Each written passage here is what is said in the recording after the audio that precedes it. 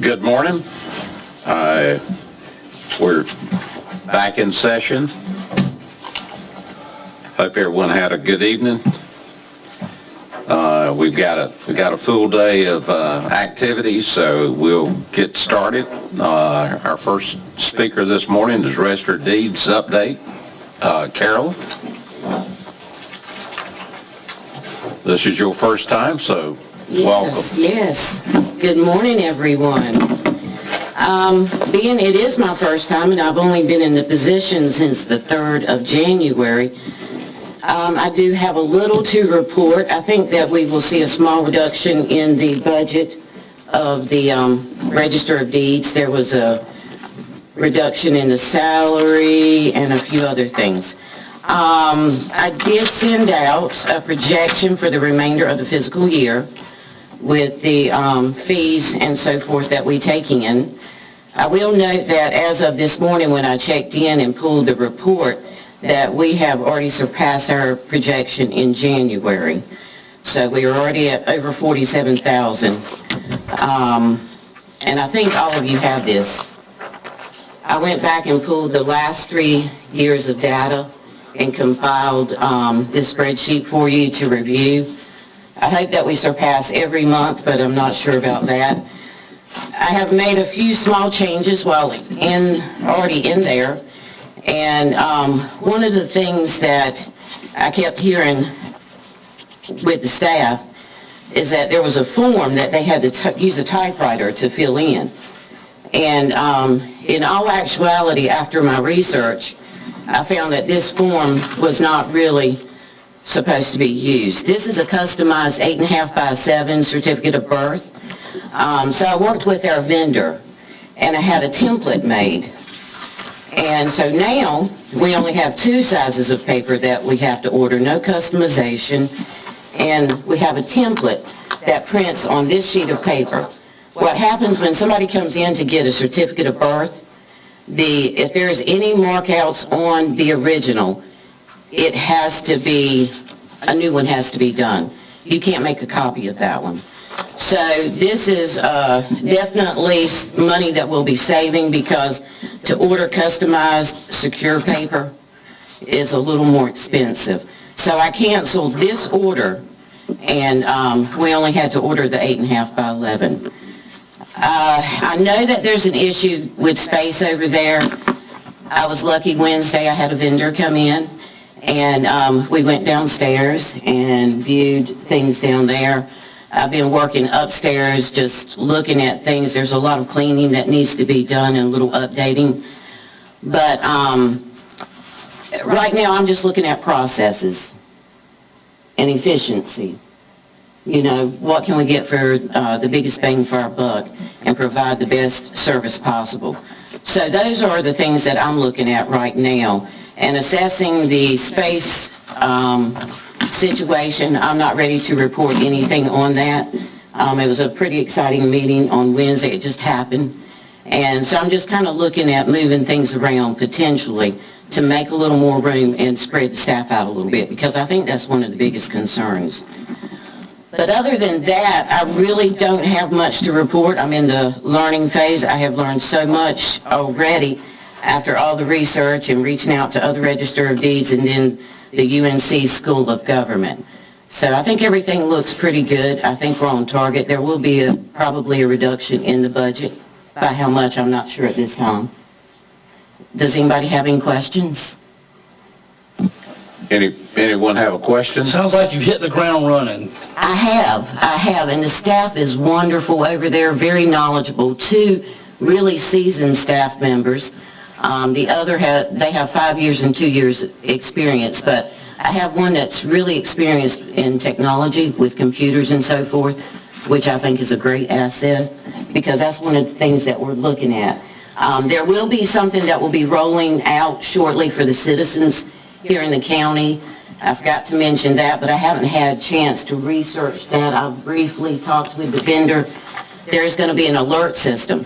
But right now, our software has to be updated, so we're trying to set up that time so it'll be compatible with that. Once it is upgraded, we'll run a 30-day test, and people will be able to go in there. We can test the system, see if there's anything that needs to be changed. But if anybody should happen to file something in your name at the Register of Deeds, you'll get an alert. So it's kind of, it's pretty, I haven't had a chance to delve into this completely, but it sounds like it, and it's free to the public. So that's another service that we'll be providing. With that said, that's really all I have to report. Thanks, Justice. Yes. Just a question on Yes, the sir. sheet that you gave us. You've got county portion of docks and state portion of docks. I'm unfamiliar with this, but is the state just a pass-through? In other words, just Yeah, collecting it? when we take in, when somebody records something, Right.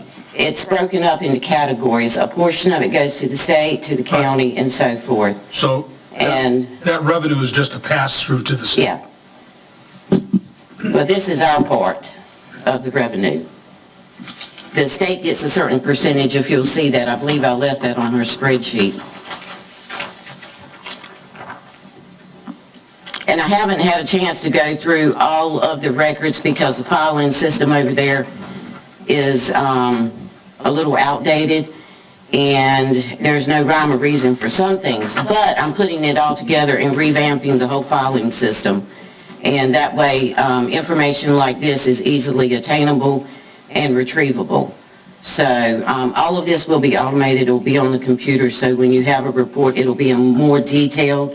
And that way I can just send it to the county manager or the finance director, and they can send it out to you. So, John and Carolyn, you correct me, that state and county portion, when you look at those numbers, I'm assuming that's what realtors call a transfer fee that happens at a real estate closing. yes, and we actually had two major filings this week. One of them was over $4,000 recording fees, so yeah, excise tax. Is that split about 50-50? I mean, Y'all set that, I think y'all set that rate, and like I said, I haven't broken all this down, but we get a good portion of that. Yeah. It's either that's the 60/40. $1 per $500 Yes, sir. sale. Yes, sir. Okay. Everybody good? All right. Thank you very much. Thank you, I appreciate it. Y'all have a fabulous day, You too. and happy budgeting. We're down to soil and water. Miss Ann, Good morning, everybody. good morning.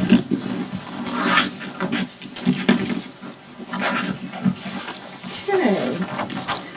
So for fiscal year 2023, the Beaufort Soil and Water District has worked to accomplish many projects through the allocation of funds for cost share practices, stream debris removal, and conservation easements.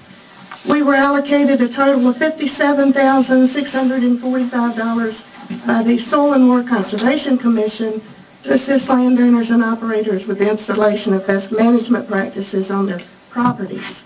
This initial allocation has been encumbered through contracts for cover crops, water control structures, land smoothing, residue and tillage management, and irrigation wells. An application for supplemental funds is being prepared and will be submitted to the division to assist with other cost share applications that we currently have on hand. We're also currently working through 2 grants awarded by the Department of Ag and Consumer Services, Division of Soil and Water, that total $617,651 to assist with stream debris removal projects from various waterways on both the north and the south side of the Pamlico River. These projects will close by February the 15th of this year in order to meet fish moratorium specifications, but will begin again in the fall. A third grant for stream debris removal work was completed and closed on December 31st of 2022. All payments by Beaufort County for expenses incurred have been reimbursed by the Department of Ag and Consumer Services, Division of Soil and Water Conservation. Our conservation efforts continue through the Department of Ag and Consumer Services Farmland Preservation Division to assist landowners with the preservation of their family farms. 3 conservation easement contracts that total $254,775 have been awarded. All are currently under various stages of completion. One application is awaiting review and approval by the Farmland Preservation Division. The Department of Ag and Consumer Services, Division of Soil and Water, annually provides funds to match a portion of the district's operational costs and the salary and benefits of the district's resource conservation specialist. For fiscal year 2023, funds in the amount of $29,525 are anticipated, and for fiscal year 2024, an additional $29,525 is anticipated. These amounts are included under contracts and amendments. Through conservation efforts, education efforts, the district is preparing now for annual poster and essay contests, the coastal and state marathon competitions, resource conservation workshop, and stewardship week. Budgeted funds will be used for contest winners, payment of various registration fees, and the purchase of printed conservation materials. So far, we're on track with budget this year. Our year-to-date budget report indicates that we have used 51.5% of our budgeted funds. I don't anticipate anything strange happening for the remainder of fiscal year 2023, but one never knows what might come up. As far as fiscal year 2024, the district anticipates that operations will continue much like those during 2023. There are no expansion items anticipated. We are, however, thinking that some of our budget requests on certain line items will be asking for an increase because we've already been notified by some of the division people that rates are going to rise on some of the things that we participate in. During a meeting of the district's Board of Supervisors on January 23rd, preliminary discussions were held regarding the 2024 budget request, and those discussions will continue during a meeting in February. Any questions? Question? Randy? Do you have a map showing the streams that have been cleared? I mean, is like online that I could go to and look at? I ride over and see a stream and I go, gee, I wonder if that's been cleaned. What we have is not a total map of everything. We have the individual segments that are produced by Google Map and tax property records. And if you'd like to see any of them, you're welcome to stop by, or we can send them to you. I can stop by. Happy to have you. Any other question? Brian? And I don't know if you have the answer to this question or not, you may not, and somebody at the board may know, but from my information, when you talk about the fish moratorium, the spawning moratorium, does that apply to every waterway? I mean, okay, because I know that some of the work y'all are doing is like cleaning swamps, and I'm not sure that, maybe there is, but I don't know there are a whole lot of fish swimming upstream in the swamp to spawn, but I mean, it sets y'all back a lot in some of the work that you're doing. It does, but not all of the waterways are covered by that moratorium. And if we are working with those, we continue through February. It's just on these particular contracts right now, we do have to close down because of what they're working in. Very good. Thank you, Ann. Thank you. You have a very nice day. And I hope you do as well. Well, Brandon, I see that 50% of your group is here. Yeah, the best 50% is here. So you can sing or tell a joke or what until your counterpart gets here. Yeah, that's right. Is your son back? Okay. And maybe Carolyn, she has some Carolyn. I think they're girls. Everybody's They're Ray-Bans. They're good. You probably stretch a Brian. I get mine from the Dollar General, so. How do I do this? You got 100% increase in sales. Yeah, there you go. Oh, okay, she will. Is it already up?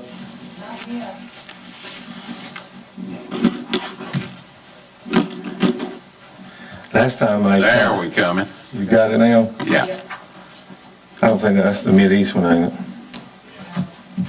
Last time I was here, last year, I came late, and I told y'all that I was out of breath the whole entire time.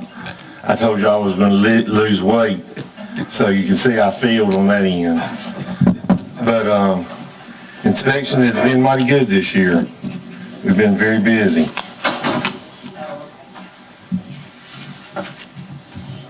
Oh, okay, gotcha.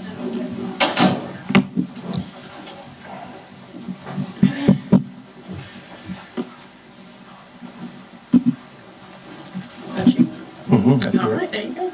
Now, do I have to do anything? Yeah, if you'll just hit forward or enter, it'll take you forward. Oh, okay, Yep, gotcha. there you go. Thank you, ma'am. All right, so my department is the Beaufort County Inspections and Planning. We're staffed by 2 building inspectors and 1 accounting permit technicians. We contract out with the Mideast Commission for the planning services, and we operate a budget around $300,000, and that also includes the Mideast Commission. Beaufort County Inspection Department is at the forefront of commercial and residential construction within Beaufort County. Staff facilitates the permit process and conducts field inspections to ensure compliance with the North Carolina State Building Codes and the Beaufort County Flood Ordinance. And inspectors complete continuing education to maintain state and federal certifications. The inspections department staff works in cooperation with local, state, federal agencies to help the public navigate building regulations. And what I like to do here is, oh, I'm sorry. Yep, I am. There we go. Now, what I like to do here is, I always do the building permit summaries for the last couple of years. This is the building permit summaries for the year of 2020, and this is from January to December. And you see I highlighted the residential building permits. That's mainly what we do a lot of. These are new houses. You see in 2020 we had a total of 208 new houses. 2021 we had a total of 220 new houses. Total building permits 1,495. And 22, you'll see that we've got 2 summaries on that, and this is because our permitting software company was bought out, so we had to in the middle of the year they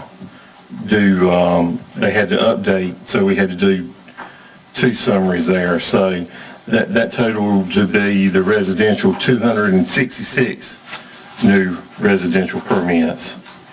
So you see every single year we've had a big increase in new residential construction. I think 6 years ago, I think it was 180 new residential permits. So it's been very busy. I think I've been here 23 years, and this has been one of the busiest years as far as new construction goes. Also, the inspections department is in charge of the road signs. And there you see 2022, 133, and then 133. Beaufort County is also in charge of the road signs. We have done 135 road signs in 2022, and we've repaired 12 road signs. And that is all of my presentation. Any questions? On the road signs, I got asked recently about one down Savannah Road. What's the best way to handle, for us to handle if we get a call from somebody? Is it to call you or call Brian or? Yeah. Yeah, that's perfect fine. Mr. Alligator will send them to me, you know. And what we do, it's not something that'll be done in a week. Right. We do have to send it off to we don't make them. It gets sent off to Raleigh, they make them, and then we pick it up, and then we install it in. So it probably takes a month or two to get it done, unfortunately. Are we using a blue or a green sign? I forgot which way it goes. It's green. For private roads, though, or are we using a different colored sign for private roads? No, it's all It's all the same? the same. Okay. Yep. Yep, all the same. Any questions? Now, I think we talked about that before, and if that's something the board wants to look at, I know in other jurisdictions I've been in, where there was a private road, we would have a little flag at the end of that sign that was in red and said PVT. So it was very clear that that was not a state-maintained road, it was a private road. So if that's something that the board is interested in, we can certainly look at that. I've thought about that, but I'm not sure it really makes a difference at the end of the day, because anybody that doesn't want you in there is going to have a gate. You know, there's some gated communities in Beaufort County, so I don't think it makes a difference. I think the main thing for me, are we issuing signs for every pig path? Because we have in the past, you know, we've got driveways that are named like a road or a street. We're supposed to have stopped that. Yeah, no, we don't. We don't issue signs for those. I still see them out. There'll be 3 driveways going down the road, going to a house, and each one of them's got a different public road name on it. Yeah, no, that would be a homeowner would have to do that themselves. Yeah, but it's a county signs. They were issued at one time. I think when Curtis Jet was doing that. Oh, yeah, might have. When the water department was doing it, yeah, they might have. Yeah, it was no, wild. we don't. Yeah, okay. Yeah, it's got to be one of our signs. Well, some of the fire departments do some of these private signs. And, well, numbers, I mean, you can order from the same company. Yeah. But anyway, Yeah, I think they stopped doing that, didn't they? They don't do that anymore? I don't know. They still do the numbers They do. in a green or Gotcha. Any other questions of Brandon? If not, I see your other 50%'s here. Bad half.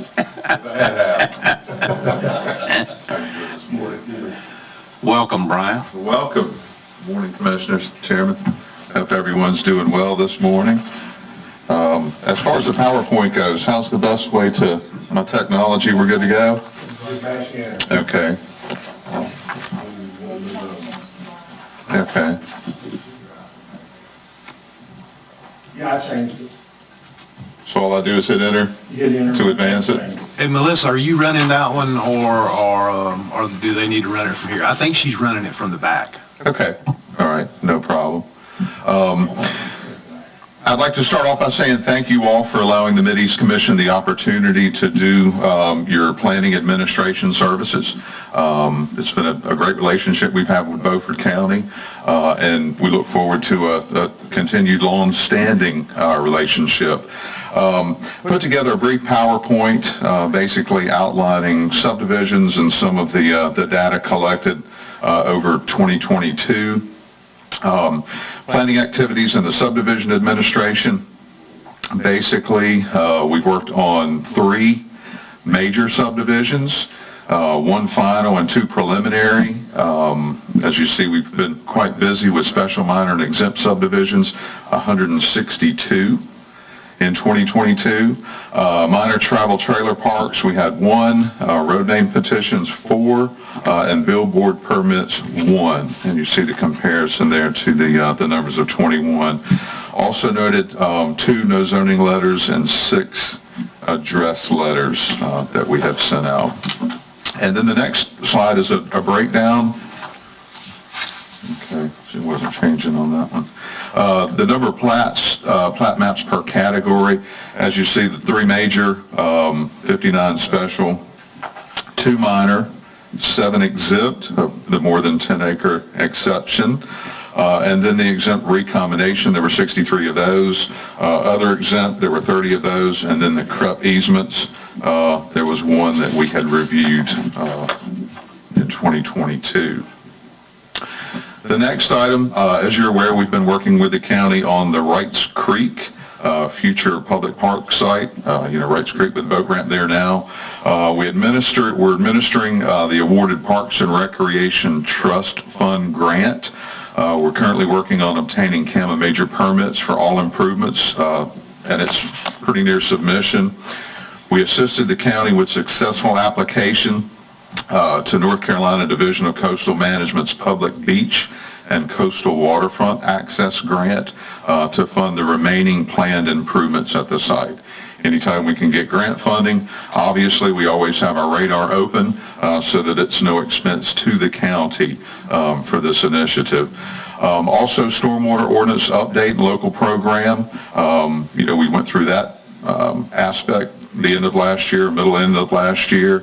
We did follow the minimum state regulations, and the draft is pending review by NCDEQ, Department of Environmental Quality, before coming back to this board. Can we ask questions as you go or wait till you finish? You can ask anything, Commissioner. Okay, the stormwater ordinance update, that's Right. the nutrient stormwater ordinance. That's correct. Well, this thing has kind of slipped up on me because I was in a meeting over the city last night. I mentioned to the manager I wanted to talk with him about this. The enforcement aspect of this is pretty strong compared to what it was. Is that not correct? That's correct. How do you think that's going to impact what you guys do for the county and the management of this? I presume that you're going to be the people that do the ordinance, of the administration of the ordinance and the enforcement. That's correct, yeah. And, we basically follow the minimum state regulations. We didn't do enhanced language or anything to beef up the ordinance, but it is a requirement that we do have to adhere to. I know Ms. Jamie Heath had made several presentations regarding the stormwater ordinance. It wasn't quite presented for what it really is because I'm a little bit chagrined that I haven't been included in this more because I probably know as much about it as anybody in the county. Can you send me a copy of that ordinance? Be glad to, and also too, if you'd like, we can sit down and go through it and have discussion on it and certainly, address any concerns that you might have. Because the city ordinance is actually going to impact development within the city, I think, a lot more severely than anybody thinks. Mm-hmm. And there's some strange and quirky things in this. This was prompted by the fact, I think, that the state didn't like the quality of enforcement that counties were putting on it, so they have language in it now that comes down on us pretty severely. That's correct. And that's what I was mentioning to you, Mr. Manager, that we need to talk about because this came as a total surprise to me.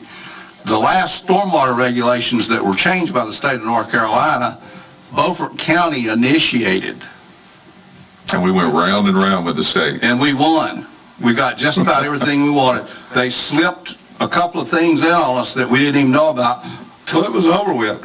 But going from 24% to 22% in this ordinance is severe because you're having problems now on small lots jamming stuff in, and it's going to cost the taxpayers some money.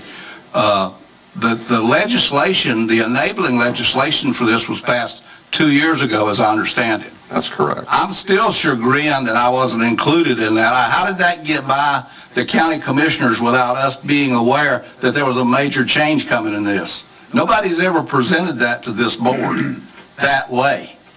We'll be glad to sit down, and if you'd like to put this item on the agenda and discuss it before the entire board, or if you'd like to sit down with staff here at the Mideast. I'd like a draft of this that I can look at myself of what's been submitted to the state. Certainly. Well, you can bring it back to everybody. I'll send everybody a draft because... Is it going from 24 to 22% impervious? Yeah. That way everyone's aware. See, it was 30%, and that's where they got us when we went to the state about 10 years ago. 2007, I believe, They is when slipped we that called in it. at the last minute. It's like most legislation, there's somebody always in the corner writing, lettering stuff in. But we're to the point in eastern North Carolina that these useless mud hole stormwater ordinances are impacting us severely, and we need to be a lot more aggressive when we find out the state is changing these things. So if you find out that the state's making changes again, please come to us, and please come to somebody that's knowledgeable like me and tell me about it. Certainly will. Okay, thank you. And I will forward that out to everyone for your review, and then if you'd like to put it on the agenda at a later date, we'll be glad to make a presentation.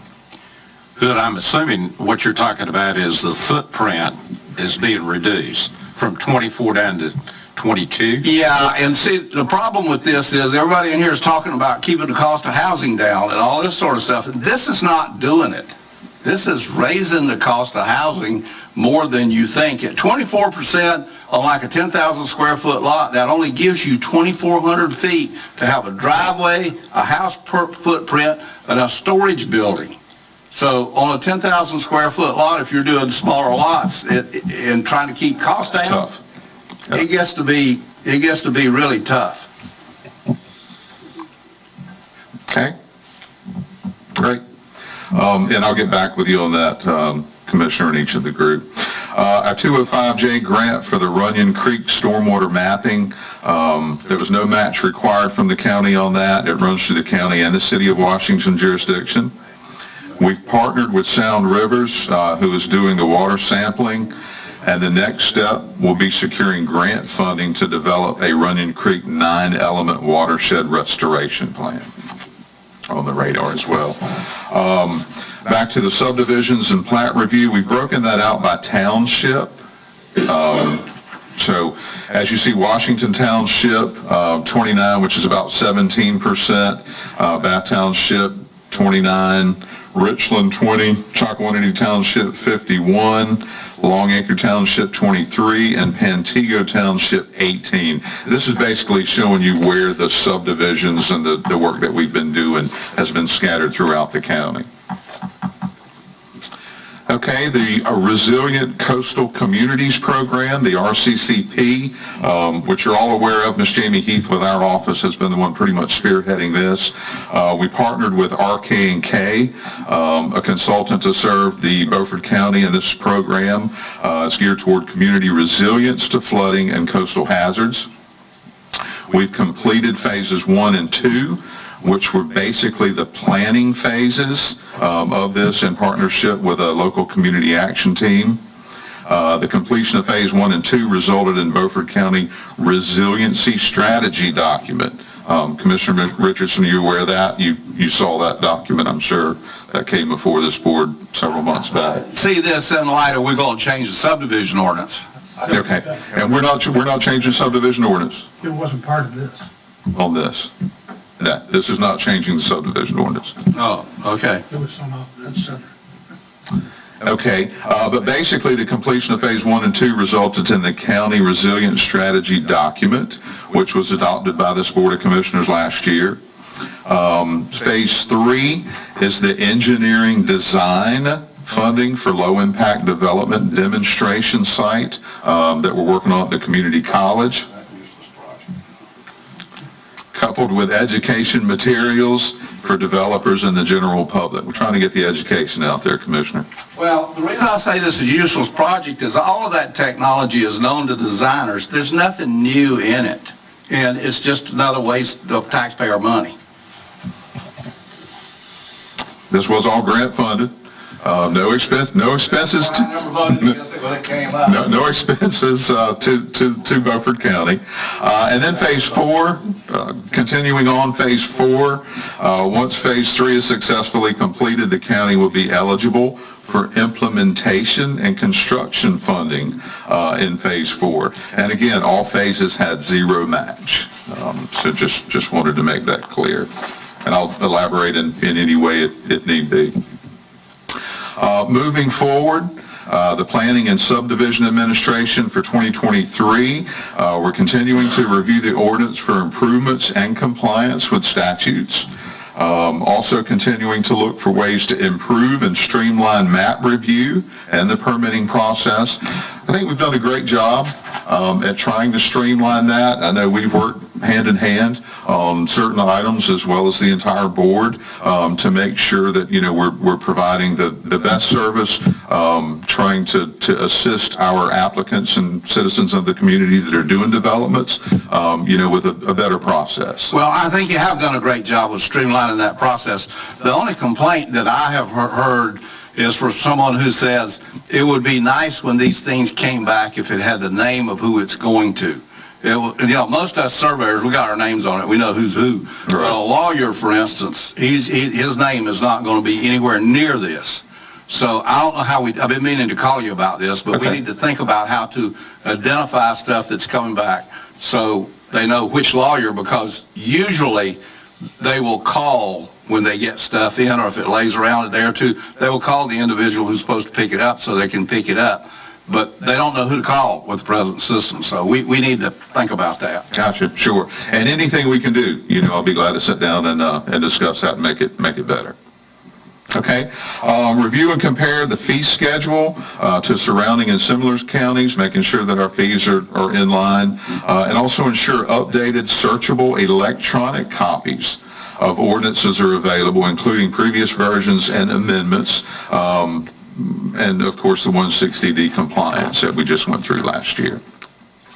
And I'll be glad to answer any questions. That was kind of a down and dirty. We've got a lot of other items going on behalf of the county, not included in this planning update, but I'll be glad to talk with anyone about that or provide whatever information is needed. Any additional? John? Just a quick question. Sure. Can you define the difference between major and special subdivisions? Sure. A major subdivision goes through a more scrutinized review and has to meet quite a few more requirements than a special subdivision. Special subdivision is pretty much done in-house. The review's done in-house, an administrative deal, whereas your minor and your major subdivisions are not. They go before the planning board for review and then come back before this board. Is it based on size? It is based on size, that's correct. Yeah, and I believe I've got a copy of the subdivision ordinance. Yeah, let me grab my ordinance briefly, but it is, Commissioner Rebels, based on size.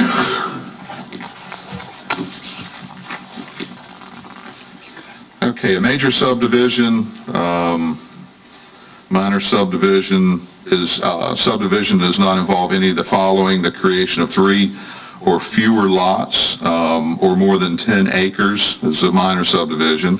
Planned unit development, any new street, or the extension of any off-track improvements. So a minor subdivision is a subdivision of land that does not involve any of those following. Okay, the creation of 3 or fewer lots or more than 10 lots, a planned unit development, or any new street, or the extension of any off-track improvements except for such improvements as electrical, cable, etc.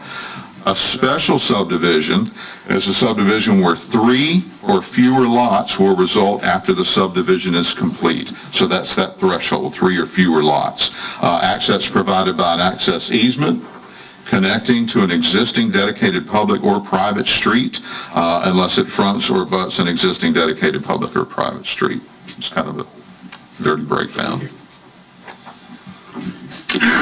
And at any time, if any of you have any questions whatsoever, please don't hesitate. Pick up the phone, give me a call, shoot me an email. As you're all aware, I'm very accessible, and we'll be more than willing to sit down, have a discussion, and make sure we're all on the same page. Thank you very much, Brian. Great. Thank you, guys. Certainly nice seeing each and every one of you. You have a nice day. And you guys do the same. Thank you. Next, tax assessor update. Lloyd?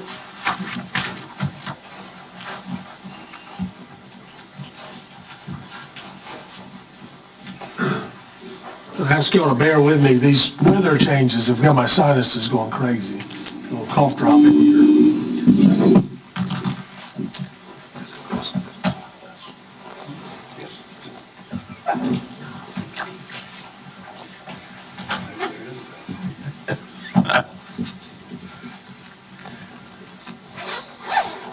It's hot one day, it's cold one day.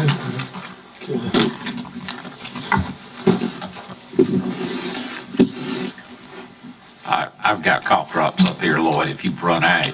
I'm good. I got a pocket full. I'm banking on it. Does the cough mean less talking? We'll see. Well, look, we're running way early. That's okay. We're running way early. So let's keep running way early. Yes, Skip. All right, so I'm still seeing his, but I guess we're up on mine? Okay, awesome. All right, so I'm going to take you through mine pretty quick, other than the reval, really. The reval part's the only one that's really got any meat to it.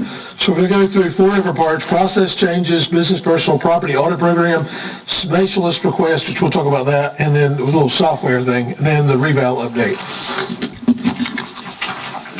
So essentially, departmental changes, what I've got there is statutorily, if you assign a value to a property of any type, you have to be certified to do so.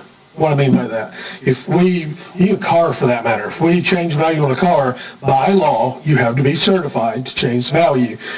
Kind of been a problem in our department for a while. I think I came in with 3 people certified in the office when I got there, and we were kind of moving some things around. We've got that through the reclassing that we did this year. We've got that up a lot better. We did a lot with that. I'm hoping, fingers crossed, that if a pay study is done or a job study is done, that we'll look at work plans, because I do believe in that I still have some more that need certification. I need that written in the work plan, so I'm kind of looking over here, but I know that there was discussion of a job study.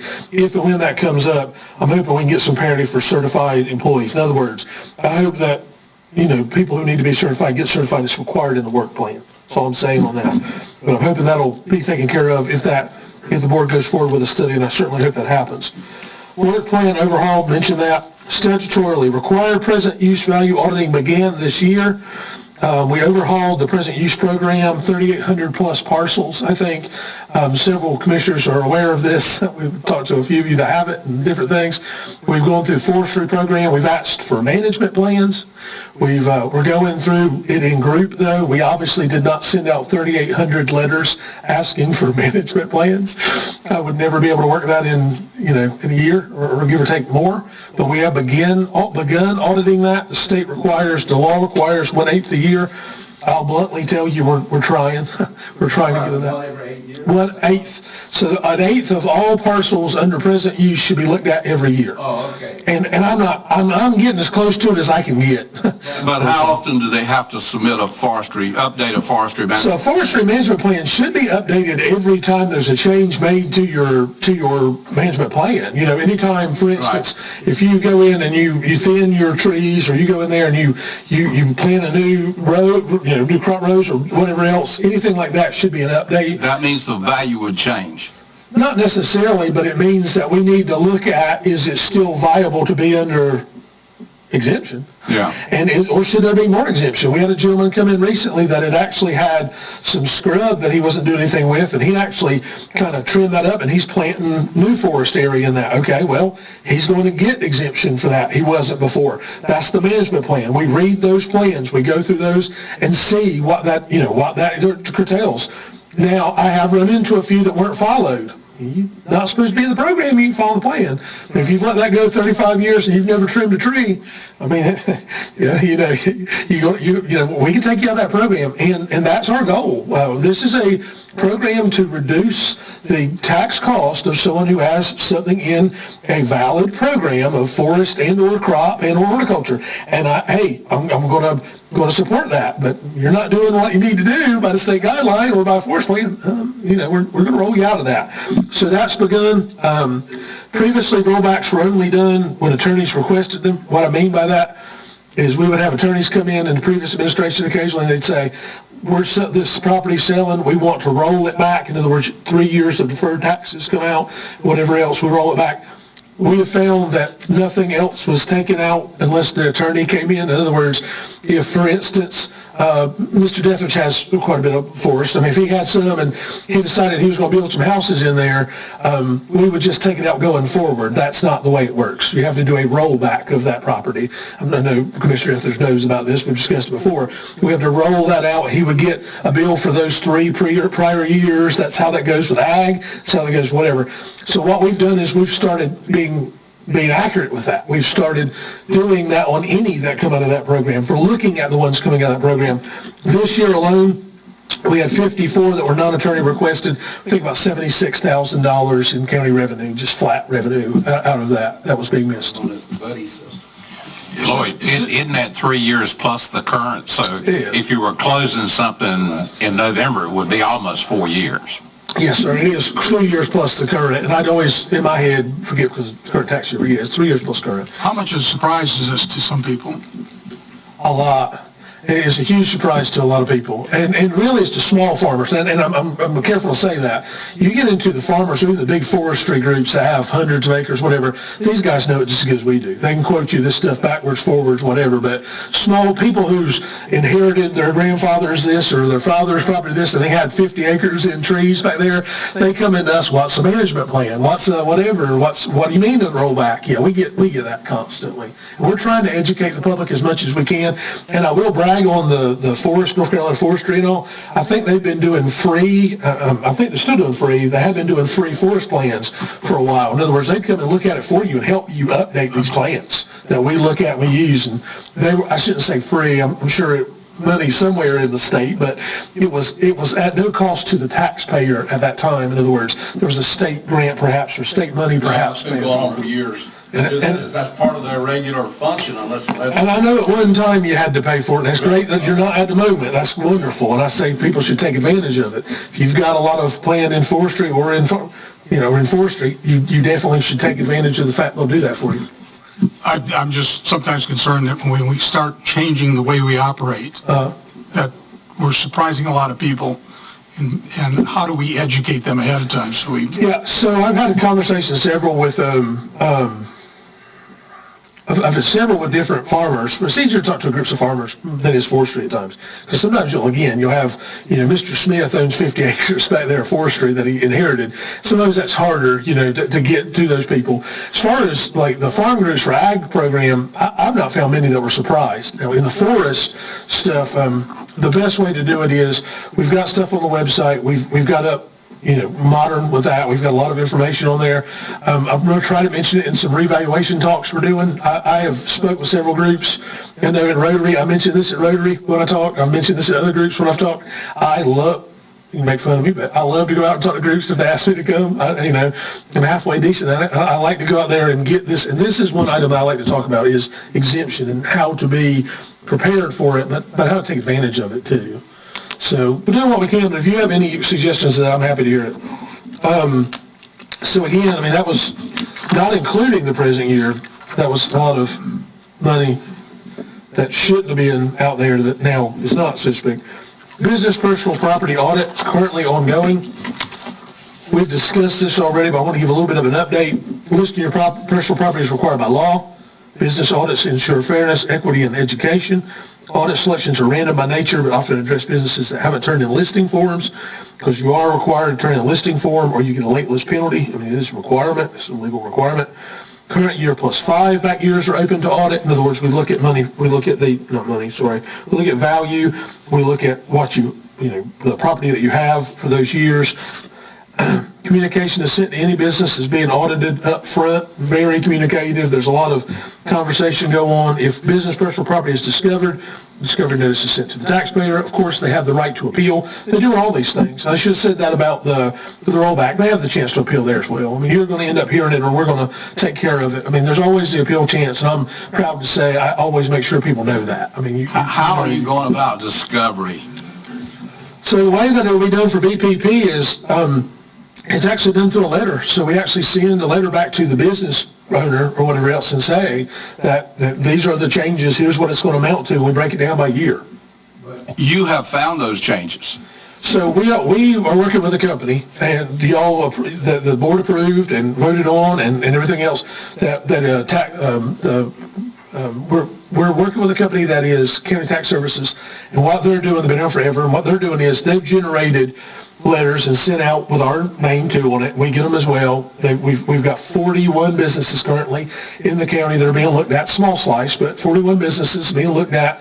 They have not sent in any returns for years, any listings for years. What's happening in most of those cases, and it is random, but we did go through that list first of people that had not.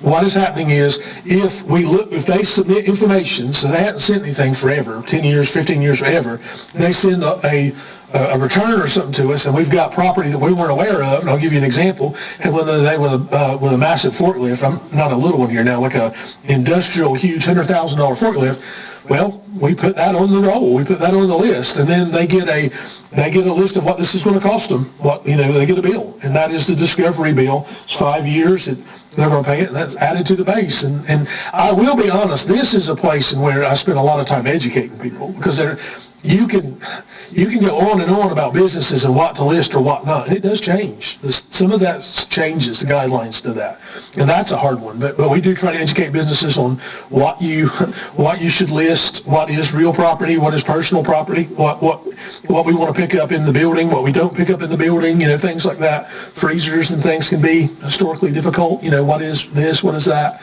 But that's what we do. We send a discovery letter on those items. And Yeah, I understand the discovery letter, but several years ago, the legislature got involved in this where we could hire a company and they would get a percentage of what they discovered. That's been outlawed by the legislature. That is correct. We actually pay a flat, I believe it's $700 right now per audit. I think it's what we're doing. Okay, but so we don't really have a way, if someone designs to fraud, they can get away with it. Well, Are you asking about on-site? No.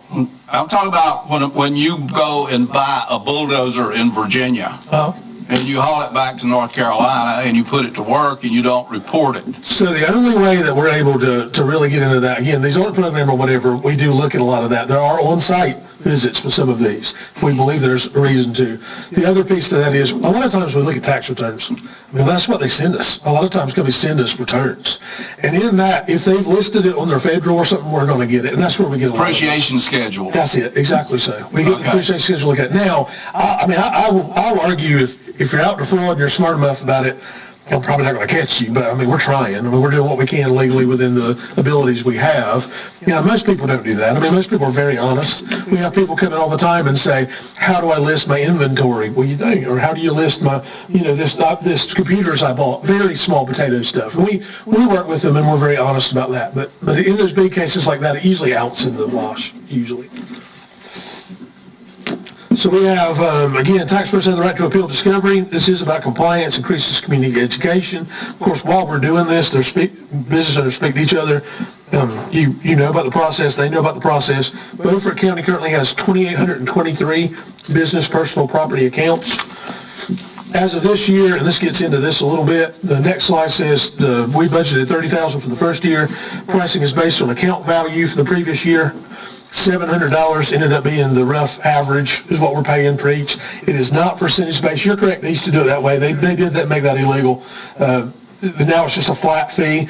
And they do charge a little more for bigger businesses, obviously, but some of these guys had not listed in forever, so they charged me a flat fee for that. So that was actually really nice with the vendor, in my opinion. But we control how many of each category, and what I mean by that is we want to do a little bit of everything. We do a marina, maybe, or a couple. We'll pick one randomly, do some logging businesses, pick one randomly. We control it in the category base, and they end up pulling it out. And then the expectation, the comparison is, talk about, I did this before last year, $3 to $7 for the first 3 to 4 years in return, maybe more than that, but expansion would include reinvesting some of the $50,000 to $60,000 future. In other words, basically, I don't want to keep it just at 30. I think the sweet spot for that is always about $50,000 to $60,000 in an audit program, and it pays for itself. It more than pays for itself, actually. But that's usually a good number. About 50 a year is a good bucket for our county. We're at 40, 41, so increasing that slightly, but that's not really directly asking for money. That's revenues coming in. That's just moving some of that revenue into compliance. Again, that may come up. That probably will. That's why I wanted to discuss that. I told y'all gentlemen this when I proposed this. I said, I think it's good to start here and get it up a little bit and then keep it flat, to do a certain number of businesses every year. I think compliance is a wonderful thing, and I think, back to Commissioner Rebel's point, it's actually education too. So, copper. This is the one thing that I'm going to go over with this a little bit. We're going to be real brief about this. This is the software I have been looking at. I used it in previous counties. 25 of counties in North Carolina have it currently. Basically, it's a sales analyst tool. It can be used by the taxpayer. It can also be used by us. It works by highlighting similar homes, gives you a grid, kind of like anybody's ever used MLS. It's kind of like the property MLS-driven grid program. Looking at Commissioner Etheridge, I know he's seen that before. Kind of gives you a CMA kind of in that way. User can configure it. This is an internal version. There's a public add-on. The public is The total cost for that would be under 20,000, and we'll get to that in a minute. Would like to get Comper Pro and then the Comper Public added on. What I mean by that is when we go to the next slide, I can explain it a little better. Perfect, I appreciate that. This is the comp grid. What this does is when you're working on sales analysis, or for that matter, if you're a homeowner and you want to know how we came up with your value, you can look at a comp grid like this, and this actually tells you what the value is of everything around you. I mentioned this last year too. I really have a desire to be very, very transparent with the public. This is one method we could do that. We also can use it ourselves. It's a great tool for making sure your data is right. Because when you look at a subdivision or look somewhere else and you compare the homes like this, you can start to see what's different or what's not. This is not our county information. This is a county that I have a board from. But this is how it would look here. It has the grade of the house, the sale date, the land value, it has the living area. You can compare these things and see what's out of whack. Why is it this way? Also, as a taxpayer, I lived in a county that had this. I loved it because I wanted to know how you got my value. So I was able to pull it up, and it shows my home and the subject, so to speak, and then it shows the comparisons over here. And this is actually how that value is addressed as far as it goes, and how value is assessed, I should say. And again, the next slide has a little map, and I'm sorry it's bad quality. I struggled to get it in there, but it also shows you where it is on the map. That's nice too, because you can always see, if Commissioner Waters lives out in the country a bit or whatever, he can see, and it's not a subdivision, he can see where around him we're using. And he may have an argument for that, but that's great. We use this to fine tune our sales data. This is something we're certainly considering here. It would be a great ad, I think, for the public. I've not, I think you're going to get to the point where I hope that you're going to have more of this built into some software. We don't have it this way now. Building this ourselves or doing something like this ourselves will cost a lot more than $15,000 a year. If I called the Rich Company, couldn't I get something like this? If you called the Rich Company and they felt really nice to you to do it, they can absolutely. But the problem with that would be is 23,000 houses and be a lot of realtors doing it. But you could get a CMA piece like that. Now, however, I would like to see it too, because I want to see what we've got wrong, right. And I also like our data is being used in here, which is another thing I like. So what I mean by that, so if we look at this or whatever as far as the grid, it says grade.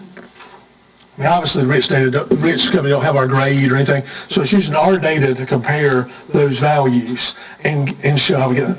You got it. So it's still the sale, mind you, but it's still showing that stuff, that piece of it too. I have called, and to pick on them a little bit, I've called them. They're great if you send me information. But I think I'm going to wear out my welcome with them if I do it all the time, or the public, of course, a program that you can have on our website, and you can just go in there and click a button and do it. Big on transparency. I think it's a big piece of that, personally, but...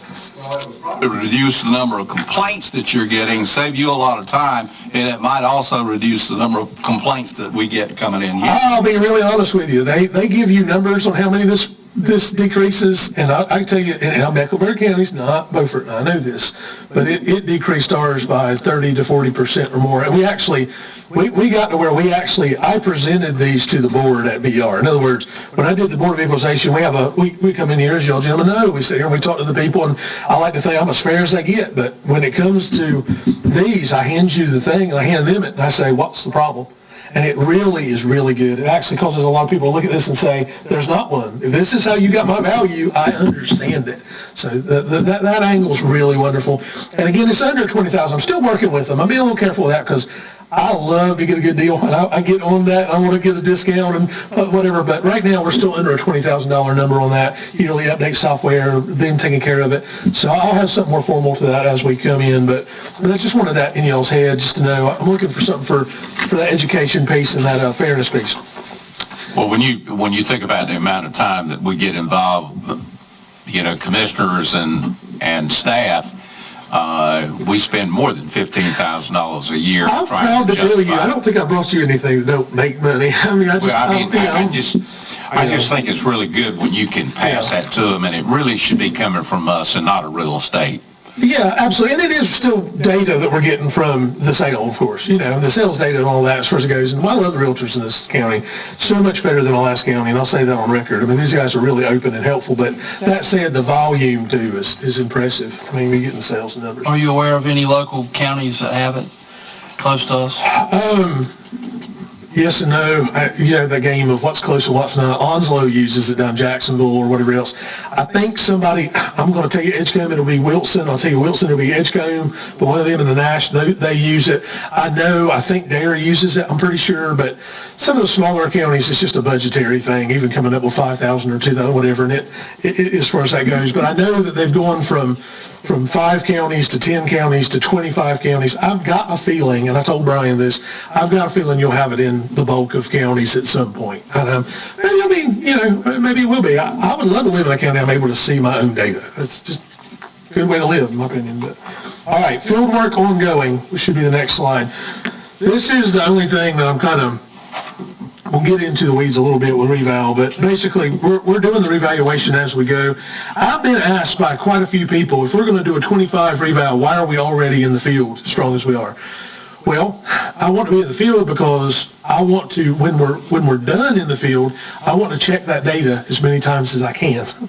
What I mean by that is the guys are going out and they're picking up they're picking up any changes we've missed, and they are picking them up. There have been 60 to 70% of the houses we visited, we've had to change something at this point. So there's been, and it could be something minor. It could be we're missing a deck on the back. It could be we're missing a garage. It could be we're missing a pier, which is super common, with permits, whatever. It could be we're at a farm and we're missing something because permits are different with farm properties, the commissioner knows. Some things like that, but we are getting 60 to 70% of the properties they've been visiting, the company's been visiting, they have seen little changes. And again, I'm not saying these are huge, but there is at least the time it takes to write change on the card has at least happened that many times. So I wanted to begin it that early because I wanted to make sure that we were as reviewed as possible. We could go look at our own data, look at our own stuff, and what they're doing in the field. Visit evaluation of the ones conducting the visits. Contractors are wearing county issue badges, have signs on the cars. I will address the elephant in the room. We did have one gentleman was working out there driving an older model station wagon for a while. One of the commissioners heard about that, kind of pushed it to me, and I dealt with that. He was driving looked like a hoopty, as they call them. It was an older, big old, wagon, and that was... that was It was not a hearse. You would have thought it could have been, but it was missing a lot of other, it was tinted windows, everything else. So we finally approached this, and we finally... It was Hood's car. Impersonating an inspector. Not going there. But anyway, so as far as that goes, and we do have a gentleman in a minivan right now, actually, but a little bit better. But we have had a lot of complaints about that, so we addressed it. The vendor worked with them. We took care of that. That's no longer the case. But we were hearing about 2-3 people a day. We have another gentleman as a contractor who's got Georgia plates on his vehicle. He actually got out of the Marine Corps, served faithfully, did his time in the Marine Corps, still lives in the area, still has Georgia plates for now. He's going house to house. We get calls, why Georgia plates? It's okay. He's a contractor. He's working with us. People are concerned, and I'm okay with that. You want to call in and ask us these questions? That's what we're here for. We're here to answer them. We get these questions about this, and we're happy. Now, that said, there's a lot of people who don't want you on a property. I understand that. I would probably be skeptical. I see somebody walk around my property. But as y'all gentlemen know, we've done this every 8 years since whenever. I mean, this is a normal process. People go to your property. It's required by law. It has to happen. It's not you have to go out there and at least look at the property. Revaluation information is on the county website. Staff has been handing out pamphlets, and we've reached out to some community groups with revaluation info. Just that simple. The next one should be a map. Okay. Now, without getting too deep in the weeds, green means that we have already visited it. The pink or salmon or whatever, salmon colored or whatever, would mean that we're currently in the process of visiting this area. And the yellow is we've not done it yet.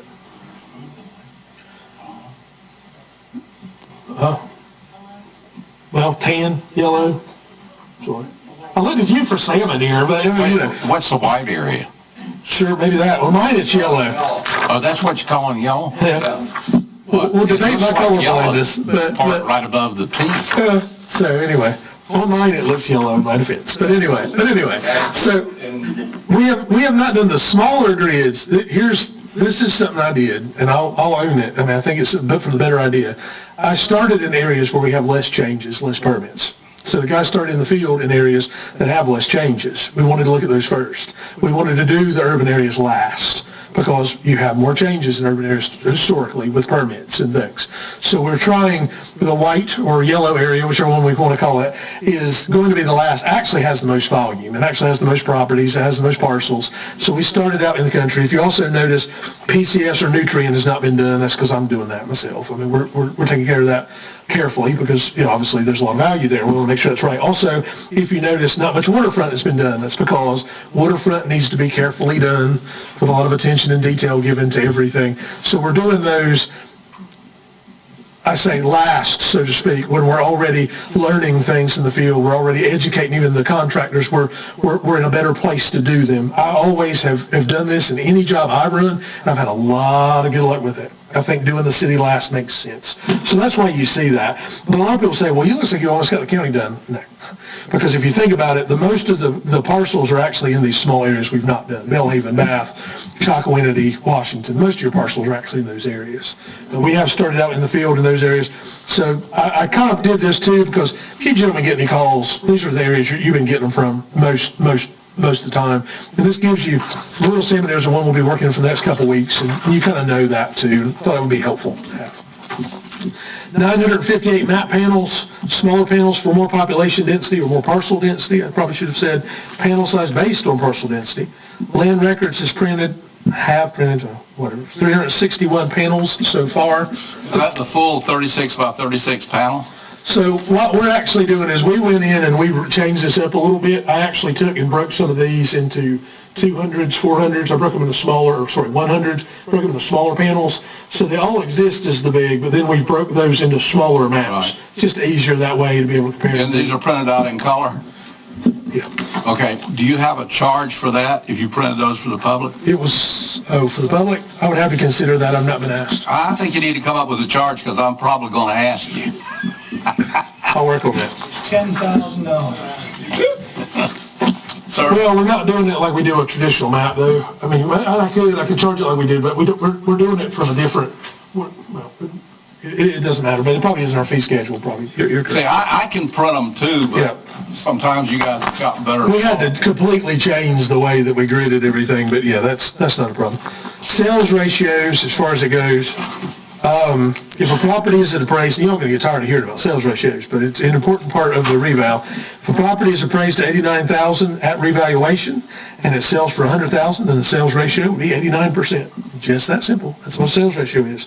I show that in the little house there. In the next slide, it should be a bar graph, or we want to call it different things. It actually shows you the sales ratios in the county. I will tell you the last one on the right is not official yet. The number we had was a sales ratio of 65%. That's incredibly low. Yeah. That'll kill us, man. Well, it's a number of 65%. I will say when you work these and you really get into these, you weight them. If you don't know about weighting derivatives, you're going to weight them. It may come up a little bit. I don't think it's going to come up in the 70s, but I think it'll come up 67, 68% or something. Basically what that means is that's our reval value and our, as we just showed, and our sales value are that much different. We have a healthy, I almost put the number of them in there too. I don't think I did. I think this was based on 300 sales, whatever the extract was for the year, 280, 300. I mean, that's a healthy market look, in my opinion, to get that number. The state requires me to send this. I mean, it depends on what you consider. There are counties that are at half. There are counties that are at 70%. I've not come across a county that did an 18 reval that is not somewhere near where we are or close, because the market is driving these numbers. I mean, this is a market-driven number. So these evaluations will go on which tax bill? 2025? Correct. Okay.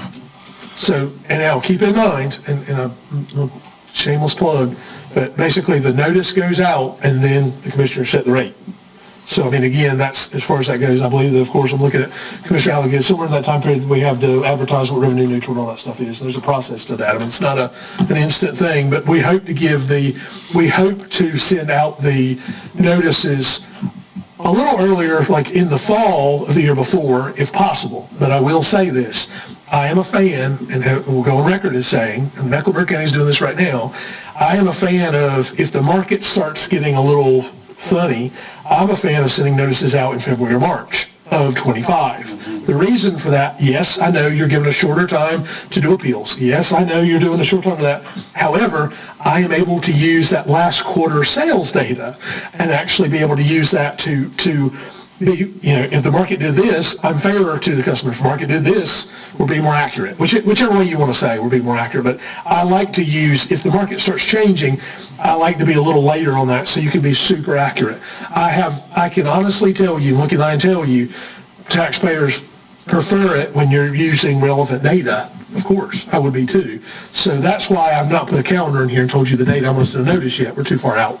But if the market's still doing some ups and downs and craziness, there's a potential I may come to you gentlemen and say, can we send these notices out February or March?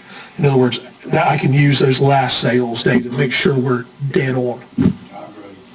Yeah, so, it does bring with it some challenges in that the market is overperforming, but the good news is we are back in a normal market condition because property is now appreciating instead of depreciating. As you recall, before, when our last revaluation, our sales ratio was above 100, which meant we were upside down. People were upside down, and we were upside down. So at least we are now, although it is a strong market, an aggressive market, we are at least back in a normal market where property is appreciated. What this says is when we have our appeals coming in, anybody that's bought a new property in the last 12 months is probably not going to come in and appeal.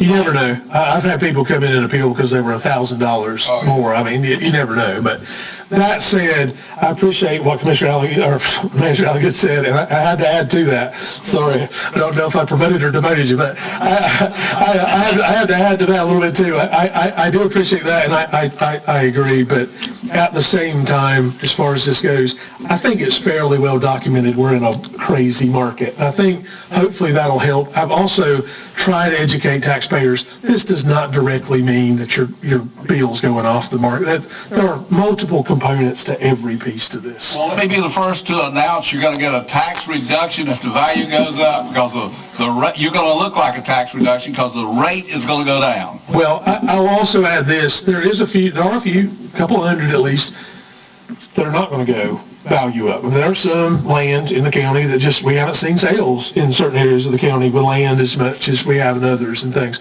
There are a couple little pieces in the county, little different places where it'll not go up 40% or 50% or 30%. It is different per area of the county. I mean, you can't go and say Belhaven's going up 50% and Washington 10 or vice versa. It's not that way. It is pocketed, and we try to drive it in as small a pocket as feasibly possible. In other words, I try to look at the sales closest to your home as we can look at. So again, some will go up and some will go up less, and some may be flat, a few, as far as that goes. I can show a few waterfront might be flat, but not most of it. On to the next slide is questions. Somebody time me? Did I do that? I missed the opportunity when we were talking about things like trailers, where somebody pays and gets multi-year tax. Does DMV send you a list every year of the trailers that are out there with multi-year tags, or? We have a way to look that up. However, so you can, if I don't list it, then you. Oh boy, I don't like the way that was phrased. When you do it, if any of my staff is listening, you can check this. When you do an audit, do you ask the state to send you a list? No. So with audits is business stuff, is business property or whatever. So with that, we would look into that. But usually businesses don't have a lot of that. If they do, it'd be something we would look at. Individual personal property. I own a multi-year tag trailer, right? I have a little $700 Lowe's trailer. As far as that is what it costs me, and it's not a lot of money on it. But there's a way for us to look that up. However, we have to go in and manually look it up. We don't get a list of those, per se, the multi-years. You are required by law to list that. So it is the taxpayer's responsibility to actually list that item. And I've not got the time nor manpower to go into an individual audit. We're not doing any kind of individual audit yet. So we do hope that most people are aware enough, and we try to make them aware that if you have multi-year, it is your responsibility. But yeah, we do have a list, but it's not perfect. It's not like what we get with wildlife for boats. We do get from wildlife every registered boat. They send us a list, everyone registered for the county. And it's not perfect either, but it's close. I mean, people do sell and buy and all, but that's a little bit on the better. But so I encourage people, if you have a question about what you should list, that's what my number's for. We'll be happy to talk to them about that. Other questions?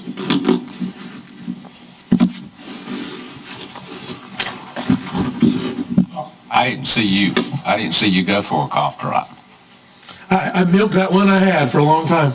So Commissioner Waters, Chairman Waters, I mean, I guess the big thing that Lloyd is also trying to do in this presentation is to try to get the word out for folks that reevaluation, he said it a couple times, but for people to understand that, yes, reevaluation is already underway, and there are things that are going on, and we're trying to help educate the public about that. So from the board's perspective, anytime you have conversations with constituents to talk about, yes, we are into reval, even though it is 2025, we are doing that work now. And I again appreciate that, and absolutely 100%, everything he just said is perfectly correct and aligned with what I want. And I will say, we're doing as much as we can do to check data religiously, for lack of a better term, because I want it to be, it's not going to be perfect, there's no such thing, but I want it to be as good as it can be. And I want to go so far as to say, the next one will be better. You know, I want to get the data as good as it can be and give us a great base to work from, too. That is my goal. If you go with the computer software that does the comparison of, say, 4 parcels, I'm assuming that during the reval process that you would be able to pull that up when somebody called in and complained and was trying to get you to adjust it before they left town. That is correct. Now, to hit on that just a little bit, there's a public part of it and there's a private part of it. And the only reason there's a private part of it versus a public is you can just you get a lot of junk on the one that I use. You can put a lot of junk and then you got to format it. You got to make it a certain way, and then everybody doesn't want to see every little nuance of your house. I mean, every little thing, the stoop value versus his stoop spigot now. But we may internally. So we have an internal version that we like to purchase and use, and then maybe for this year, and then next year we would add on the 3,000, 4,000, whatever the little module for to make it public. And so, yes, absolutely. We would have access to that. We could use that in discussions. I will tell you, if we get that, you will see that till you are tired of seeing it. As commissioners, you also see it any time I go to the community. I love to use it and show it. I did that in Mecklenburg quite a lot. It was part of my job. I showed these grids. I showed these comparisons. It was a wonderful resource. I think, and from Lloyd's perspective, why we would start internally with that is to make sure that our data are as good as they can be. We want to make sure it's as clean as it can be before we put that out publicly. I agree. I was going to come out and say that, but I agree. That certainly is the case too. We can of course. It's a quality control method too, right? I mean, we can look at our data and see the data mistakes and make it better. Yeah, well, that's why you run into one neighbor's paying the other neighbor's taxes. I know, and that's one reason for we want that to be honest. We want them to know that, but we don't want that to happen. So we want to use that to prevent that. I'm recalling an appeal that we had, 2 years ago, and we denied it here, but it went to the state, and the state had all that data, and they approved it. So one thing is, again, I have been to the Property Tax Commission with Comper is the name of this. I've been there with the Comper form and handed it to them. It did a lot for the argument. It's a good tool. Just that simple. Anything else? Thank you very much, Lloyd. What's the wishes of the group? We probably have time for Wynn. He's here before we take our break. Get him up here. Okay. You heard that, Wynn? Yes, sir, and I'll try to be sure. Well, you're already short. I know that. Don't stand there. are you 5'8"? Good days, yes, sir, I'll take that. Good, 5'8". And I'm going to go ahead and apologize to you, Commissioner Waters. I don't have any red, so I don't wear red. I apologize for that. Well, if you want to go with me tonight to an oyster roast, you'll see a lot of red. I probably will, yes, sir. I'm going to be very brief. I just want to kind of go over everything that has happened in our office. Collections, we ended last year's collections at 98.6. That was the highest ever. Collected $34,138,008.71. As of today, we have collected 93.45%. The total amount of money collected to date, $33,240,100.13. That's only $1 million difference from the previous year's current levy. So we have had a phenomenal year for collections year to date. We've done a couple of changes within the office. Part of our credit card system, we got this year to allow telechecks, which is a $2.50 charge per check. So taxpayers can now pay their bill with a check online. And that has been very successful. Now, we had a few problems with it early on.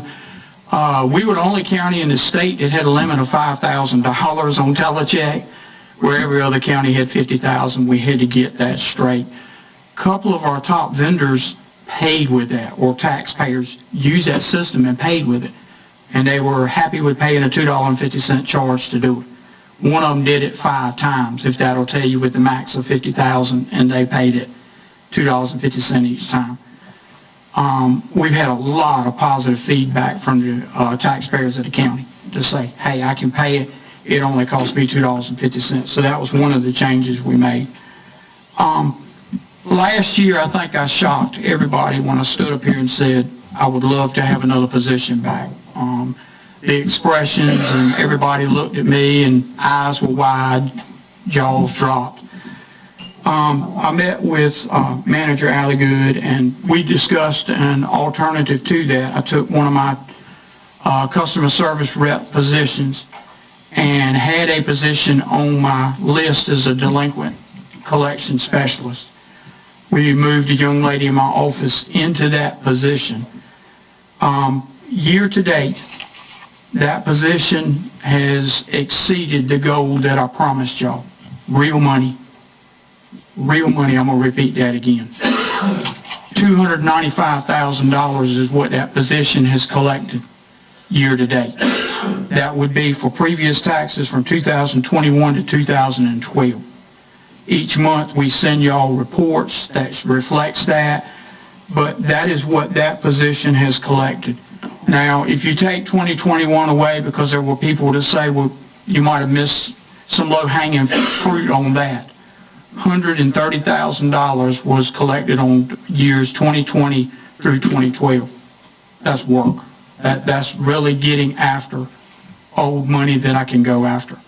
So I have to praise that. Holly Ackland took that position. She's done a wonderful job with it. Now she's getting ready to earn more money because we're getting ready to do our next set of delinquents, which are the current year for 2022. Real quickly on that, I have sent out notices for personal and business property for 2022. The real notices for real property are hopefully going out Monday. We've had a little bit of computer glitch, but I'm still shooting to have the real notices go out Monday.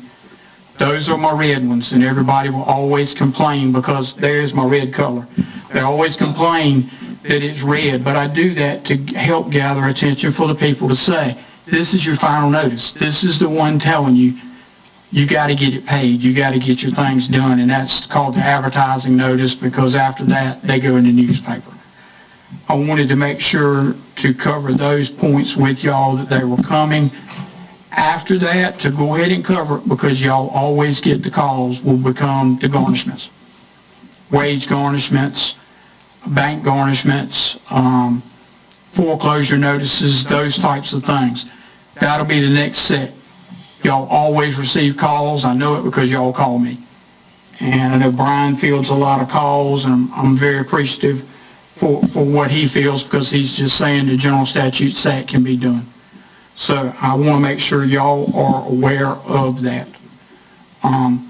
One thing with my office, we were down a person at Christmas because I had a young lady that had a newborn, she had a baby, and she decided that she was not going to come back to work. So I'm hoping to have that position filled in about 2 weeks to have my office back at the number we were before. So that's kind of an overview of what's going on in my department. If y'all have any questions, I'm more than willing to take any questions you have. Questions?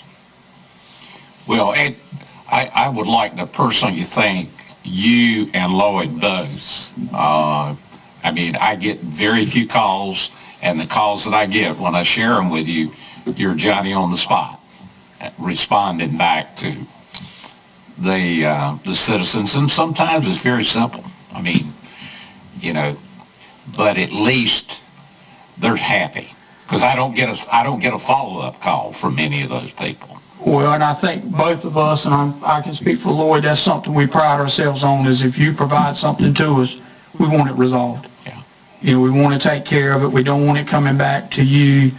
And a lot of times they're coming to you. They may not have come to us, or they may have come to us, and sometimes people don't like the answers that they get. I mean, really and truly, they don't like it, and they use that to go to another level to say, I don't like this, I don't like that, especially on garnishments. I can tell you, nobody likes to have their wages garnished. That's one of the last options I prefer to do, but I have to do it. General statutes tell me, and you gentlemen like to have a set budget of money to spend, so I have to help do that to collect the money.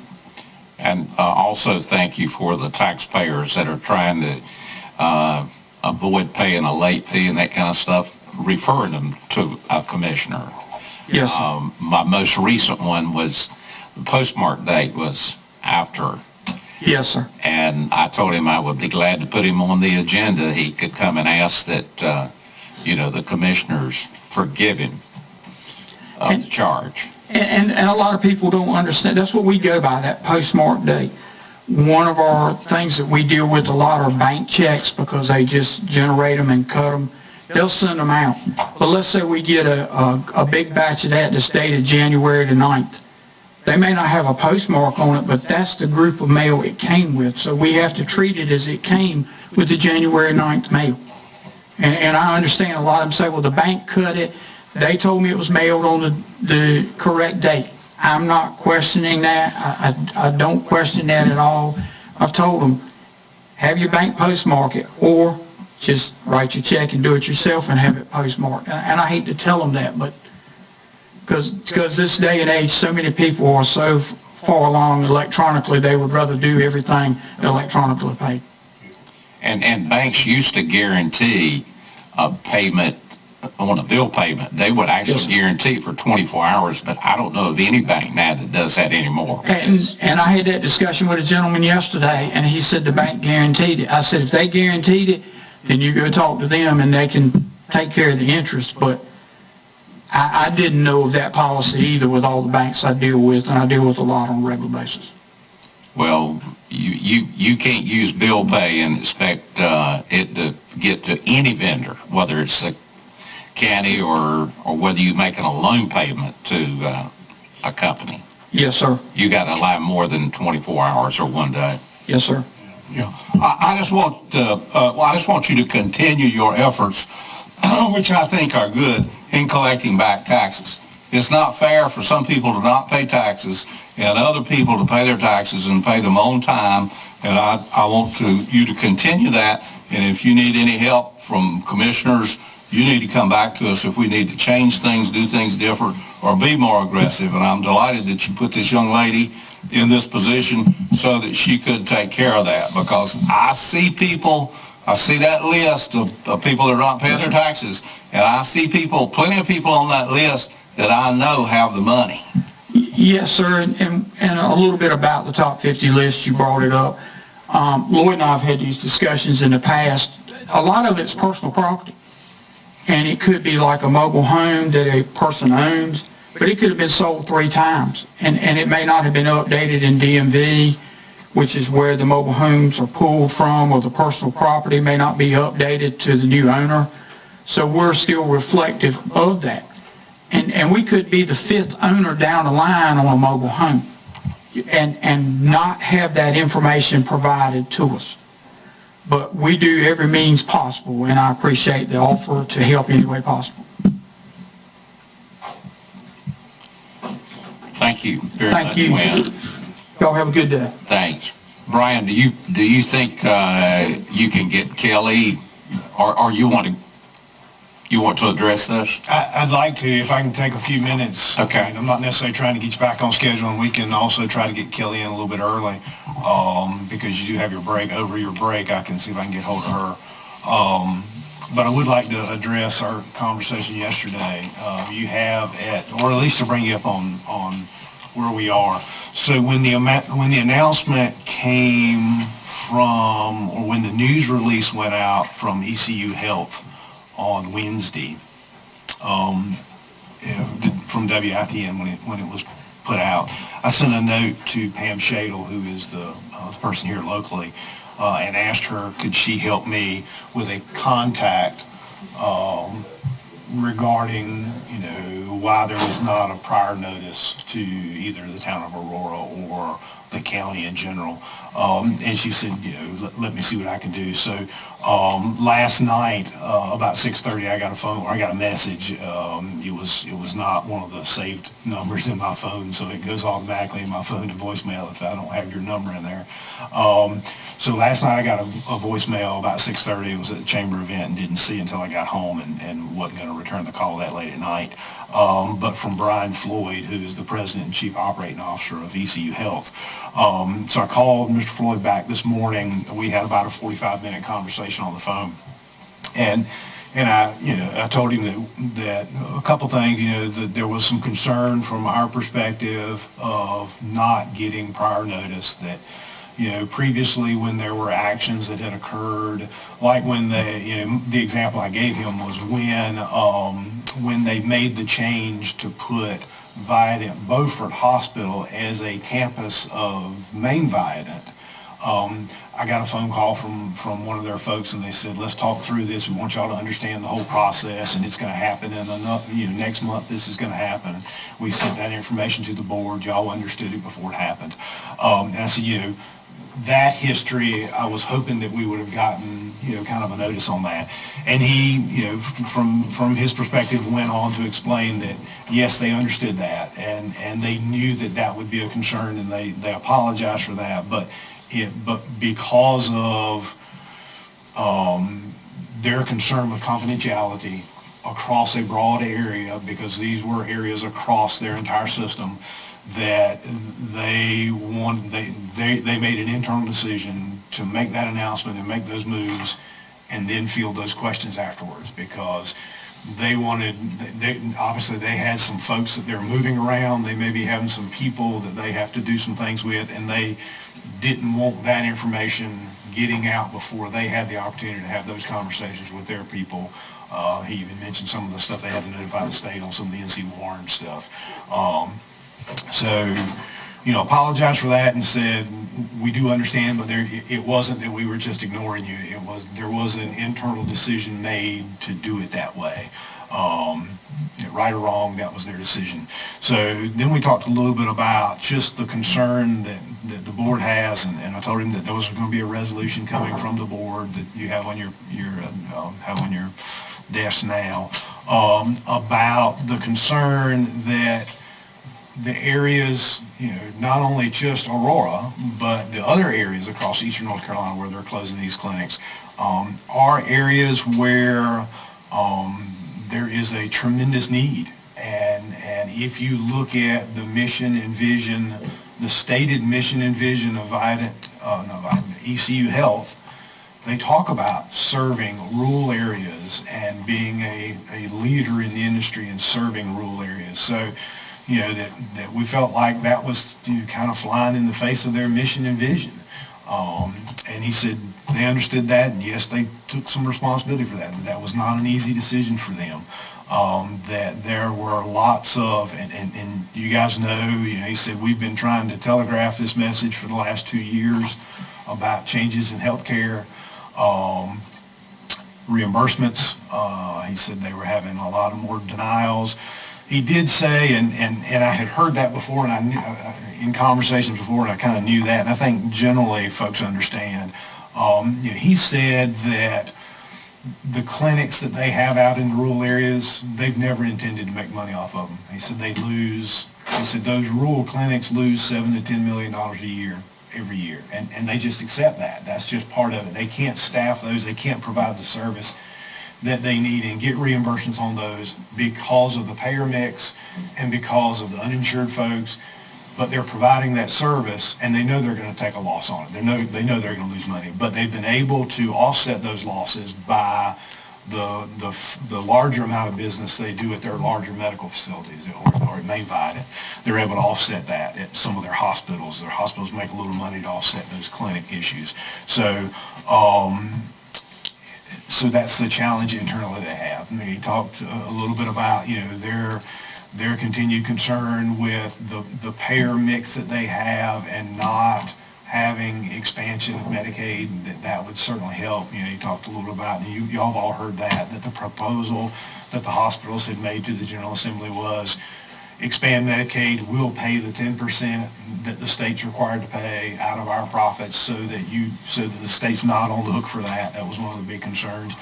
He mentioned that then after that, things got tied into the certificate of need discussion, so things got muddied a little bit, but that was a big driver for them.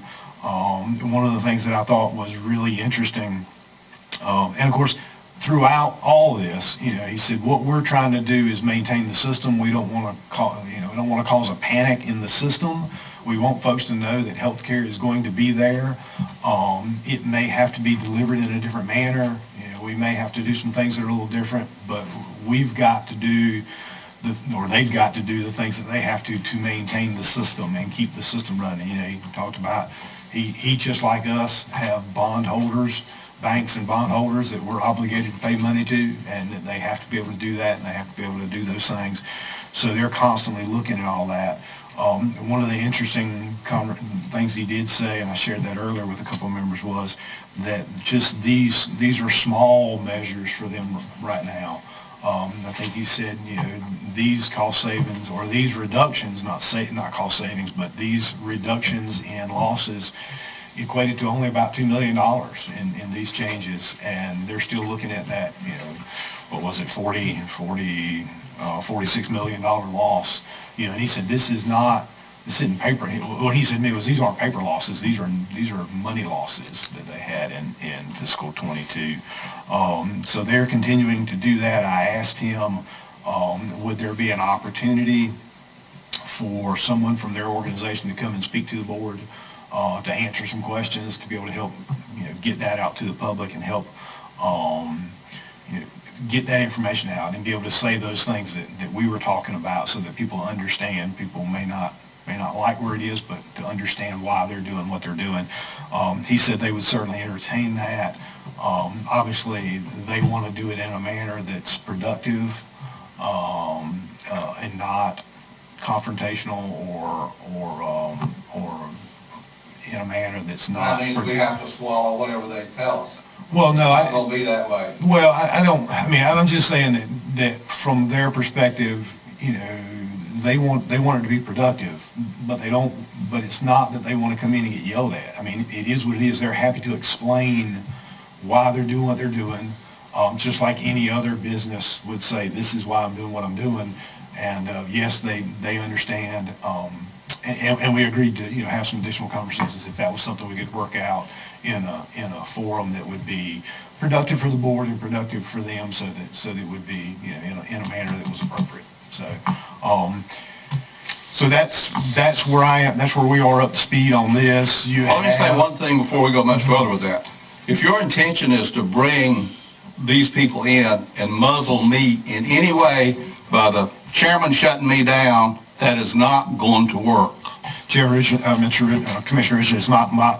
No, I'm not. I mean you personally. Okay, I'm not planning on bringing them in anything. That's why I'm bringing this information to you. I'm happy to try to facilitate a conversation between the folks at ECU Health and the board. But if that's what the board would like to do, and if we can work it out, I'll try to help, facilitate that as best we can, but. Let me say one other thing while we're on this. I was there for these negotiations.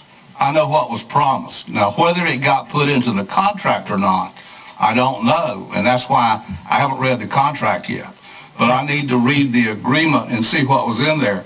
But I do recall that these things were promised, that Belhaven would not be shut down like it is. There was a lot of talk about the Aurora Clinic and keeping it open. There was a lot of talk about the mental health center, which they have closed and put pressure on the emergency room, and I just haven't read the contract. I guess I'll probably read the contract when I have to, because I just don't have time to read it. But the same thing happened in Belhaven, because I personally spoke with Dick Ray, who was the president of that bank down there, vice president, and with Dr. Boyette, and worked with both of those, Adam O'Neill and I both. And here's what happened on that agreement. The Vidant promised those people that they would keep that hospital open. You would think that two people that were as smart as Dick and Dr. Boyette would have got it in writing. When you read the contract, it's not in writing.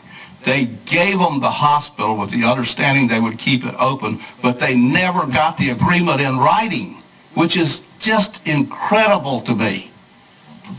So to speak to that, previously when Maine Vidant said, or ECU Health now, but at the time it was Vidant Medical Center, when they said they were going to redo their organization and make Vidant Beaufort Hospital a campus of Maine Vidant. As you recall, then when we went through that, they sent us a letter of intent and asked the board to approve something. We sent that to Robert Wilson, who is with Nelson Mullins. They were the firm that worked with the board on the leasing of the hospital, and we sent that to him. He reviewed it. He knows that agreement. He wrote that agreement, so he knows it upside and one down the other. So I guess what I'm asking the board is if you would permit me to reach out to Mr. Wilson, the attorney with Nelson Mullins, and ask him to review, if he would review the lease agreement that the county has with the hospital system to look at those issues. Are they compliant with that based on the fact that they are shutting this facility down? Is there something in the contract that says no? Because this is one of the pieces of property that's under the lease agreement. I mean, that facility was under the lease agreement. It's drawn out completely. We talk about, it is talked about in there. So is there language in there that says you're not supposed to do that based on this agreement? I'd like to forward that to him and ask him to take a look at it. He's a partner in Nelson Mullins. It's going to be. For one thing, we should do that because now's a good time to do that. But I recall the specific what was said. I'm not sure what was put into writing, and that's where they got Belhaven, because they promised them, and both of those men with tears in their eyes swore up and down what they were promised. But for businessmen, they didn't get it in writing, and we had a lot of help on that lease. In the last few days when we gave that hospital away, everybody became an expert, and they were elbowing anybody out of the way that knew how to do anything, which was mainly me. And I'm not sure what they got in writing. Although I've read the lease several times, I'm just not familiar with it. Can we just email you the points that we would like to see them review? I mean, you got Vidant, you got Aurora, you got the mental health facility, Belhaven. the Belhaven Clinic, which is not, it was originally promised 24/7. I don't know, is there anything else? I think that's the main items. Good. Yeah, Hood and I well, Jerry and Ed aren't here. Hood and I are the only two people in this room that were here for all the negotiations, and none of it went our way. And you videotaped it. I'm quite familiar with what was said. There were a lot of public forums, a lot of meetings that we all went to. There were a lot of promises made. The big statement was Vidant is nonprofit community help, your kind's not wanted here, you need to go move on somewhere else. A lot of business people were making disparaging calls to a much better contract for the county. And, but Vidant was going to do all these things as a nonprofit. We were going to have the greatest health care in the history of Beaufort County. None of that has come into fruition. So I think we need to spend a little bit of money, get the expert lawyer that was there in the very beginning and let him go through it with a fine-tooth comb and just give us an evaluation on where they have met the conditions of the agreement and where they have failed. And this is just the beginning. I think there's going to be more of this. If the hospital cannot make money after the last few years, something is wrong there with their management. Healthcare industry is making so much. That's where the money is right now. If the money's coming out of our pockets, we, the middle America, we that have to pay the bills, pull the freight for this nation, is going into the hands of these elites in these hospitals. And if they can't make money now, there's something terribly, terribly wrong with their management. And we're caught in a vice here. And we're losing services left and right. Do you want to? Well, go ahead. Do you want to make a motion? Okay. All right. If the state makes improvements to Medicaid, would that justify the finances to allow to reopen? So, Mr. Floyd said that, I mean, obviously, he said that, that was the other part of our conversation. He said, you know, they had been working on this for the last couple of years, and he said, and it may seem that this was kind of last minute, he said, but they were waiting as long as they could hold out, because what he said to me was, if the General Assembly agrees, or if they had already agreed to expand Medicaid, he said they would immediately have been back in the black. Because of the additional coverage of folks. You know, the payer mix that we have in Eastern North Carolina, there are a lot of folks who are uninsured, and they, by federal law, have an obligation to, if you're in the hospital business and I show up at your door, you are federally obligated to serve me, whether I can pay you a penny or not. And the payer mix, when you look at rural Eastern North Carolina compared to central Raleigh, Durham areas, you know, even some of those hospitals, he said, are struggling with some of the things they do because they too also have, you know, challenges with payer mixes. Our challenge is a payer mix plus density. I mean, it's the simple conversation about, you know, cell towers. Well, we don't have many cell towers because, you know, companies look at that and they say, well, we can't afford to put that in there because there's not a lot of density. They need people, they need volume to help pay that way. And if not, they've got to have, you know, Medicaid, Medicare, and those are also being cut back. You know, they're getting denials on things. So if you know, some of the things, and you know, some of the conversations we had with them previously about if, you know, there's always fraud that goes on and things like that, and unfortunately at larger levels of the federal government, they use a sledgehammer sometimes to go after stuff like that. So an example, and I remember Harvey Cates when he was here talking about that. So if I go, in order to help make sure that you get good quality care and the right kind of care, say I go to the hospital and for a heart attack or a cardiovascular issue, they treat me and they release me.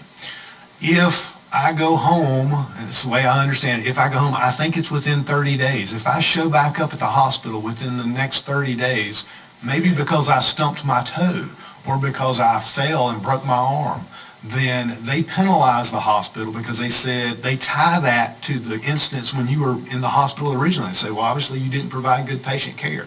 There's no causality between the two. It's just, oh, it's in that time period, so we're going to claw back money and we're going to punish you for it. So some of those things we've heard them talk about. You know, I don't know that I would want to be in the healthcare business. It's a tough, tough business. But I will say, and from a personal perspective, and you gentlemen may have your own experiences, but You know, my family was living in Greenville in the 70s when they built the medical school. And I will say very frankly that if it were not for the medical school and the health system that comes out of Greenville, I don't know where Eastern North Carolina would be. They have done tremendous things for Eastern North Carolina. Obviously, they hadn't done everything they can because there are limitations. And I'm not here to be their cheerleader. I'm just here to say I appreciate what they do based on my experiences and the ability to access care in certain areas. But we would be in a whole lot worse shape if they weren't. And I think they're trying to do the best they can. Again, I'm not their cheerleader, but being able to have conversations with them to help understand why they're in the situation they're in, why they're making the decisions they're making. I mean, we may understand those, we may not understand those. I don't understand all the ins and outs of how they do their stuff because it's not my business. But I think having those conversations will help educate people about what is true, what is not true, and what pressures they have and what pressures they don't, and how they're reacting to try to do that so that they keep the business, so that they keep that core health care still provided in Eastern North Carolina. So, Getting back to the resolution, are we ready to move forward with the resolution?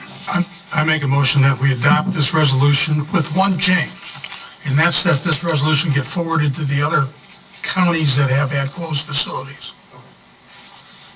Is there a second? Second. All right. Would you be willing to just say all the counties that Biden gives service in? Sure. Okay. That's 29 is what they market. Yeah. 29 Yeah, well, I'm counties. sure there's other local healthcare facilities out there that could be facing what Aurora faced. Yes, right. All right. Any other comment on the resolution changes? If not, let's take a vote. All those in favor, raise your right hand. Thank you. We're going to take a break. And I've got 10:20, so maybe 10:35. 10:35. Okay, we're back from a break, and our speaker is Kelly. Elections update. Good morning.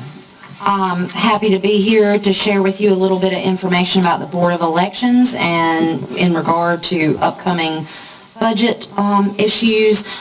Just to give you kind of a recap of our how things have been going over the last year or so. Currently, we're looking at 33,400 registered voters as of today for Beaufort County. We have had the election in November. The primary and the election last year we feel were successful. We didn't have any major issues. We had a 57.2% turnout in November with 19,108 citizens voting in that election, and with, I think we had 4 errors in the whole election out of over 19,000 registered or voters or votes cast for that election. 2 of the provisional ballots that shouldn't have been counted were taken to the machine and put in the machine. And we did have 2 people that came in and got voter history and then decided not to vote, and that wasn't noted on the registration list. So we've got 2 people that's got voter registration but didn't actually vote. So only 2 of those actually made a difference to the outcome that would alter any outcome. With only an error margin of 2, that didn't have any direct effect on anything that was going on. So we were very, very pleased with how 2022 turned out. We are looking ahead this year, and the upcoming budget year that we're working on tends to be our biggest budget year. You would think it would not be, but we're starting presidential preparation. Filing for the presidential election starts this December. We do have municipal filing this fall and the municipal election in November. But within this calendar year, we're going to be starting on our 2024 preparations. And to be honest, when I think about another presidential, my stomach kind of churns, because that is just, there's a lot of stress and a lot of work that's done around the 2024 elections. So right now we are currently performing list maintenance. We just removed 184 or 85 voters that had been inactive for 2 years and had not voted. We also sent contact information to right at 700 folks that haven't voted in the last 2 years, so that's an ongoing process. We are currently down an employee. Our election specialist has left us and gone on to another position, and so we're currently trying to fill that. It's not Anita, is it? No, Anita is still with me, and we've been together, I think, 22 years now, so. It's quite a fixture. Yes, but that third person at the front desk, we seem to have a pretty good turnover up there. So it's a lot of work and a lot of stress, and going a month and a half without a day off and working 14, 15 hours a day, it's just not a whole lot of fun. So people are choosing to go elsewhere when they can because of the stress of the job. Y'all know it. Y'all are out there working one stop. When y'all leave at 6:30, 7 o'clock, we're still having to audit and do all that, and then come in on the weekends and do work that we can't get done during the regular week because of voters.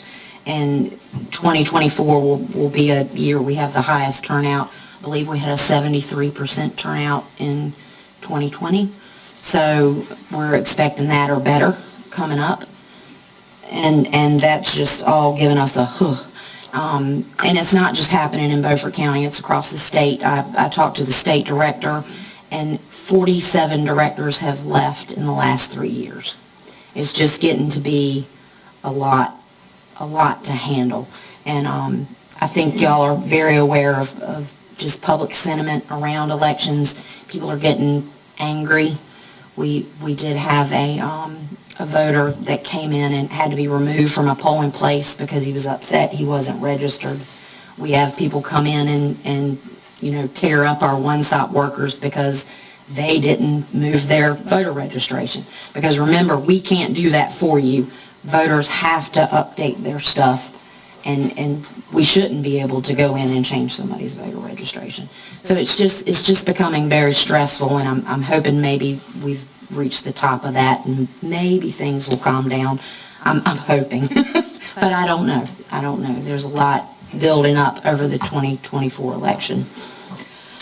The one thing so our budget request is going to be more than the current budget that we're operating in because we do that cycle.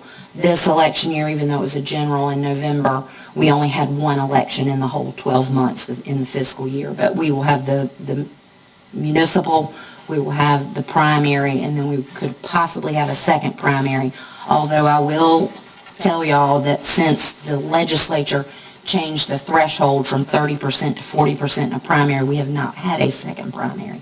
So I'm hoping that will happen. That will happen next spring. And that's made a big difference in the amount of money spent across the state on that threshold. Because if you had 3 people running and one of them didn't meet the 30%, that doesn't happen with 4 people running.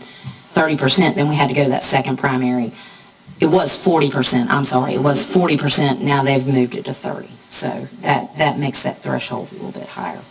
Other than that, I think the only thing that we may look at changing is one-stop and poll worker pay. We have not increased their pay in probably 15 years. So we're looking at that. That's a long day. Our one-stop people that y'all have seen working are making $11 an hour.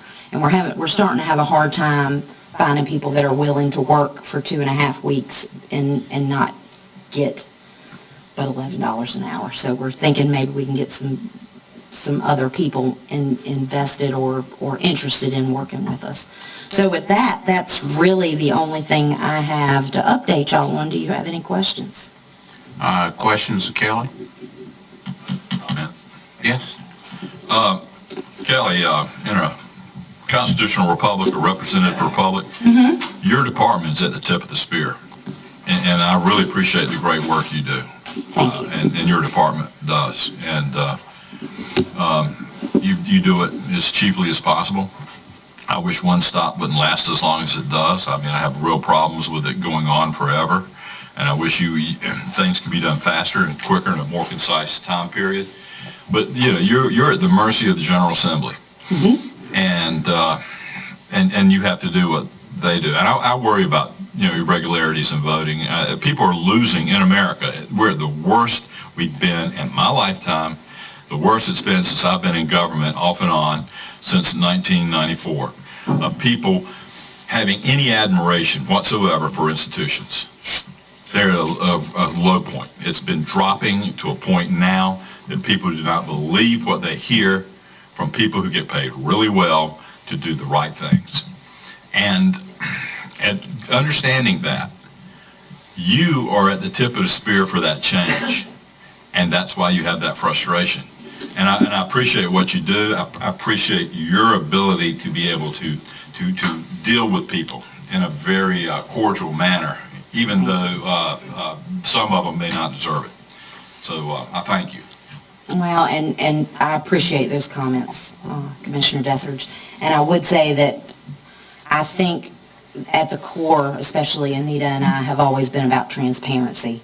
And we share data with y'all that a lot of other counties and a lot of other, it's not that they can't do it or just, I want y'all to have all the information that you can possibly have. So I think that's kind of what we've shot for is transparency, and we're constantly running y'all data out to the parking lot and stuff like that. And I'd like to finish up one thing. I do worry about a lot of counties not tabulating properly and doing it on purpose. With you, I don't have any problems whatsoever. I know your vote counts are as good as they can be. Well, and our machines are good. Our machines. And thank are God good. for paper ballots, right?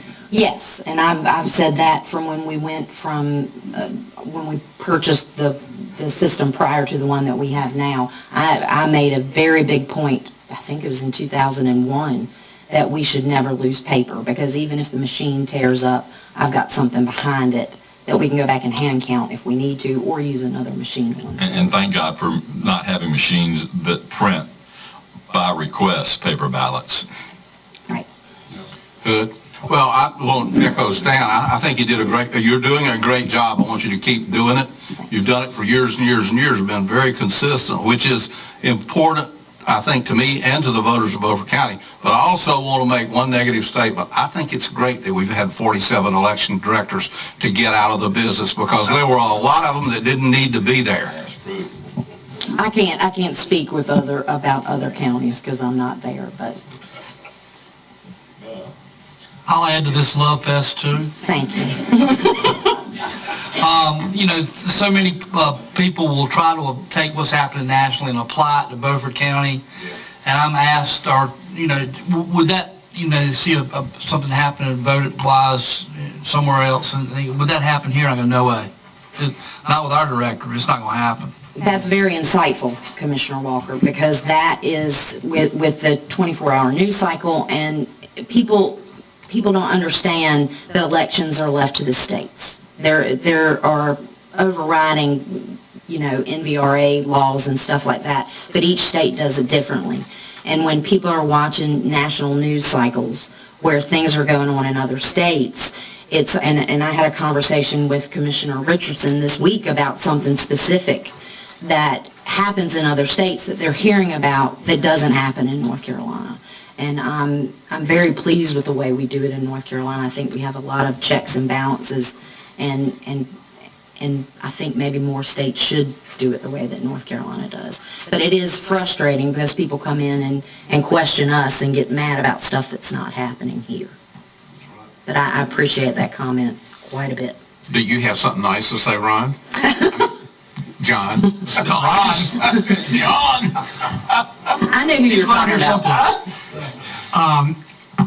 We want to minimize your frustration if we can. So if there's something that you think we can do to calm the voters down or help you, let us know. Yeah, thank you. Because we need you here.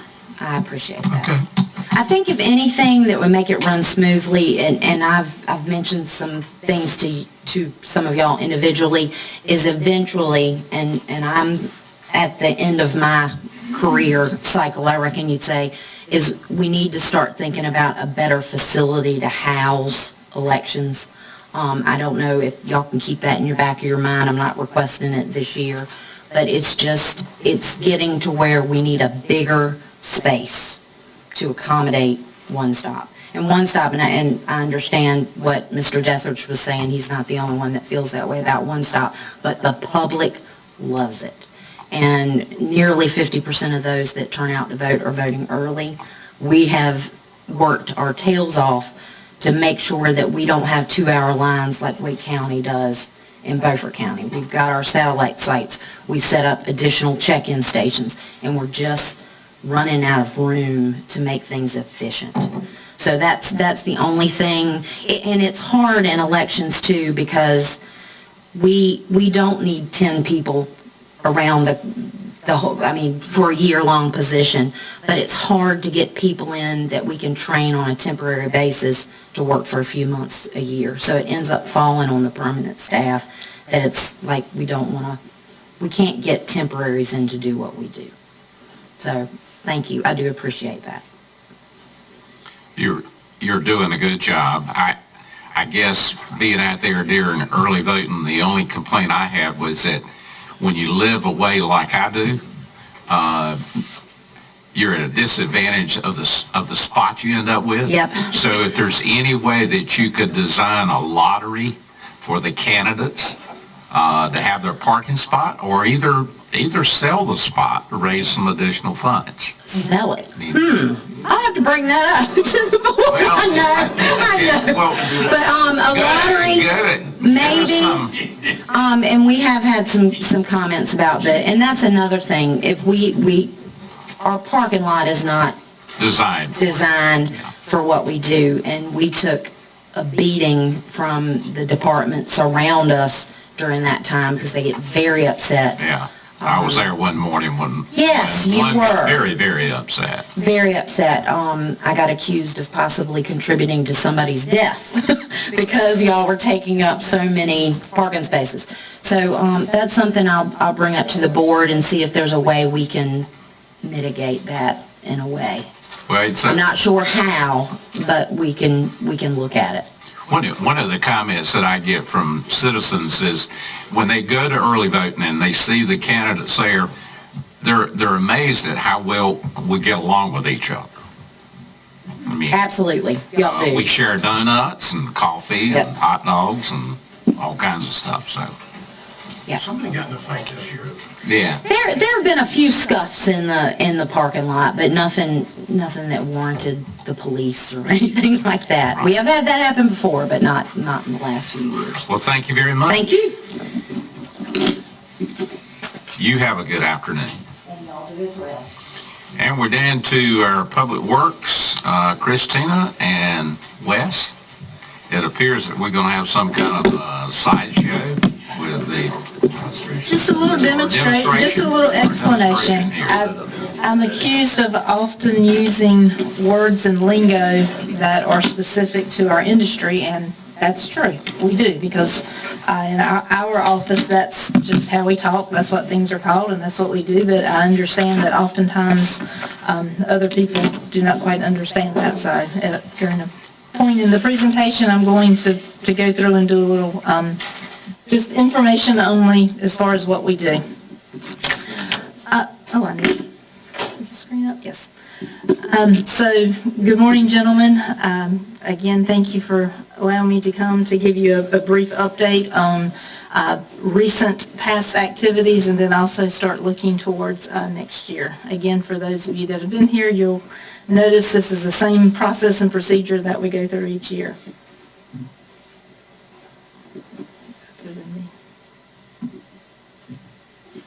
As you hear me talking, you'll hear me talking about the leadership team, and I may be referencing, just as a reminder, I'm the director of the Public Works Department, and within that department there are 3 divisions, and within those divisions I have people that concentrate and focus fully on those. Eric Jennings in the Water Division, Todd Taylor with the Facilities Division, and Wes Overman with the Solid Waste Division. So these 3 gentlemen are working each and every day to move the county forward. Oh, wrong direction. I always have a quote. I normally have it at the end of the presentation, but I thought this year I'd move it around and put it up at the front. So, from Thomas Edison, he says, "Opportunity is missed by most people because it is dressed in overalls and looks like work." Well, I have two good things to tell you. There's lots of opportunity in Beaufort County in Public Works, lots of things that are needed, lots of things for us to do, and all of our gentlemen have overalls. So they are all hardworking and they're ready to go. Which takes me to my next slide, which is successes for fiscal year 2023. It seems the majority of the time that I'm standing at this podium, I'm talking about problems, and that's generally the case because we're trying to figure out solutions to problems that are going on. But I'd like to take a little bit of time to talk about successes. At the very top of the list is staffing. We have an excellent staff currently in the Public Works Department. Through the past few years, we have had quite a few vacancies. We still have vacancies. It's just the nature of our business where we have people that come and go. But we have under 30 people in the Public Works Department, and 4 of those work out of this building in finance. So again, you're talking mid-20s. But we have filled positions that were open for a very long time. We had a position that was open for almost a year. We've now filled it. So our key positions, we do have people in those positions. So again, when you're short-staffed and when people are having to work overtime and trying to make up, it's a little stressful. So that is a win for us. Vehicle deliveries. Again, you've heard about the issues getting vehicles. So for the past 2 years, we had not received vehicles. We are on a plan where we basically purchase 2 vehicles per year in order to spread the capital costs out. Fiscal year 2022, we ordered 2 vehicles. One was an F-350 service truck with a service body. We still do not have that vehicle. We have been told that the service body will be delivered at the end of this month, and we do have a VIN number for the vehicle, so we've been waiting and waiting for it. So we're getting close. The second vehicle from fiscal year 2022 we have received. The 2 vehicles that we placed orders for fiscal year 2023, we are still waiting for those, but again, we have delivery dates that should be within this budget year, hopefully this spring. So one of the changes that we did make, I came before you and asked for an increase in budgetary approval because the prices had increased, but when we went back and received pricing and availability dates, we determined that we purchased mid-size vehicles in lieu of the full-size vehicles, and that was at a reduced rate, so we were able to come in. We did not need the extra approval for money, so they came in around 30. So that's worked out well for us. Previously, we had a mixture of mid and full size, but then we had gone to the full size because they were so much cheaper than the mid size, but now that has reversed back again. So anyway, again, that's a success. We're moving forward. And the last item is day-to-day operations. And for us, success is each and every day the buildings are operating, the AC is on, the heat is on, customers are able to come and go, employees are able to do their work, employees, when they hit the tap, they get water. At the solid waste, they're able to go to the convenience sites and deposit their waste, and it miraculously disappears. Those are all successes. So I cannot tell you the number of items that go on day to day in the public works like that. So, but again, each and every day that we're not on WITN News for a major water outage or for having to close a county building or needing to move inmates out or anything like that, that's a good day. So again, we have many, many successful days. We also have challenges. So challenges for fiscal year 2023, and then also what I'm anticipating challenges for next year. Subcontractor delays. It's a challenge because you have a few subcontractors that you're choosing from. Subcontractors are trying to get material. Subcontractors are trying to get employees. So each project, things that previously you were able to take care of within a few days or a few weeks now may be dragged out for a couple of months. So it's just challenges, additional phone calls, many more emails and things like that that we deal with on a daily basis. Material delivery challenges. Again, all of these parts and pieces, there's tens of thousands of them that have to work together, and when one goes out, we have to get it. So we deal with it constantly, don't have it, not in stock, it's shipped, don't know when it's coming in, I'm trying to get it, and that type of thing. So again, daily issues with that. And of course, cost increases. If you can't get the parts, it's more than likely more than it was 12 months or 18 months ago. Many of the things in the water business cost more than what it cost 30 days ago. So again, we're working with that and trying to make the most of that. The water division specifically, the impact and material availability, we're having some issues with. So again, material acquisition challenges each and every day.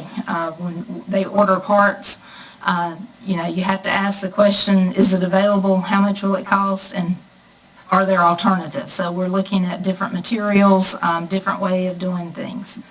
Now we're coming to my show and tell portion. So for the water department, each individual service that we have, we all talk about water service and we all know we have water mains and that kind of stuff. So this is just a visual demonstration for you. So, three of you know. One of you is actually a customer. So this would go up into this hole, basically. So we have the water mains that are running through the ground, which is represented by this. We have our water main that runs parallel with your roadway normal that's in front of your house. On top of that, this is called a saddle. As you see, this is a brass fitting with a saddle that attaches to your water main. This is very small for demonstration purposes. The water main could be anywhere from a 2-inch all the way up to a 12-inch. So we have a brass saddle that goes around it. Then you have what's called a cork stop. Again, anybody know what a cork stop is until today? But it's called a corporation stop. So that's one of those words that we use. So this is the corporation stop. So this is, you attach this to the saddle, and then you go in and you drill in the hole into the water main pipe. And you're able to turn it on or off. So again, that has that. So then attached to that, you have a stainless steel insert, and then you have, this is called service tube. IPS or iron pipe size service tube. So that's the size and the thickness of the tube. So this then goes from the main in your house, it may go under the road or it may go where, and it goes up into this box. Also attached to the service main, you see the tracer wire. The tracer wire is now required per general statutes to be on all water mains, including service lines. So that goes into the box. This is what you see in your front yard generally, maybe side yard. So this is what you see that's at the surface. Then this is underground. So again, you have the service tubing that comes up, and then inside, which is you see the brass in the corner? The brass in the corner there, that's an angle stop ball valve. So again, it comes up, it makes a 90 degree. The angle stop ball valve is what also allows us to turn the water on and off. It has a mechanism to lock it. So then we go from there into the meter. So we have the meter here, which as the water travels through the pipe, through the angle stop, through the meter, this is what measures it. So as it goes through there, it measures the number of gallons or the quantity that goes through it. After it leaves there, you see another brass tube. Count 3 brass tubes. Dual check valve. So again, the dual check valve is what provides protection to make sure that the water only flows in one direction, that the water's not coming back in this direction. Then it leaves the dual check valve, and then there's another fitting. This is the mill adapter. So we have the mill adapter, so you're going to do the dual check valve, and then the mill adapter goes to the PVC pipe. The PVC pipe and the mill adapter together, you may hear it referred to as a tail piece. So that's the tail piece, and that's what's left. And it generally comes out of the box, and that's what the plumber or the homeowner ties onto. So from here back, this is considered by the county water department. So again, then you have the meter box, which for presentation purposes only, this is a poly box. We actually use cast iron boxes. And then you have the lid, again, we use the cast iron lid. So attached to the lid, attached to the meter, so the wire comes up, this is called an MXU. That's the antenna that goes out that transmits the readings. And then on top, we have a dome cover, which is what protects the antenna. So again, that's all part of the meter set, where you have the meter, the MXU, the dome cover, it's all in one part that works together. So again, all of that, I believe it's 14 individual different pieces that we have to make sure that we have for each and every service that goes in. Again, parts fail, parts break, so we have to keep stock available so that if we get a call, that the order on the side of the road, they go out and manually replace the angle stock. They manually replace the bill check. So we have to have extras for those for our existing customers. But for new customers, you have to have new 14 all of these for new customers. So that leads me to the issue that we've been having, which is that it's very difficult to get some of these parts, especially these brass fittings.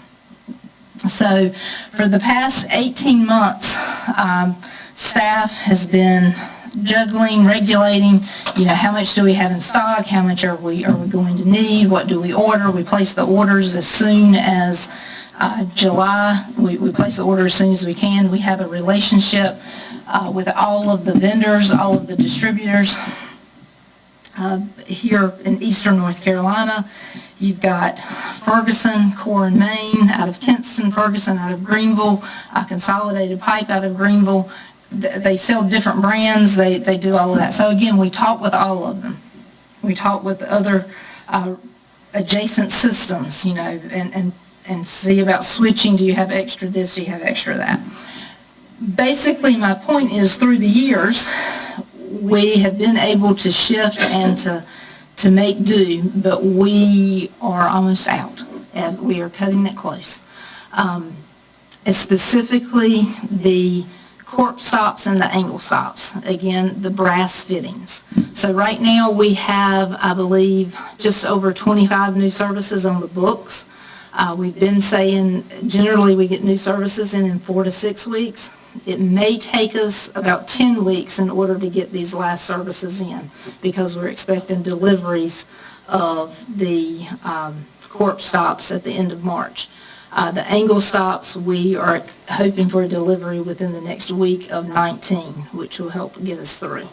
So what I'm coming to you with today is that, again, we've typically been able to get new services in 4 to 6 weeks, but I'm going to give the information to the customer service representatives to say at this point, we need to tell customers it will be at least 10 weeks before any new services were to be installed. And if things continue with this trend, we may need to develop a type of waiting list for new services that we may not be able to install or guarantee the installation within 10 weeks of new services. And then we would just take their names, and as materials come in, then we would contact them. Yes, I can tell Mr. Rebholz. When do you get notified of a request What type of request? for a new service? When the customers come into the customer service office next door and Now, they take their When you deposit. say new services, are we talking about frequently new construction? Yes, sir. Okay, so does planning know about all this? No, sir, I'm telling the commissioners first before everyone else is told. Okay. So, Do you need our approval to do this? Is that what you're saying? no, I don't think that I need your approval, but I wanted to let you know ahead. This is, again, this is things, the material delivery, these are things that we deal with daily basis, weekly basis for the past year, but this has just reached the point where we haven't been able to fulfill that 4 to 6 week So issue. if a builder's got a customer he's building new construction for, Mm-hmm. doesn't he need to inform that customer that there's this lead time and you need to get over there and get your application in? Well, Wasn't that- what usually happens is when they apply for the building permit, they apply for water service at the same time, or they send them over here to apply. So if you're talking about new construction, you can't build a house in 10 weeks. A mobile home might go quicker, but if they place their normal orders and are aware of the time delays, things should work out. Yeah. They have an option in the long run, they can always put a well in if we can't service them. Do you have any existing construction projects that are being delayed because of lack of parts? No, not yet. No. We're at the, I'm letting you know this as soon as we know. Again, normally we've been able to shuffle and juggle, and we've been okay with it as far as when we may have, 5 left on the shelf, but we get a delivery in of 12, so then we're up and that kind of stuff. But it's just within the past week that we've realized that a shipment that we thought we were going to get last week, we haven't received it yet, so we're hoping that we'll get it in a few days. But again, everything just seems to be stretching out more and more and more. And the vendors give you their best information, but it seems like it keeps stretching out. So I'm just letting you know what's going on. How much additional cash would it take for you to go ahead and build up some inventory so that we reduce that? She's got the money. That's not the problem. Exactly. It's not that we don't have the money.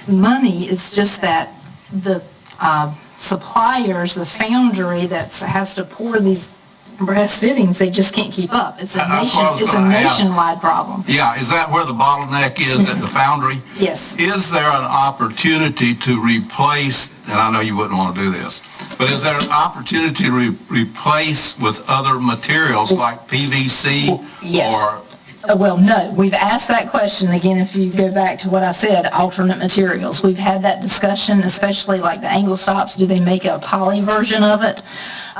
We are looking into that. We've looked at even, do we change the size of our tubing? Is, instead of 1-inch IPS, is 1-inch CPS more, but it's not. They're out just like the others. The salespeople for the water industry, everyone's having the same issue. So again, it's just tight right now. We're not the only people that are having this issue with new construction. There are some water systems that have stopped totally installing new customers because they have to service their existing customers. Is it labor? Because the materials seem to be there.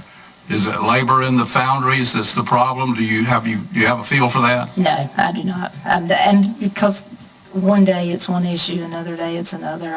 That's too far down the line for me to have what I would consider reliable information on that. But again, all of the distributors are saying, we think this is it, it's going to bust loose and we're going to have everything, but right now we're just in crunch time. So again, I'm just letting you know that this is what we're doing. We're doing the best we can to juggle to find alternative solutions. We have found some alternative solutions. Typically an angle stop is a one-piece component. We've been able to locate some other ball valves and then some fittings and some adapters, and we're making our angle stops for some services. So we're doing everything that we can, but again, I need to let you know, especially as Commissioner Ripples is saying, for new services, there may be an issue or a delay coming. We're trying for it not to be, but... Right. Well, as I say, they can always put in a well.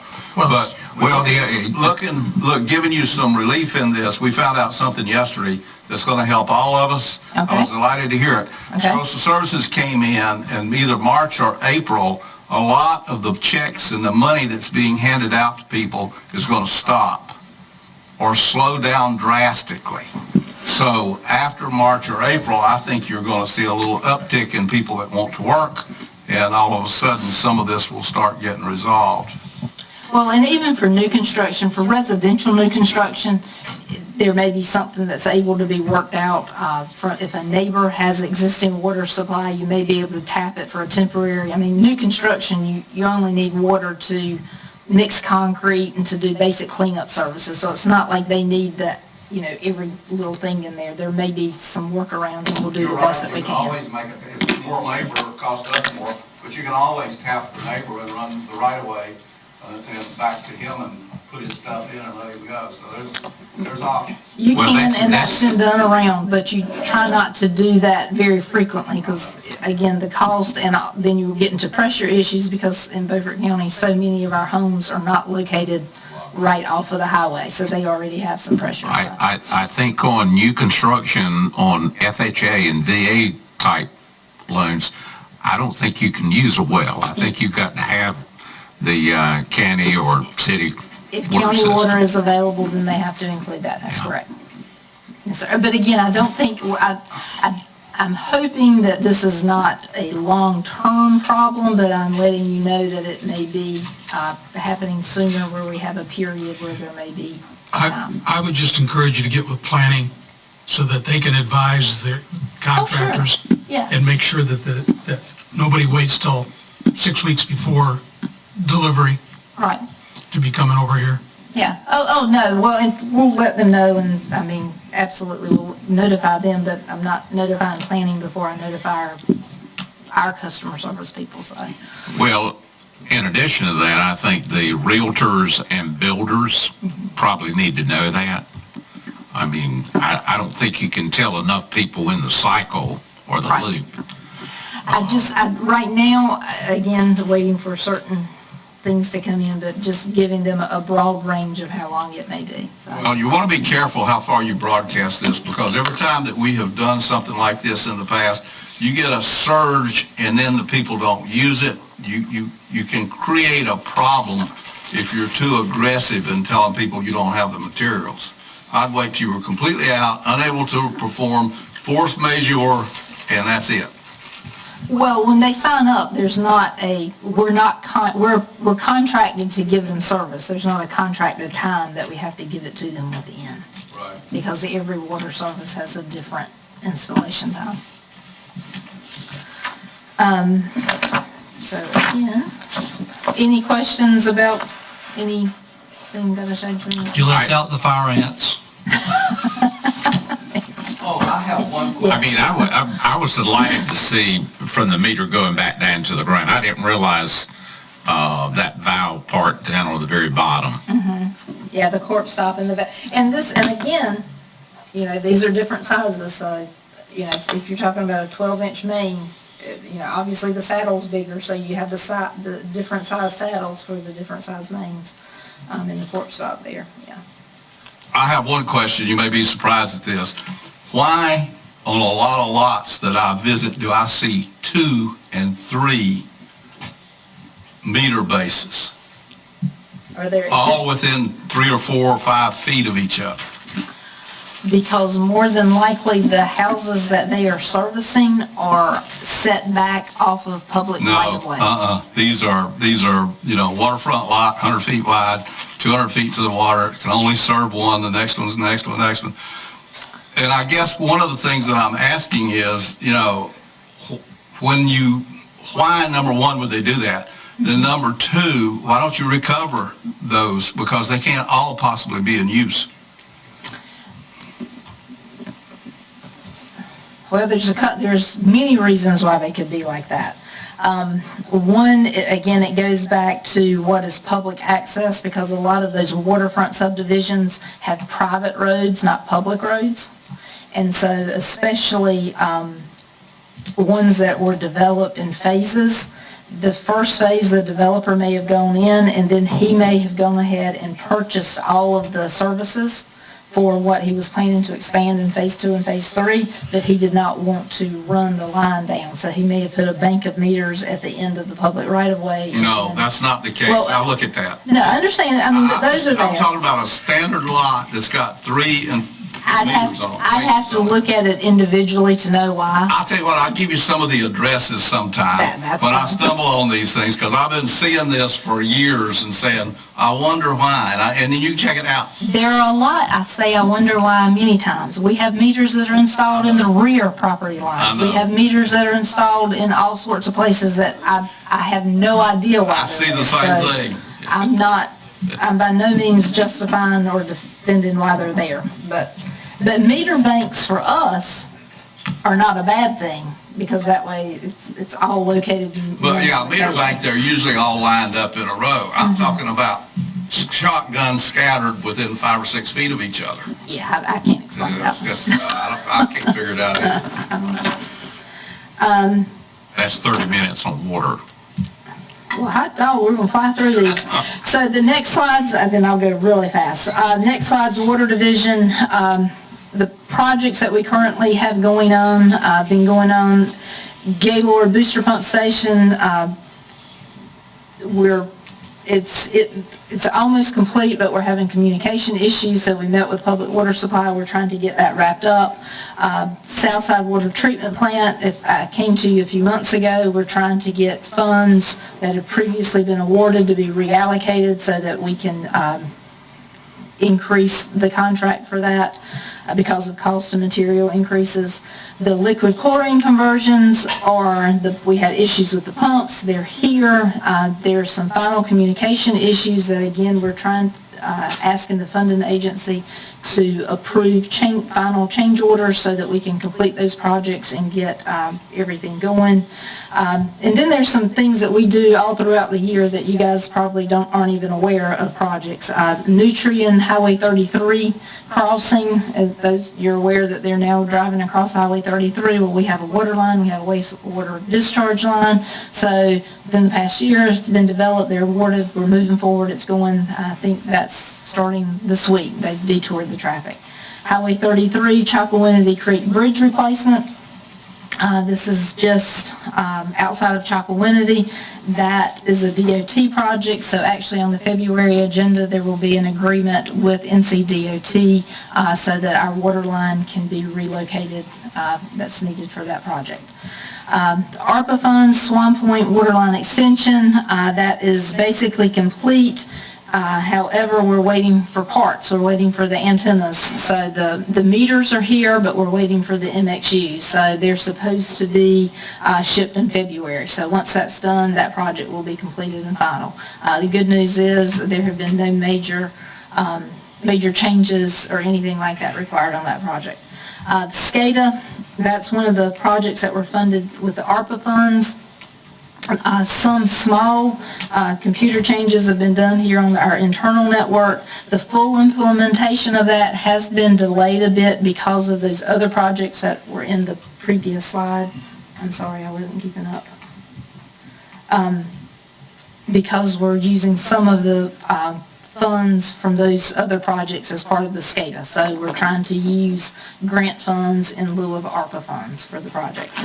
Planning for 2024, some things that you can expect to see is, of course, material and chemical costs are continuing to increase, and so you'll see those line items will have a percentage increase in it. Basically, we break those down in two different things: distribution supplies, which is a lot of what you see here, brass, PVC. We've had a larger increase in those raw materials than we have in the chemicals. Last year, our chemical budget was increased by 14%, and I think that's going to be sufficient. So we're not looking much more than that. Next would be revision of the rules and regulations, just some minor changes that you'll see.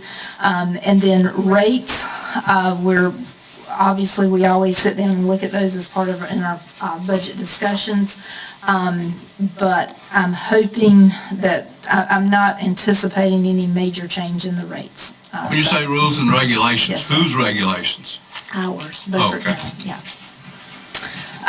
Next, moving to facilities, I'll jump right in with the major projects that we currently have going. All of these projects have had progress and growth. We're just, again, things are going a little bit not at the pace that we would all like. The courthouse annex window replacement, the windows have been ordered, but again, what used to be a 6-week lead time is now up to a 12-week lead time. So they've been ordered, we're waiting for them. The Tideland outpatient roof, REI has completed that design. We're actually about to send it out to bid. So within the next few weeks, that'll be out to bid. The Francisco window replacement and painting project, Todd has gotten multiple quotes on that, and so we're at the point of reviewing those and making an award in that within the next couple of weeks. The Beaufort County Sheriff's Office interior improvements. As you know, funds were allocated for that. Basically, it's a ceiling, lighting project, and carpet and paint. We now have a new sheriff. I've met with the new sheriff as well as his command staff. Obviously, there are some deficiencies that are inside of that building, and he's asked if there are any ways that some of those deficiencies can be addressed. Most specifically, the restrooms in the building and also the handicap access. The handicap access off of the front of Market Street, we've had that discussion numerous times, so that is something that can be addressed. The restrooms in that building would be a much more difficult project. The restrooms in that building are located in the center of the building. The sewer main is located down Market Street. So again, to add on to that would be very costly, very disruptive. So we are looking at some other options. So you may, I'll be coming back to you with some possible solutions for that. Again, he's looking at some, reworking some of the interior walls, some office spaces, changing where people sit, changing the flow of the office and that type of thing. And if walls need to change, they need to change before the carpet and the ceiling get redone. So again, we're looking at all of that before moving forward. Courthouse interior renovation, that is very close to going out to bid. Working with Earl Warren, the architect, on that with those plans, so again, close to that. And the maintenance shop exterior, I'll be honest with you, it's kind of like everything at home, you leave your stuff last, so we're finishing everybody else's before we do that. Looking forward to next year, 2024, anticipating the maintenance and repair of the facilities portion of our budget, looking to keep it at the same level of service, and we just kind of shifted around and shuffled between the buildings to make it work. But some of the other line items, there may be specific increases, specifically like utilities. Right now, our utilities are actually trending a little higher than what they have previously. Again, depends on the weather, what happens. The courthouse, the weather, the courthouse utility bills are a big part of that, so it depends on how that goes. Office of Administrative Courts IT Department. I'm not sure if those of you that are familiar, the courthouse houses the court system. The Office of Administrative Courts provides for the clerk of court and the judicial branch. So we provide the wiring in the walls. They provide the electronic equipment.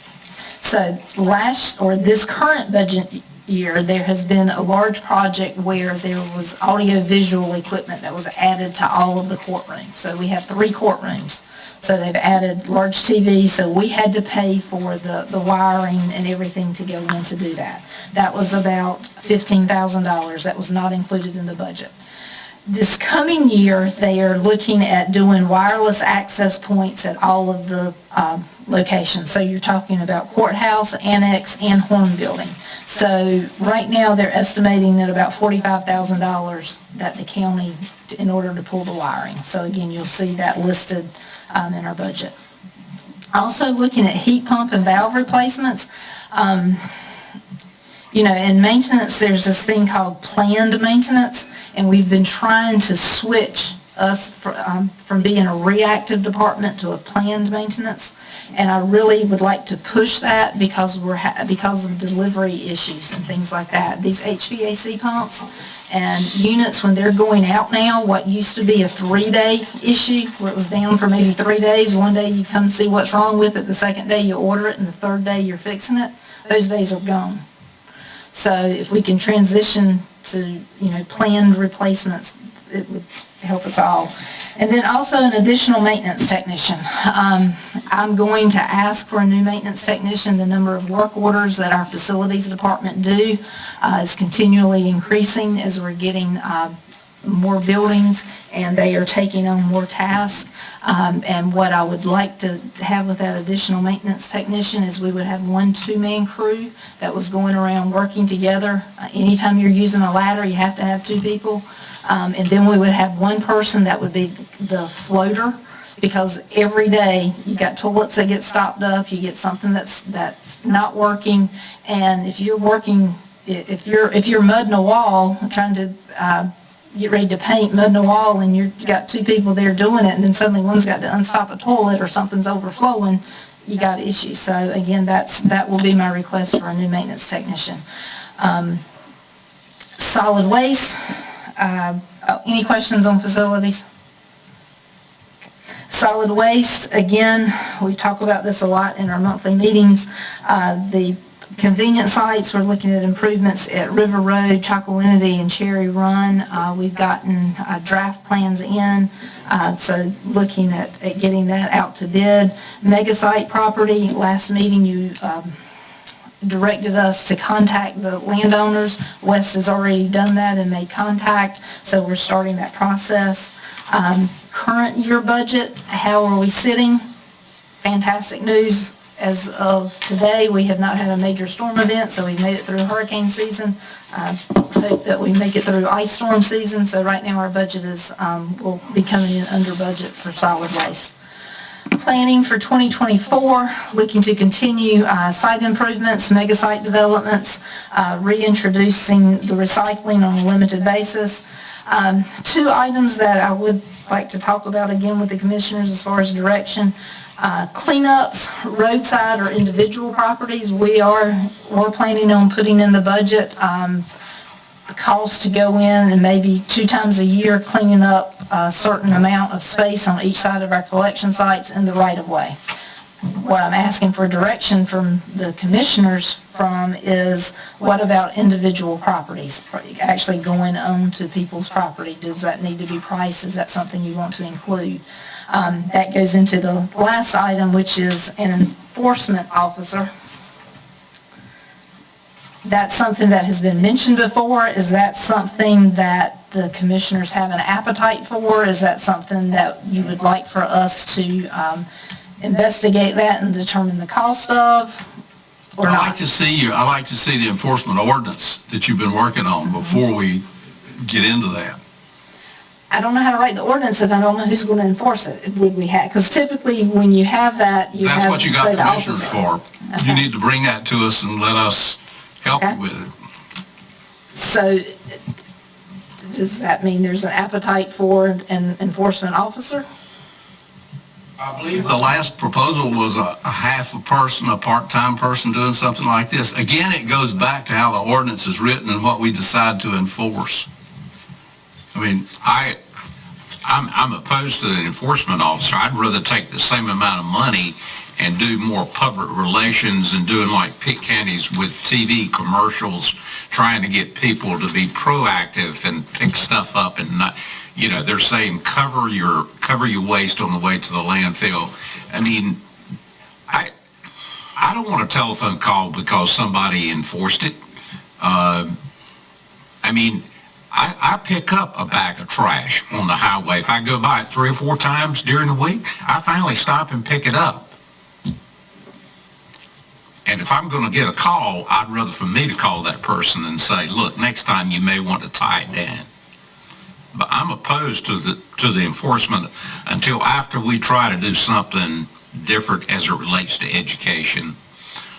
Putting a billboard on 264 and on 17, moving it around, one of those mobile boards, and saying, you know, this is our community, help us, keep it clean. I mean, trying to do those things. I think the average person wants to do that. No, they don't. Well, I'd on the road if they did. I can tell you most of it comes because people throw it in the back of a pickup truck and they don't cover it up and it just flies out. Well, It just flies out. what you're saying. Commissioner Waters, you're an unusual individual offering to clean up all the roads in Beaufort County. I appreciate that as a commissioner. But I have some experience with this. Oh, I'm in sure California, you do. I'm sure you do.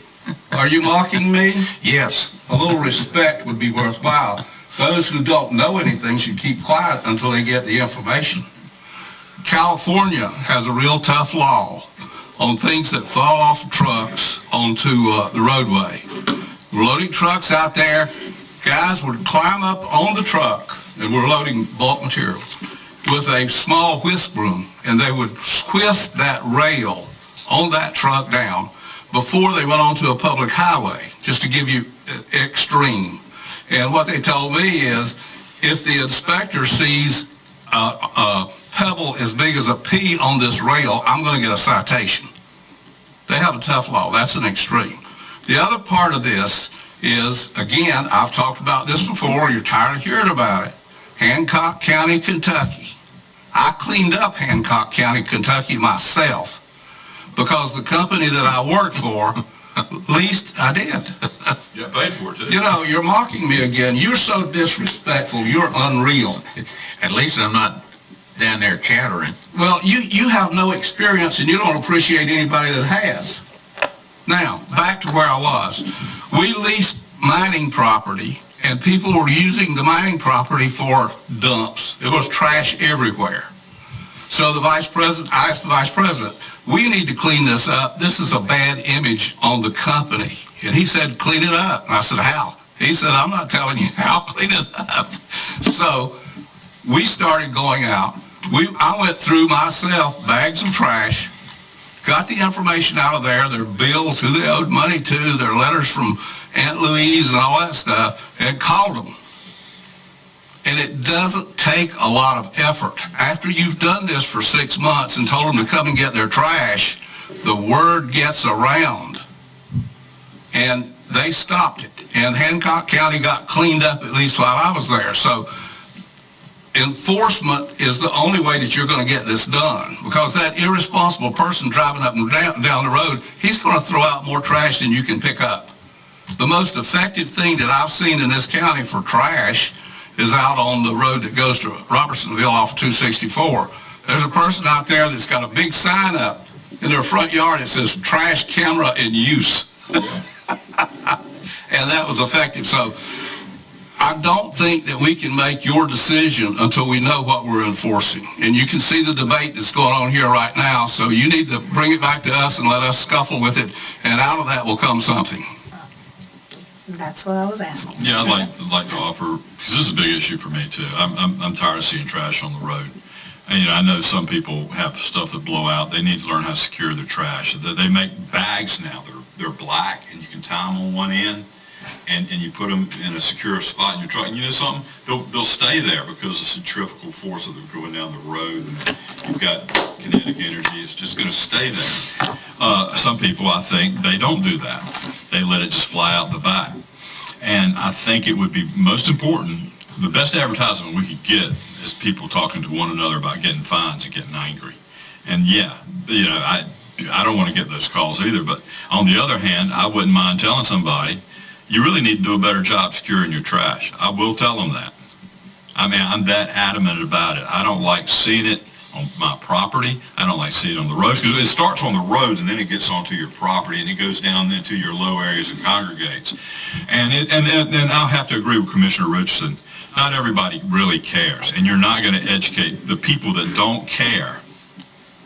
You're not going to educate them to a point that they're going to comply. You have to, if you really want to have clean roadways, if you want to keep plastic out of the waterways, because it can start on the high ground, move down, and next thing you know, it's in the river. I've seen that happen.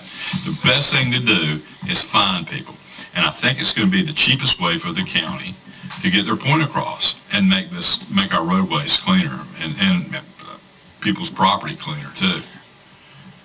Okay, I needed direction which way to go. I think I have it, so. Good. All right. Any questions? Going back to the sheriff's office, Yes.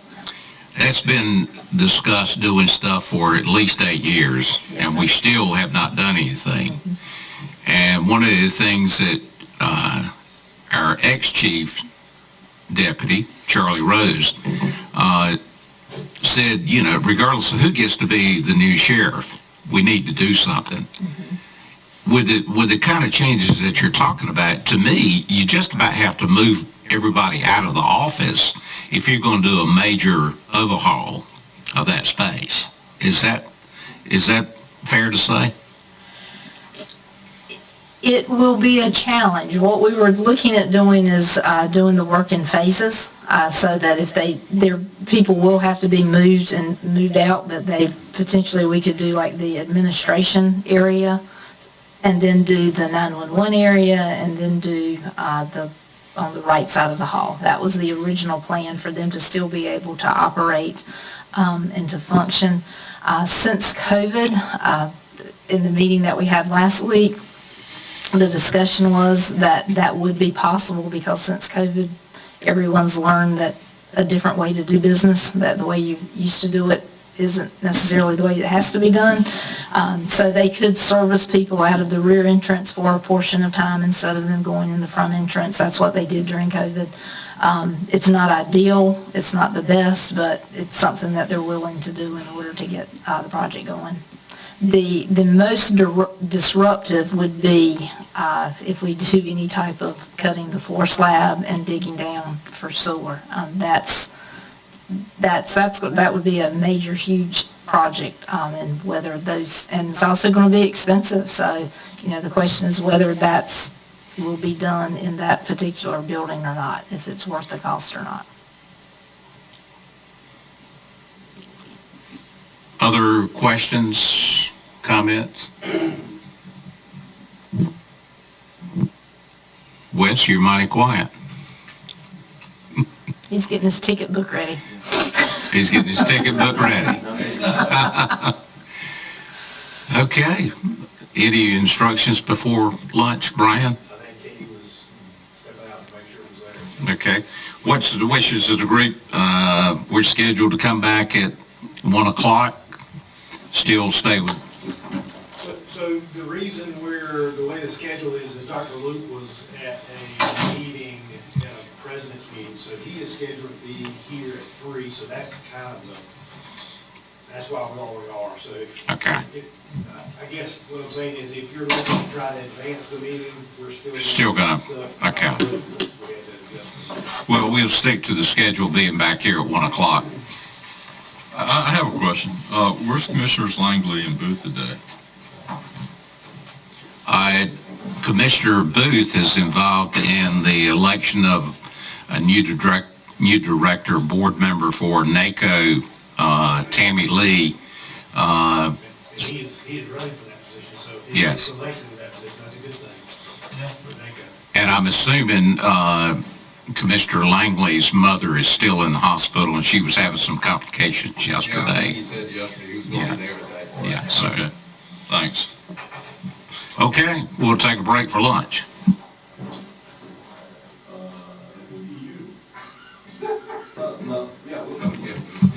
Okay, we're back from our lunch break, and we're down to economic development. Brad, welcome to the afternoon session. Thank you. I appreciate the opportunity, and again, make apologies. This is my first time presenting this type of meeting, but I think I understand the assignment, so I'll try to do my best. But certainly, if you guys want to have more information or whatever, I'm happy to kind of dig into some of the details. So, if I understand correctly, you'd like to kind of hear what we've been up to in the office for the last year or so, and my time being somewhat limited with the county being the last 9 months or so. And so one of the things that I thought was very important for me is to kind of get the lay of the land first when I got in the office, and certainly get up to speed with Sue Squires, who's my right-hand person, the economic development specialist. And she had a lot of institutional knowledge about what had been going on in economic development office prior to my arrival, and so she was kind of great in getting me up to speed. But also getting out and talking to allies and partners, and I've tried to do that as much as possible. We kind of have the standard set of partners like the Chamber of Commerce, the community college, the school system, statewide folks as well, not just local, but also the Economic Development Partnership, Electricities, Duke Energy, some of the utilities and power providers, and just trying to, get up to speed on what they've done here in Beaufort County through economic development, over time. And so, trying to do that, but also really looking at it with a critical eye. And I've kind of used the model of, start, stop, and continue. And really looking at, I didn't want to come in and just start from scratch or come up with, or just continue on everything that's been done in the past, because I want to kind of put my spin on it and bring what I knew and to bear on economic development. So, we start looking at, what is really working in our office, and we want to continue. And some of the stuff is pretty basic, things that, economic development offices would do regardless. We also looked at things that maybe weren't working, or things that maybe we couldn't shuffle to other partners and partner with them and let them carry the lead and the heavy lifting in that subject area. And so maybe not stop, but kind of shift our focus. And then in a few instances, we've already started to think about and enact some things that we'd like to start doing that just hadn't been done or was done differently. So that was kind of one of the important things, just kind of evaluating what had been done and to be efficient. I mentioned kind of talking to the allies. Of course, I definitely wanted to mention the Committee 100 as well as the municipalities. We certainly are working hand in hand with the City of Washington, Aurora, Belhaven, Bath, and others on issues that is important to their community economic development. Business retention and expansion is always a key function of economic development. If you can't keep your existing industries happy and successful and growing, you really have no business trying to recruit new companies to your community. So that's always important. Economic development, they'll tell you, I think the stats vary, but 75 to 80% of the new jobs and investment come from your existing companies. And so we certainly make it a priority to go out and talk to companies, visit with them, be familiar with their leadership and HR managers certainly, and hear kind of how things are going. Are they able to hire the workers that they need? Are there special new things? We certainly want to hear firsthand if there's unexpected closure or a layoff so that we could help them find out what the cause of that is or help support with workforce development folks. We certainly also want to be on the front lines when they're thinking about adding and expanding so that we could help with the programs that are available at the local and state level to support their growth. And really, again, the bottom line for economic development and the citizens of Beaufort County are increases in jobs, good paying jobs with benefits, and increasing the tax base. And that's our really fundamental mission, just those two items. And that tax base goes, again, to support fire departments, police departments, school systems, all of the services that government provides through the tax base created by these industries. And so that's important. Again, visiting is a little bit of a challenge sometimes because they're very busy. I mean, they're focused on creating their products and getting product out the door and going about there every day. But we want to get out there more, and post-pandemic, it's making it a little bit easier. They're opening the doors and able to come visit. So we're doing that. We're also actively kind of assisting them with projects. We've had several companies that have had, one-off things that they really need some help with. And so we're, whenever that pops up, if we don't have the resources in-house to do that, we look for partners that can maybe help or technical assistants that might could help and just kind of be that referral unit for companies that are here in Beaufort County to partners and resources outside. Hand in hand with that is workforce development, talking to the companies, and I think y'all have been out to enough of these visits and talked to leaders in the community. Workforce is a very needed thing, workforce development, very needed thing. What keeps them up at night is, are they going to be able to keep new employees coming in the door when all those great experienced folks retire? And that's, on us collectively to make sure, and certainly our office isn't maybe the lead in that, but we help kind of coordinate. And the public school system plays a key role in that, as well as the community college system. And so we've got a workforce development group. We've formed kind of a team that is going to meet monthly. And certainly those two organizations, we've got vocational rehab, workforce development board, through Rivers East, the NC Works Career Center, and other partners are going to kind of be joining us. And one of the things we've talked about doing is we're going to meet monthly, and we've kind of put together a program of work. We're going to be doing visits collectively to the companies so that I'm not visiting them, and then 2 weeks later, somebody else is visiting them, and it's just inefficient. So we're going to kind of go together, and certainly we're going to be inviting some of the county commissioners, you all, to come and join us and kind of hear firsthand and walk through, because I've always found it very informative to see how the products are made, who are the people that are making them, what skills they need and have, and it's good all around.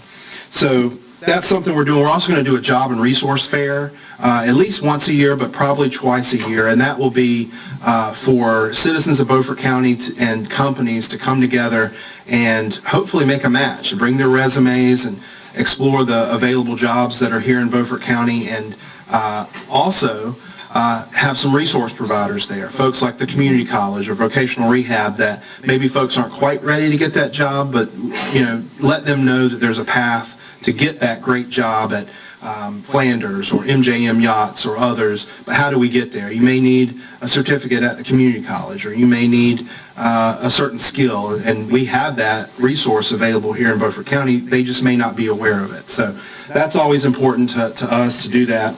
New industry recruitment is a key important thing. I mean, when you think of economic development, you think about the elephant hunting and bringing in the big new industry, and everybody loves ribbon cuttings and groundbreakings. And that does take up a fair amount of our time. We are actively responding to requests for information, typically from the state of North Carolina Economic Development Partnership. And so those typically are done, companies looking to locate not just in North Carolina, but worldwide and in the southeast U.S. So they're looking for, sometimes they narrow it down a little bit, and they'll say, I want to be in either South Carolina, or North Carolina, or Virginia. And the state folks will send out a little questionnaire that says, my client needs this size building, this type of utilities, this a level of workforce, and what. And so we're always sending those off, and I always liken it to fishing. You're casting, and you're hoping to get a nibble, and you're hoping to reel it in a little bit, maybe get a visit, and hopefully reel it in and land that big company that's going to come here to Beaufort County.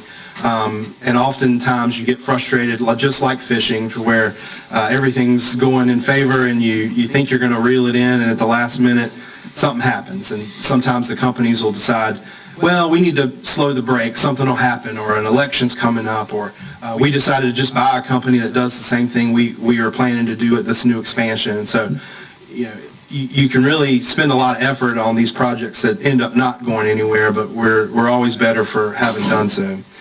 Hey, Brad, real quick, and something that the board, Brad and I have had the conversation about companies that we are responding to. And I think previously our reaction has been, we're going to chase everything there is. Anything that gets sent to us, we're going to chase it. And that's not necessarily what we ought to be doing. We have certain clusters here that are good clusters. We have certain resources that are here that are appropriate. And we need to fine-tune our, it's okay to say to the state, that's not a good fit for us.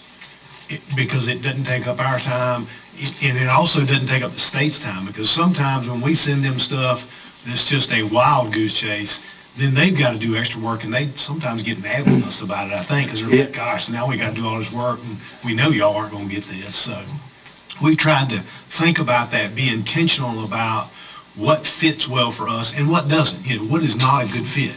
And let's not go chasing that, because it's not what we need. Yeah, that's a very important point, because in those requests for information, they'll be very explicit, about what they're looking for. And if we don't meet those requirements, there's just no point in submitting for that. And then again, if they're looking for 50 acres and we only have 25 acres, when they're reading through all that information, they find out, well, you only got 25 acres. This is not going to work. And so we certainly would love, it's a common refrain in Eastern North Carolina, we want industry here. And we've got the people, we've got the buildings and sites and resources. And so we don't want to chase all these big things like an Apple headquarters necessarily in Washington, but we want to find out what's right for us and what our labor force can sustain and what our utilities can sustain, and really what we want. We're in a point in Beaufort County where we can be a little bit selective. We're not just taking any project that comes along and maybe with low paying wages and not good for the environment, or what have you, not paying good benefits. So, we certainly are going to chase every, legitimate lead and try to, land that project, but we're going to do it judiciously and play into our strengths. And I'll get a little bit about that and some things we're going to look to in the future as well. We're actually working a number of projects, not just new companies coming in, but also existing companies that are looking to expand, or some companies maybe that are in our region that would like a location in Beaufort County or otherwise. So I won't get into too many details there, but just know that we've got a number of irons in the fire, and more than likely at least half of them will work out. And so we are hopeful to have some announcements here in the next month or two on a number of fronts, and so those will be great for everyone concerned. In economic development, the common refrain is you can't sell from an empty cart. Without product, you will not have any projects. And projects, of course, are companies looking to expand. And so if we don't have buildings or sites for companies to come look at and possibly purchase or lease, we just are dead in the water. And we are fortunate here in Beaufort County to have a number of great product industrial parks and sites that people would be interested in, that the due diligence studies that are really the studies about the land and the infrastructure and the water and topography and all those things that companies are looking for to help reduce their risk and make them feel comfortable and come into your location. We've got that. We've got the Washington Beaufort Industrial Park, where our office is located, that has still a number of acres there, about 45 or so acres. It's what we call shovel ready. It's got, a planned industrial park. It's got covenants. It's zoned properly.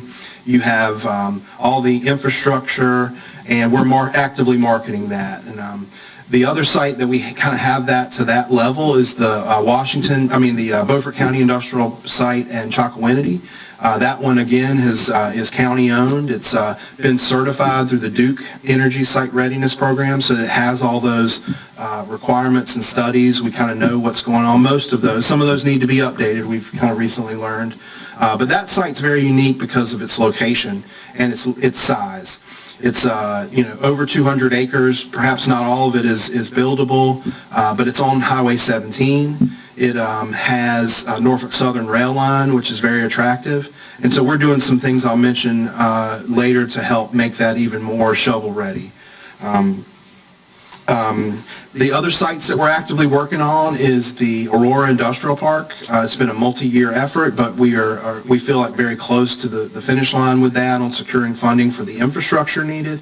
And you guys have certainly been a part of that with your offer to help loan some of the funds to purchase the land out there. And so that one is a smaller industrial park, about 30 acres in the town of Aurora, that would help not only be the site for the community college satellite campus there, satellite facility, also an expansion of the fire and rescue department, but also contractors and vendors that work on site at Nutrien to have a location for them to be kind of off of Nutrien's site, but very close proximity. And then also an opportunity for us to recruit that new company that would locate in Aurora. And we feel like, and talking to the Aurora folks, that industrial park, getting some wins there will help kind of start the ball rolling for some of their reinvigoration there of the town of Aurora. And so we're certainly working on that actively.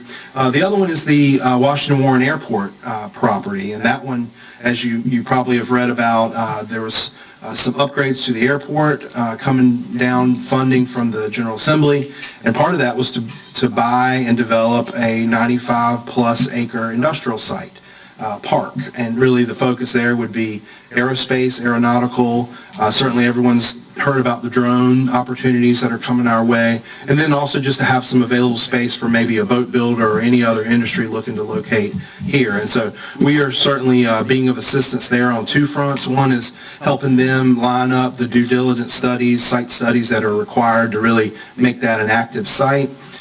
Also helping them secure infrastructure grants through the state utility finance area, but also helping them work projects. We've had a number of projects that have come about directly through the airport for companies wanting to locate here, and so we're a part of that and helping them with project activity there. We're always on the look for buildings. If anybody may see this, has a building of really any considerable size, 5,000 square feet up, we would love to hear about it and get it on our site and building database, because we've got active companies that would love to be here, but there's just not a building for them to go to. I'll get into that a little bit as well. In fact, one client actually has an interest in the building that we're currently located, the Skill Center, and that's owned by the Committee 100 and funded through grant sources, but that's something that we are looking at as well, that perhaps we may need to find some other offices temporarily for this company to locate there. So that's something that's just kind of initially getting started. We're trying to get more funds through the North Carolina Railroad.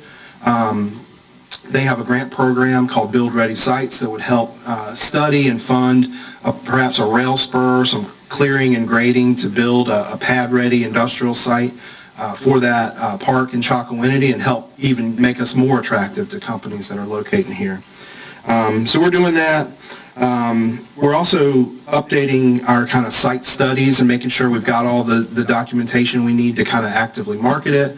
If you liken it, if you're purchasing a house, it's like a home inspection. Clean bill of health, everything's good to go, no big concerns with the site, and really it helps the companies feel a certain level of comfort in locating in and they're investing a hell of a lot of money. And so we want to make sure that there'll be no surprises once they start digging and building foundations all out there. Yeah, Brad, real quick, and just to let you know, I mean, it's something you may not think about, and it didn't really hit home to me, although I knew it. It just really didn't hit home until the other day when we had this meeting with the folks from about the rail spur. When there are companies looking for property, they do a 30,000-foot look at it. And what they do is they pull up things that is generally accessible to anybody. And we don't even know they've already done that, and we've already been eliminated from the process as we go. So one of the challenges that we find at the Chocowinity Industrial Park is the amount of wetlands that are out there. And when you look at some of the existing surveys that have been put out there, they're rather large. And talking with like the guy who farms it, he says, these aren't perpetual streams. So this is really not a wetland area. But when you look at that publicly available map, they look at it and go, okay, is this delineated for us? Do we know exactly where the wetlands are? Do we know exactly where we can build? And you don't. So they say, well, we're not wasting time on that because it's all about speed to market. The faster you can get to market, the better off you are. So we get eliminated, we think, on a lot of that stuff. That's what the consultant said to us. The next thing you need out there is to delineate these wetlands so that a company will say, okay, we know exactly where we can build. So those are some of the things we were talking about. Yeah, it's exactly right. I mean, the way site searches typically work, and these are the companies that are looking for a big expansion, they hire these groups called site selection consultants. And they're basically boutique. Sometimes they're engineering firms, sometimes they're real estate firms, sometimes they specialize just on site selection. And what they give them is a list of parameters and say, we need to be close to our market, we need to be in this tax environment, and go find us our next great site that we can be successful. And those consultants, they've got a pretty tall order in front of them because they've got to search not just the U.S. but the world sometimes about what's the best location for this company to go. And so they start searching, and like Brian and I had seen, they pull up their own desktop and they'll say, your community doesn't fit the criteria before we even know that we're being looked at. And it's kind of scary. I've been in meetings with a site selection consultant, and I've never met this person, and they're telling me exactly, oh yeah, you've got that industrial park, and we've looked at it, and it just wasn't right for this particular project. And they're quoting information about the site that I didn't even know they knew we existed. So that's kind of the name of the game. And so we've got to make sure that we're being attractive and being proactive and putting that information front and center for these consultants who, again, we want to make their life easier. If life is hard for them and they're not in it to do us a favor in Beaufort County. They're in it to help their client find the best location, and they got to do it quickly. And so we've got to kind of help do a little bit of that legwork for them on the front end and put all of our positive assets, our sites and buildings front and center. And our website's really a good starting for that. And so that's something that we talk about for the future that we would like to do, but also making sure that we've got updated due diligence maps and all of that stuff ready to go. Marketing is another area. I mentioned the website. That's our front door. Typically, economic development organizations have a ton of information on there, workforce studies and information about the quality of life and the available sites and buildings, just a resource of information. And what the consultants tell us is, they can find a lot of that stuff on their own, and typically they trust their own data better because we're a little biased. We're going to say everything's great in Beaufort County. But there's a lot of level of information that's just not available. And so the website and social media and LinkedIn and others is a way for us to tell our story and be a little more nuanced about why it's great to invest in Beaufort County and the great people that live here and want to work, and what we can do to help support their industry once they do locate here. And so part of that is really getting out there. And if you just sit by and wait for the phone to ring, it may not happen. And so for us to really pay benefits for the citizens of Beaufort County, we've got to work hard. And part of that is building on existing relationships. And like I said, I've been doing this for a few years, and I know certainly a lot of these site selection consultants, and they make it easy. They have conferences where they meet regularly, and they're all in one place. And so those are great opportunities for me to go personally and tell about Beaufort County and to talk to them about why Beaufort County is a great place to invest and learn about, cutting edge things. Maybe there's a new industry that's popping up like has been in the past, electric vehicles or AV or what have you, new welding, carbon fiber or what have you, and learn about those opportunities that we can maybe would be a good fit for Beaufort County. And so that and trade shows, going to specific, and Brian alluded to our clusters that we have, boat building, air filtration, welding, again, agriculture, and likely it'll be aerospace coming up in the future with the resources that the airport has and things we're doing. So those are areas that we'd probably like to put some more resources and more of a focus on, and I'll get to that a little bit in our kind of what we'd like to spend in the future. One of the things we do, it's not really our core function, but small business, retail, entrepreneurship, people looking to start a business. We are certainly not the lead. We just don't have the bandwidth or staff capacity to be that agency that handles all of that. But we've got great partners here in Beaufort County with the Community College, Small Business Center, ECU with the Small Business Technology Development Center, other nonprofits that are out there that have assistance and wanting to counsel people starting a business.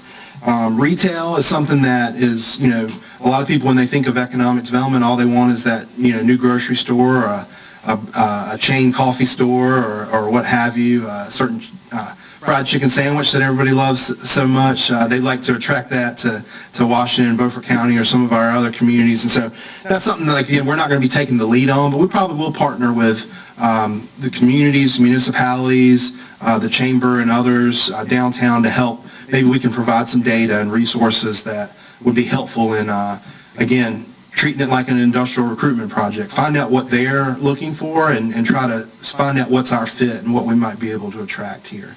So that's something we're doing. We're also, again, Rise 29 through East Carolina University, they have is putting out teams of ACU students focused on entrepreneurship and helping businesses in the region work through problems and challenges that they're having. And so we're certainly still partnering with ECU and Rise 29, and honestly, Beaufort County has been the biggest kind of recipient of assistance through that program.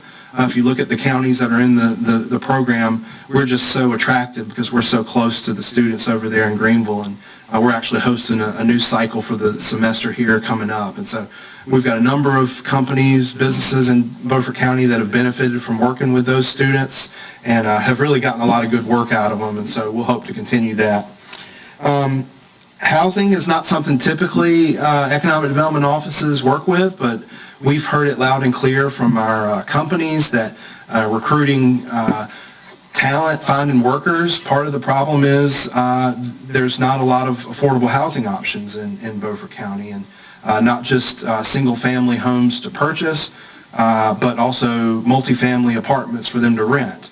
And we often will lose folks to Greenville because there are a lot of apartments over there. And as everyone knows, that easy commute makes things more stable for the companies. And so they would love people living and working here in Beaufort County close to their companies. And we certainly would love to have those new residents coming in and paying taxes and buying stuff at the grocery store and pumping gas and all those things that make the dollar circulate in our own community. So that's something that we're just kind of... Yes, sir. What would you suggest government could do to effect affordable housing? Well, and that's something, we really have not quite got into it. But one of the things that I've had a gentleman in my office say the exact same thing. I'm not sure, government necessarily has a role, and I don't think we want to be the developer, owner, landlord of this housing. I think what typically governments have done is partner with the private sector and maybe understand the problem a little bit more and help them maybe find out what that barrier to the developer doing it on their own. A good example in Greenville that a lot of my experience has been was the student housing that took place, high-rise apartments around the university. People used to say nobody wants to live down there close to downtown, and the students want to live, other places. And so we had one developer, and he happened to be local. He went in there, and to prove the concept, there was some incentives for him, to buy down the cost and make it more affordable. So once he did that and filled it up with students, the private sector came in, and they started doing it on their own dime. And the government kind of took a step back and didn't have to, then 5 or 6 apartments popped up overnight, it seemed, in Greenville. And so that's kind of the concept in a nutshell. Is we just kind of want to get the ball rolling on affordable housing. I don't think long-term we want to be, the power behind it. I think we just want to kind of show that it's needed here and overcome some of these obstacles, initial barriers for private developers to come and solve that problem, let the market solve it here in Beaufort County. Let the market solve it. Okay. I think we should all be able to agree with that. That's how economics work on a broad base. However, what if we were to put money in, start this little incubator project in real estate? What if it doesn't work and we've got something wrapped around our necks? And what if it made the market worse, which it probably would do if it did anything at all, and if it didn't work? So there's a wide berth in an area like this. Now, Pitt County's busting wide open, and I can see why a very progressive government in Pitt County may want to do that. However, we're not that way. We really don't have a progressive base of voters, and we don't really have a progressive economy. So, should we flail against natural market conditions and hope for the best, or maybe do some things from a wise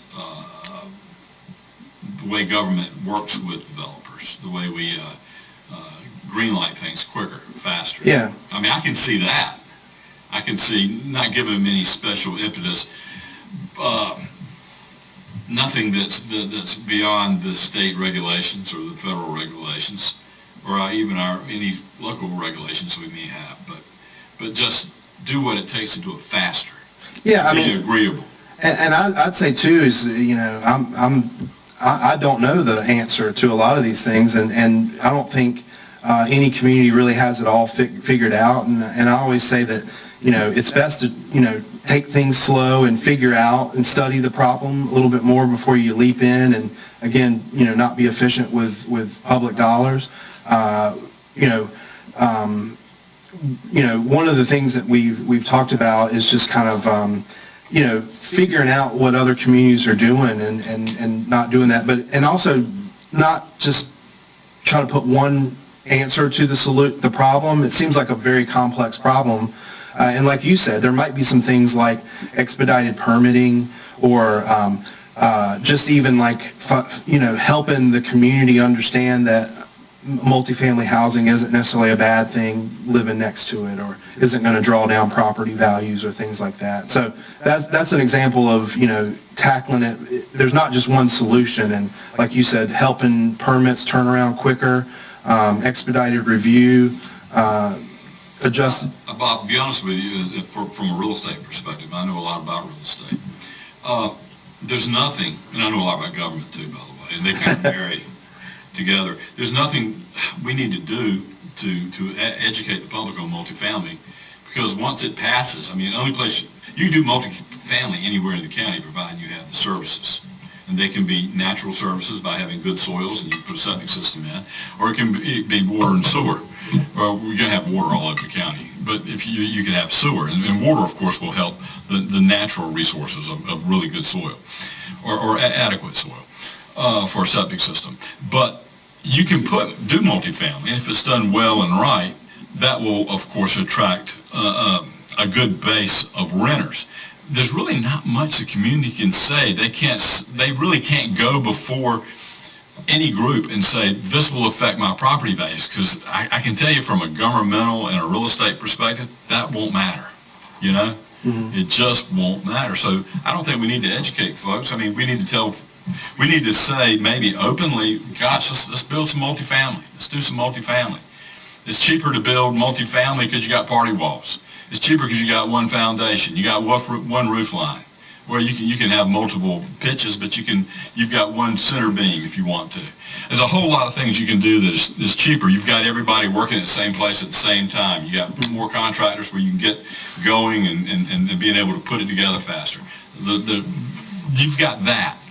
You could actually, there's been some great technology of building properties, structures in warehouses, stick built, 2x6 walls, ceilings 2x8s on 16-inch centers, 2x10 floor joists on 16-inch centers. Bring them in stick built and assemble them and build whatever house you want it to be, however you want it to look. It can be a Victorian with 7 gables. You can do a whole lot of cool stuff now. Maybe educate folks as to all these different options, and maybe help look for ways to negotiate a more inexpensive way to use the manpower. But as far as the ground, the footprint, that's the real estate. That's where it begins. And that is how we begin our taxing on everything, is that parcel. So there's not much we can do and stay within the guidelines of good economic thought processes, and even real estate law. Yeah, and I'll say this too, I think we're to the point now is just understanding that we need more affordable housing. I don't think anybody really has yet a preconceived notion of what it'll look like. Certainly our office is not going to be taking the lead on all this. It'll be a partnership and looking, and a lot of this is really, the municipalities really have a bigger role to play than the county. And so, I think all solutions, like you just said, prefab, modular housing should be part of it, expedited permitting, all options should be on the table, and find out what's right and what's acceptable to the citizens of Beaufort County. But without putting our own money in it. How are you doing the legwork? Brad, we're down to 10 minutes left in your presentation. Can we move from Hazen? Yes, sir. Okay. Yeah, and really wrapping up, there's a couple special things that we've done over the years since I've been here that, we're proud of. The Economic Development Partnership of North Carolina, which is the state developers, along with some folks from Commerce. They came down and did a regional meeting here in Washington. They spent the night. We had it at the community college. We had economic developers from across our Prosperity Zone come and present to those folks in kind of a speed dating format, just to update them on what great new product they have, so that the state developers are aware. They did that here. We have done a program sponsored through the Electricities of North Carolina, where a site selection consultant came in and kind of gave us a trial run, and we responded just like a real regular project, and they came in for a visit. And their focus was foreign direct investment, so international companies looking to invest in Beaufort County. And they've actually certified us as a foreign direct investment certified community out of that. So that helps us, we kind of understand the lay of the land a little bit more, and you'd really be surprised that we've got a number of internationally owned companies here in Beaufort County now, 2 from Germany and others, Canada and Nutrien, of course, and others. So that's important. Again, this North Carolina Railroad grant we're going after will really be helpful. We've been very fortunate to have, to augment our staff through internships. One is through the Lead for America program through AmeriCorps, and we've got a gentleman, Zach Allen, who's a recent graduate of East Carolina, who's being funded through that program and is working out of our office. And we've also been approached, and they're advertising it now for through ECU, a local government fellow intern over the summer. So we should have that person in helping out in the office and doing meaningful projects related to economic development. I've been asked to participate in the Economic Development Partnership of North Carolina Advisory Board. They have this advisory board is made up of economic developers at the local and state and the local and county level across North Carolina, and there's 2 from our prosperity zone, and I'll be serving that to help kind of inform the state folks on what they can do to be more helpful to us to land projects here in Beaufort County. Talk a little bit about just what I'm looking forward to the next fiscal year now that I've kind of, gotten the lay of the land a little bit better. I'm still, don't know everything about it, but, and I've kind of touched on some of these items in my earlier presentation, but travel. I'd like to get out a little bit more and market directly to the site selection community and go to some trade shows.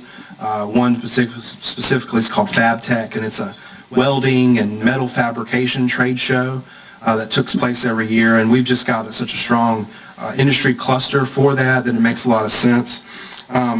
Professional services is another area that I think was increased in the last fiscal year, and we'd like to maintain that and look at what we really need to do there. But Brian talked about the site studies, like a wetland delineation. One thing that came out of our study from the foreign direct investment folks was that they felt like we needed an updated labor study. And that really is telling us exactly a little deep dive into our region, not just Beaufort County, but our neighboring counties as well, as what type of skills and what type of employment opportunities would we be best to go after.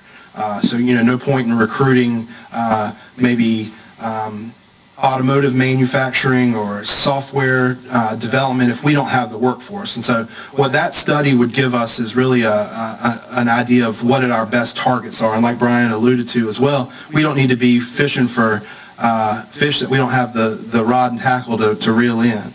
And so that's something. Also, again, the website, other things as far as professional services, we've talked. I've seen done in other communities is kind of a target industry analysis.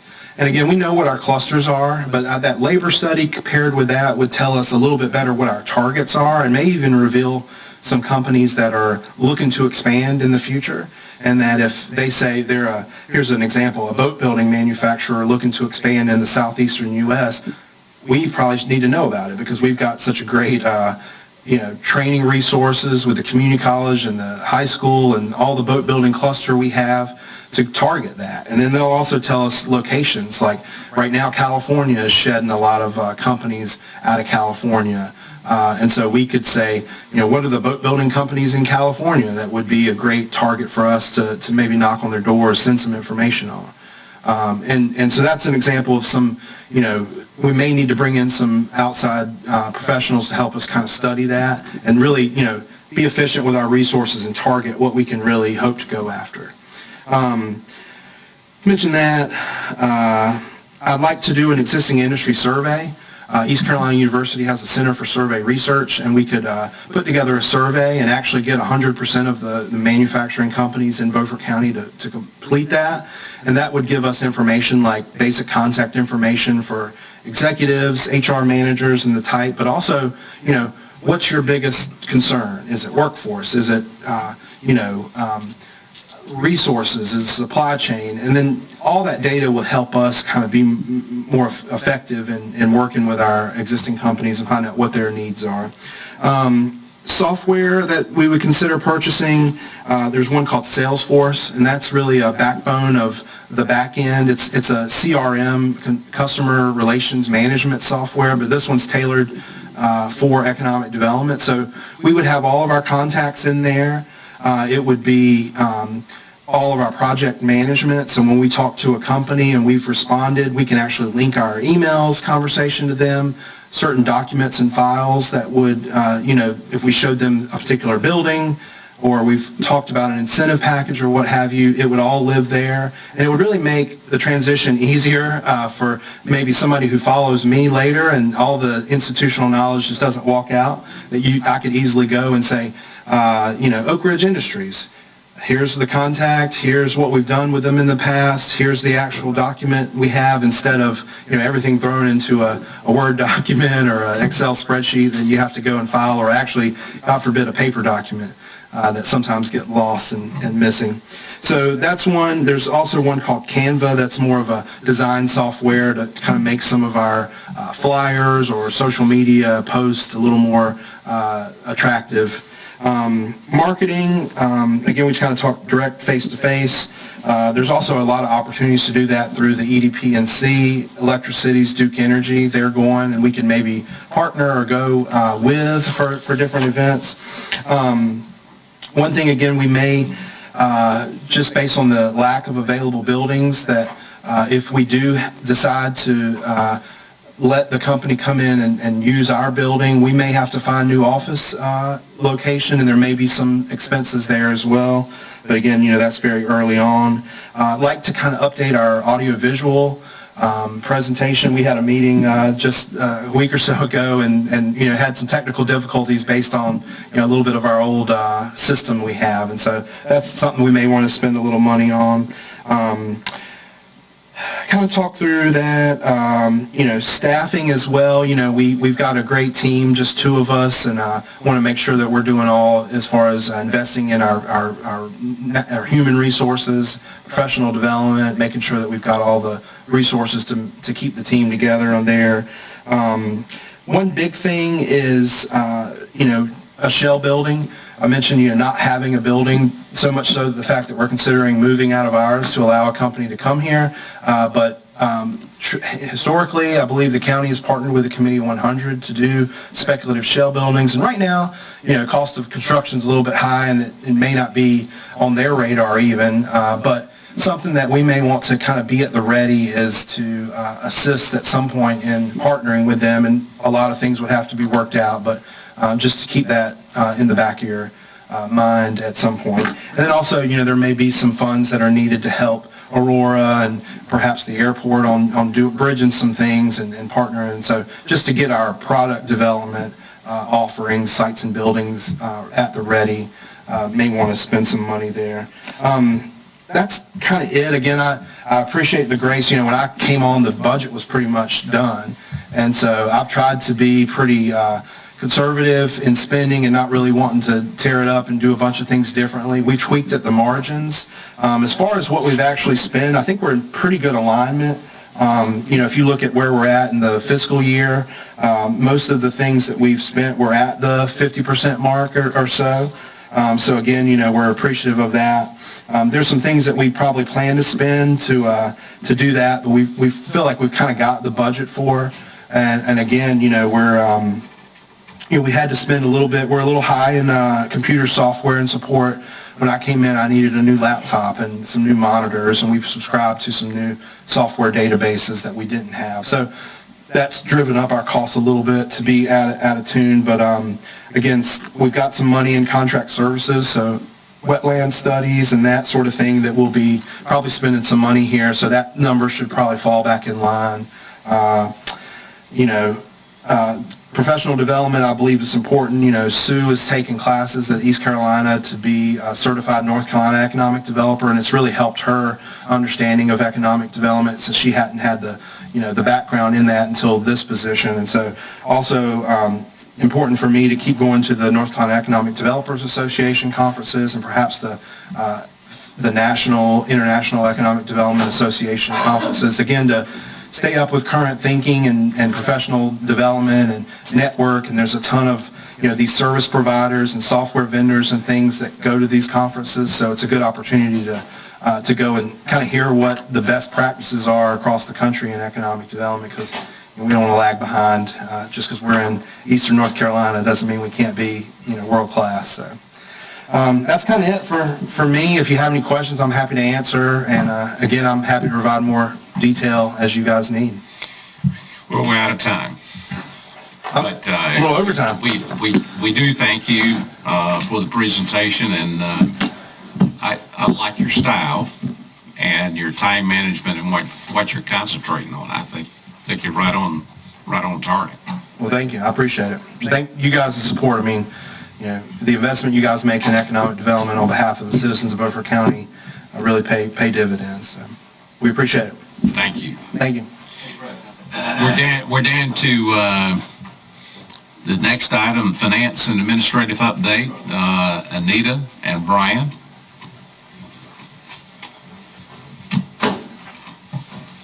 Thank you, Mr. Chairman. So Anita's passing out the packet that we're going to talk a little bit about. First of all, I know that you guys are aware. You all got the email. We haven't seen the letter in the post office yet. And I'm assuming the letter was probably coming directly to the county. But you all got the email from Americans United for Separation of Church and State. I didn't get that until one of the commissioners forwarded it to me. So we've talked through that. It's been forwarded to the county attorney for his review. So essentially, what they are saying is that they, as an organization, have received a complaint about the way the Board of Commissioners handles its prayer, and that you are in violation of the Constitution's the Establishment Clause and how you're doing that. And essentially, what they're saying is, because of the way we do it in having commissioners lead the prayer and asking folks to join in with them, that's a violation of the law. Because when commissioners as elected officials pray in public in a meeting, it then is viewed by the courts as government speech. And the Establishment Clause essentially separates that. So they're asking you to look at your practices. They're giving you some recommendations based on what they believe the law is. Like I say, the county attorney is reviewing that.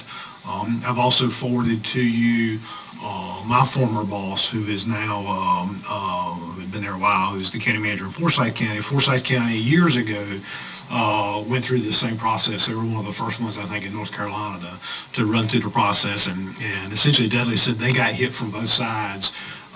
He said very cordial, because you know how it's played. There are two sides that are trying to take an issue, and they both want it to be of a really clear matter so that they can both take it forward, get it through the court system so they can get it to the Supreme Court and get a ruling on it. And they used part of the Forsyth County, the way they were doing their things, as part of that suit to get them to a position where it would finally get to the Supreme Court to get a ruling. And he said, it was really interesting. He said they didn't spend any money on it. Both groups that came in were spending all the money. And but so from this piece, I've sent you that information that they follow. I think the attorney that has sent this from Americans United has suggested that if the board wants to continue doing what it's doing, if the board wants to continue having elected officials, instead of leading a prayer, have a moment of silence that's led by the elected official, and not asking people to join in. If people would like to join in, they can join in, but not asking them and asking them to join in. There are other mechanisms of doing that. You could also, as the way they say, you could invite clergy in so that it is not an elected legislative person who has lawmaking authority, is not the one delivering the religious speech as they define it. So you can invite clergy in to do that for you. Like I say, the county attorney's looking at all that. and how you want to do it. One of the other things that I know Forsyth said they did was they separated the prayer from the meeting, essentially, so it's not on the agenda. You know, on our agenda, we say pledge allegiance and prayer. They essentially separated that, and they have the prayer.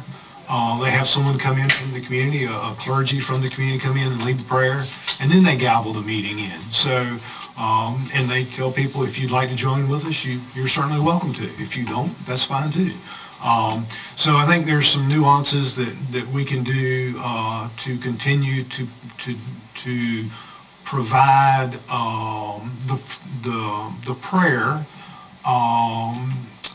and that religious influence that is historic in nature. I mean, they talk about that in the brief, that, you know, historically, that is something that has occurred. The legislature opens their sessions with prayer. They have a chaplain that does that. It's the legislators are not the ones that lead that prayer. It's a chaplain that does that. So I'm surprised that it has actually, you know, I think several years ago we talked a little bit about this. I think with the as your meetings become more and more widely viewed, then you anticipate these things are going to come. So it's something the board just needs to direct with the advice of county attorney on where you want to go with that and how you want to respond to it. So, Would it be okay with the commissioners at our February meeting if we invite somebody in from the outside and we do it before we actually begin the meeting? Yeah, I mean, I think from the perspective of the board, while we go through the opportunity of putting some stuff in place, I think if you want to invite someone in to do that, if you want to have a moment of silence, and, you know, I think that the good thing about this letter is they're not saying, oh, you can't do anything. They're saying, here's what the courts have ruled that you can do, and they give you that blueprint.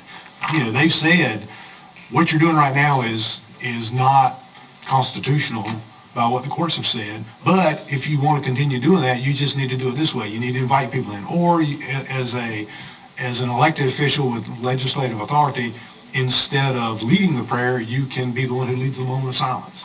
So they've given you a blueprint. You know, they're trying to be cordial about it, but so in order to give us some time and for the county attorney to put together how that policy and for the board to approve that policy, that would probably be a good thing to do.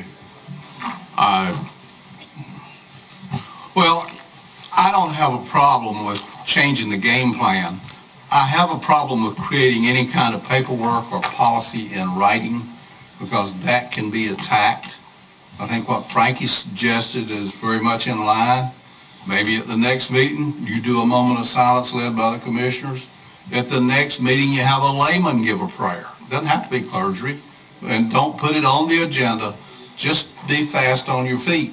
You're not giving them a target when you do that. I think if you vote in any kind of policy, put it in writing by the board, you got a target. And you don't want a target. I'm sort of like Hood. I hate to see us, you know, have a 3-page resolution and then have a 2-page policy.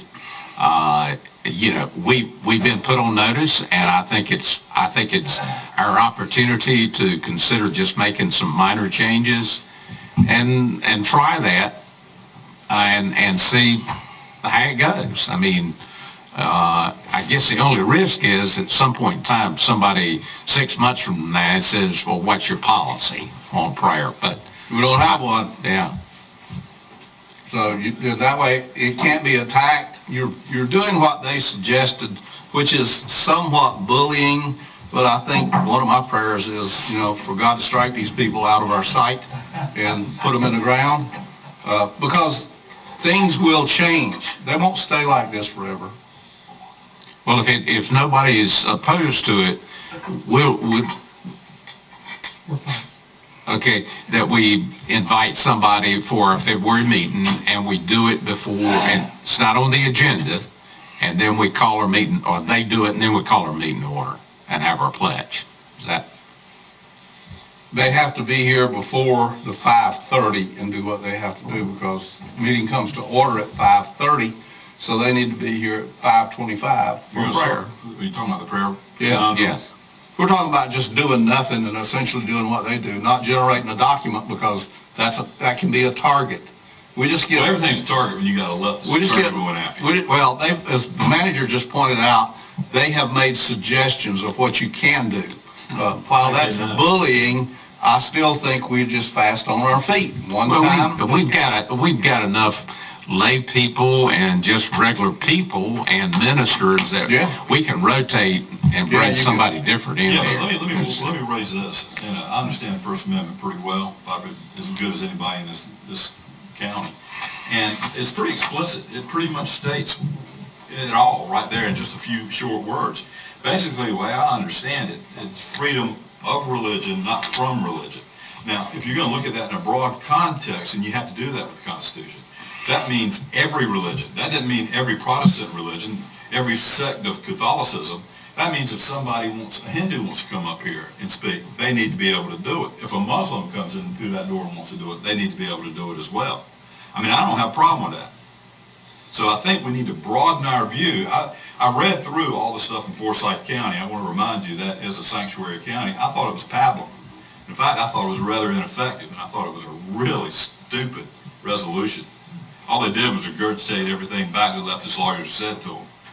So, I mean, if you want to run from these leftist lawyers and say they're in control, let me tell you something. We're not running from them. We're just changing our style. We should not. Why? We should not be frightened of these people. We're not. I'm not frightened.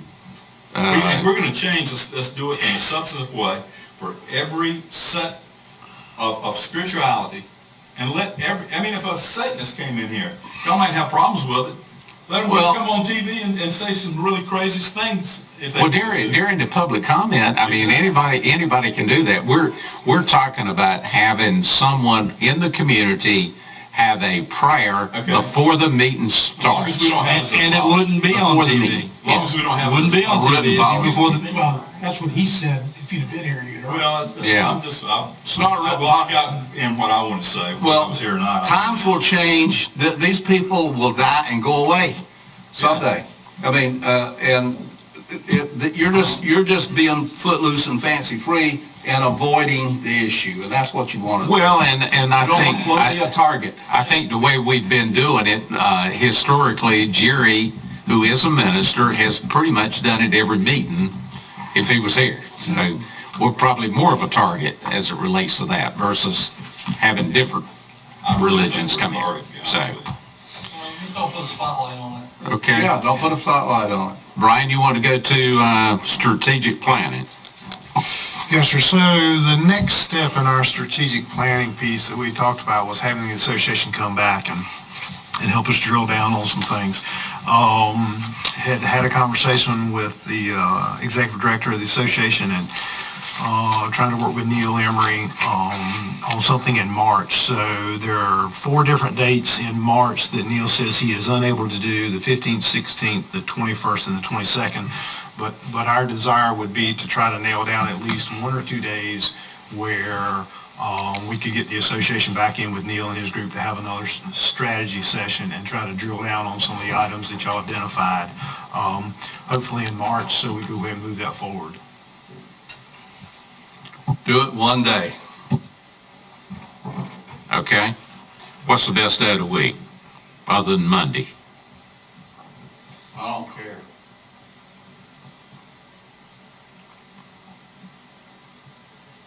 Is a Thursday okay?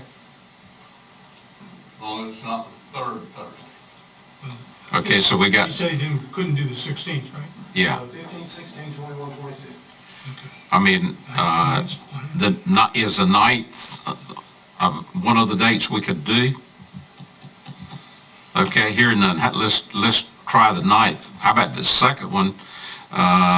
Would that be the 23rd? Could we try the 23rd? Is that anybody? Good either one. Okay. How about if you, Thank you. I'll work with him on that on either the 9th or the 23rd to see if we can nail those down. okay. Thank you, Brian. Yes, sir. So, and then the next piece I have on that was the pay study. I think we had a little bit of conversation about that, and really just wanted to, just hit that again. I know that we talked at the last board meeting about the study that was done. As you'll recall, the board approved that study and it was done in 17. We partially implemented it in 21. So we never got to where we completely needed to be on it. Obviously, the markets have changed a bit, and there have been some adjustments that the board has approved since that time.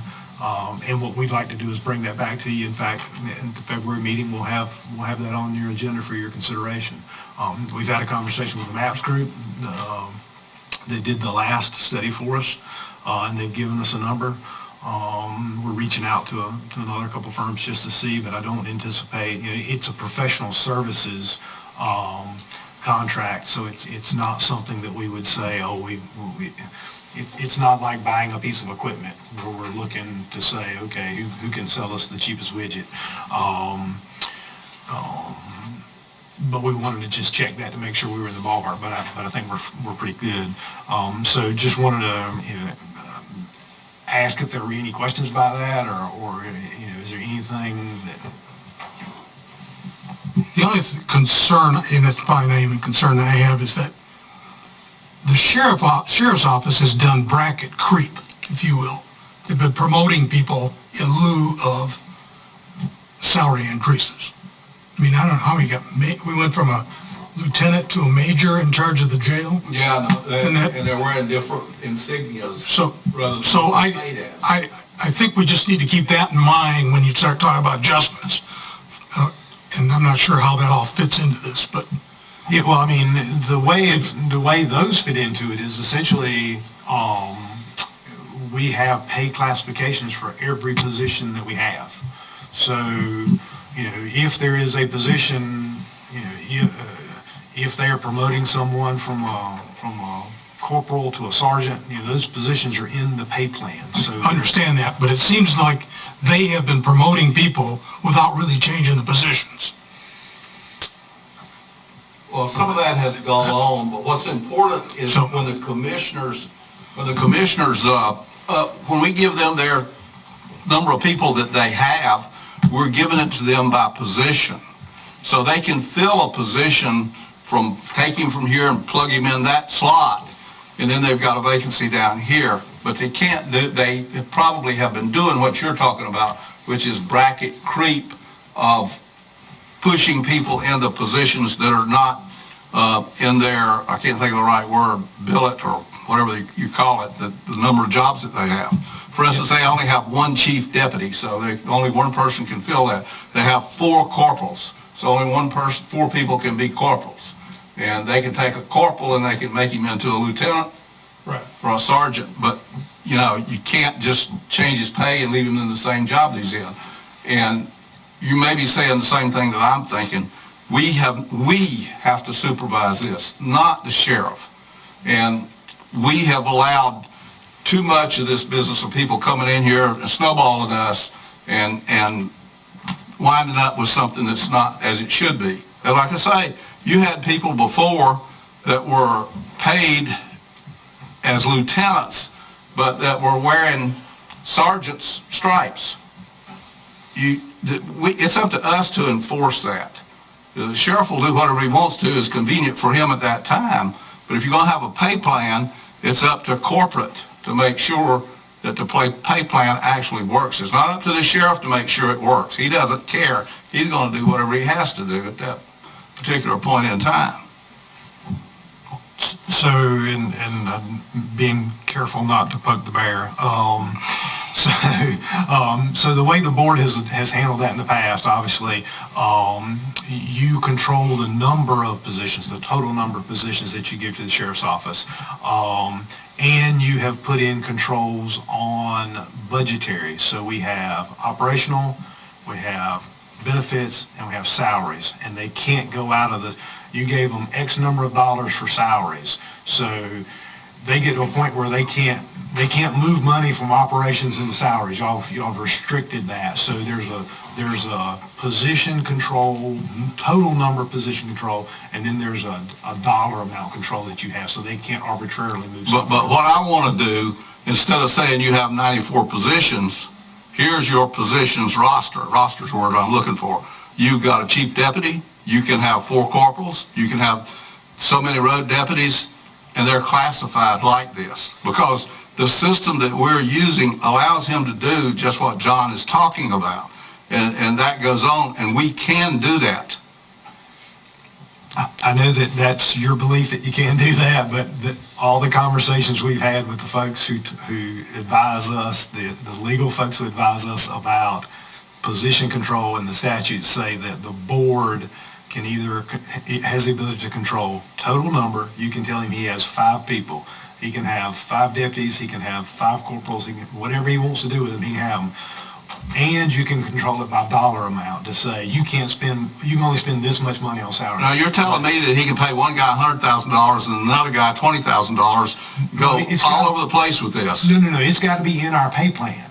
It's got to be in our pay plan. It has to be a place in our pay plan. But a pay plan is just a job description.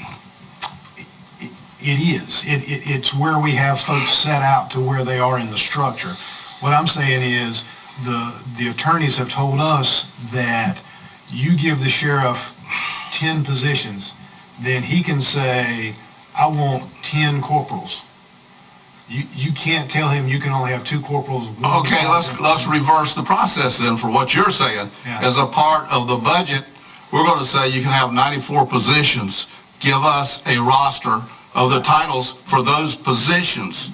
Then it's up to us to hold him to that. We're not doing that right now. He's done that, or he's going to do that. We've asked give us an org chart and show where your people are. And had some challenges previous with that, but Sheriff Hammonds has said, sure, I'm happy to show you that. What we've been told though is if he decides he wants to make a corporal a lieutenant, and if he wants to have 3 corporals, then he can. No, let's back up a minute. He can do that when the budget is put together before the ordinance is passed. He can tell us how many lieutenants he wants and all of that. We don't have to agree with it, but let's presume that we agree with it. That becomes a part of the ordinance. There's going to be 3 people classified as lieutenant. That's going to be that way until we do the next budget, and that's how we control it. We've got control of this. Now, let me say one more thing. Just because he's a lawyer does not mean he knows what he's talking about. Let's understand that. Just because the lawyer says it, you don't have to do it. I hear what you're saying. There's always opinions. All of them. Yeah. Well, look, the board. That's who we rely upon the folks who help write those statutes to tell us what the law is. So, I mean, what we don't want to do is get crosswise and have something wrong. You won't be crosswise. I think we could figure out how to handle this right now. It was just, my caution was that we've got some other things that I don't want to be giving. I mean, Jeremy on the last Hewitt was a captain, now he's a major. Same job title. Detention center administrator. So those are the type of things I'm talking about that we got to be aware of, and we just don't somehow give those people great raises already because they've already had some. Okay, we just take it into consideration when we look at the pay study. That won't work. It's not going to go anywhere unless you nail it down by roster, because he's going to do whatever he wants to. He's going to be in here every other week if I've got a new plan. And the creep in all of this, you're right about the creep. This whole mess on certain favorite employees has crept up and crept up and crept up and crept up. And it's up to the commissioners to control it and put a stop to it. We can get that done. Stan? We're not going to get it done unless we do something that's definitive. Yeah, I just did the essentials of government thing in Cary, and one of the great discussions was the ongoing juxtaposition of battle, economically speaking, for us who represent the taxpayers and the sheriff. Sheriff is the highest elected official in the county. He has a lot of autonomy. we have the power of the purse, and that's the way is brought to us by the School of Government. In fact, believe it or not, they quoted this fable, analogy. They get two cars and two deputies? No, it's one deputy and two cars. That's Yeah. what the general statute says. That was actually quoted to us by the lawyer up there as a foundational parable. It's in the Constitution. That's all we have to give him. The Constitution So doesn't do that. he's got to get that. We have the power of the purse, and he can decide a lot of what goes on. There's a wide berth in between, and that's where the fight is. Now, the fight needs to be an amicable one, but we do need to represent the taxpayers, and however we do it. If we set the salary cap, who cares that he names them all generals? I mean... Well, then, the manager was just talking about... in this Yeah. budget. The budget is full of... I mean, if we're going to have a salary plan, there's going to have to be certain parameters we're going to have to stick between. That's just the way it is. There's lapse salaries. There's all kinds of things that go on with money that we don't even try to control, that we should be controlling. We can say in the ordinance that no lapse salary will be appropriated without the permission of the commissioners. Okay, let's get back to the pay study. Is there anything else on the pay study before we move into workers' comp? No, sir. But I will say to you that, it was last year sometime, we actually did try that. We both went together, and we both asked the Attorney General's office to give us an interpretation. I took it from my side, from the county. The Sheriff's office took it from their side and asked, and the Attorney General's office said, we ain't touching that.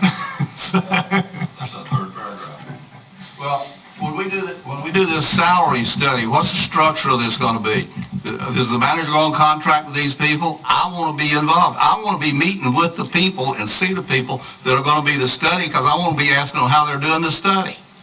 So, I mean, we're happy to have anybody who wants to participate in that. Typically, the way it works is they will, the match group will come in and they'll send out questionnaires to the department heads to say, all right, look at this job that you have within your department. Here's the current job description. Is that what this person is doing? And if you say yes, they say great. You say no, they're doing this, they're not doing this, so we're getting job descriptions appropriate. We're making sure we know exactly what the person does.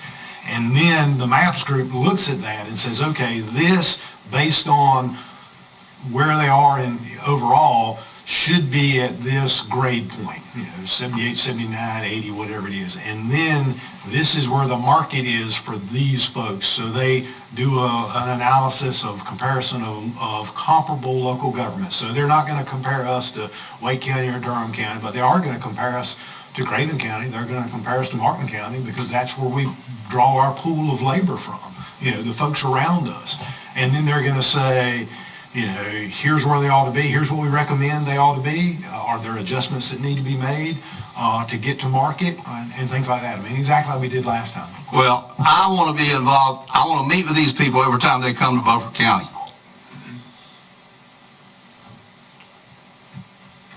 I want to be there. I've got questions. For one thing, what you're not saying that bothers me is we're only comparing it to what some other government's doing. What about industry? What about comparing this to jobs in industry as an example? I think I don't know the answer to that question, because I don't think that they do look at industry, because industry is not government. I mean, there are some of our folks, maybe some of our enterprise fund folks, like water, could be compared to the market for other private industries that do some of that, like the Aquas of the world or folks like that, I guess. We can talk to Becky about that. I mean, if the board's okay with it, I'm fine. I'm certainly happy to have Becky come in and do a presentation to the board initially, and however y'all want to do that. Just tell me. Well, I want to be meeting with these people so I can ask them questions. Okay, you want to go to workman's comp? Mr. Chairman, I'll take that one.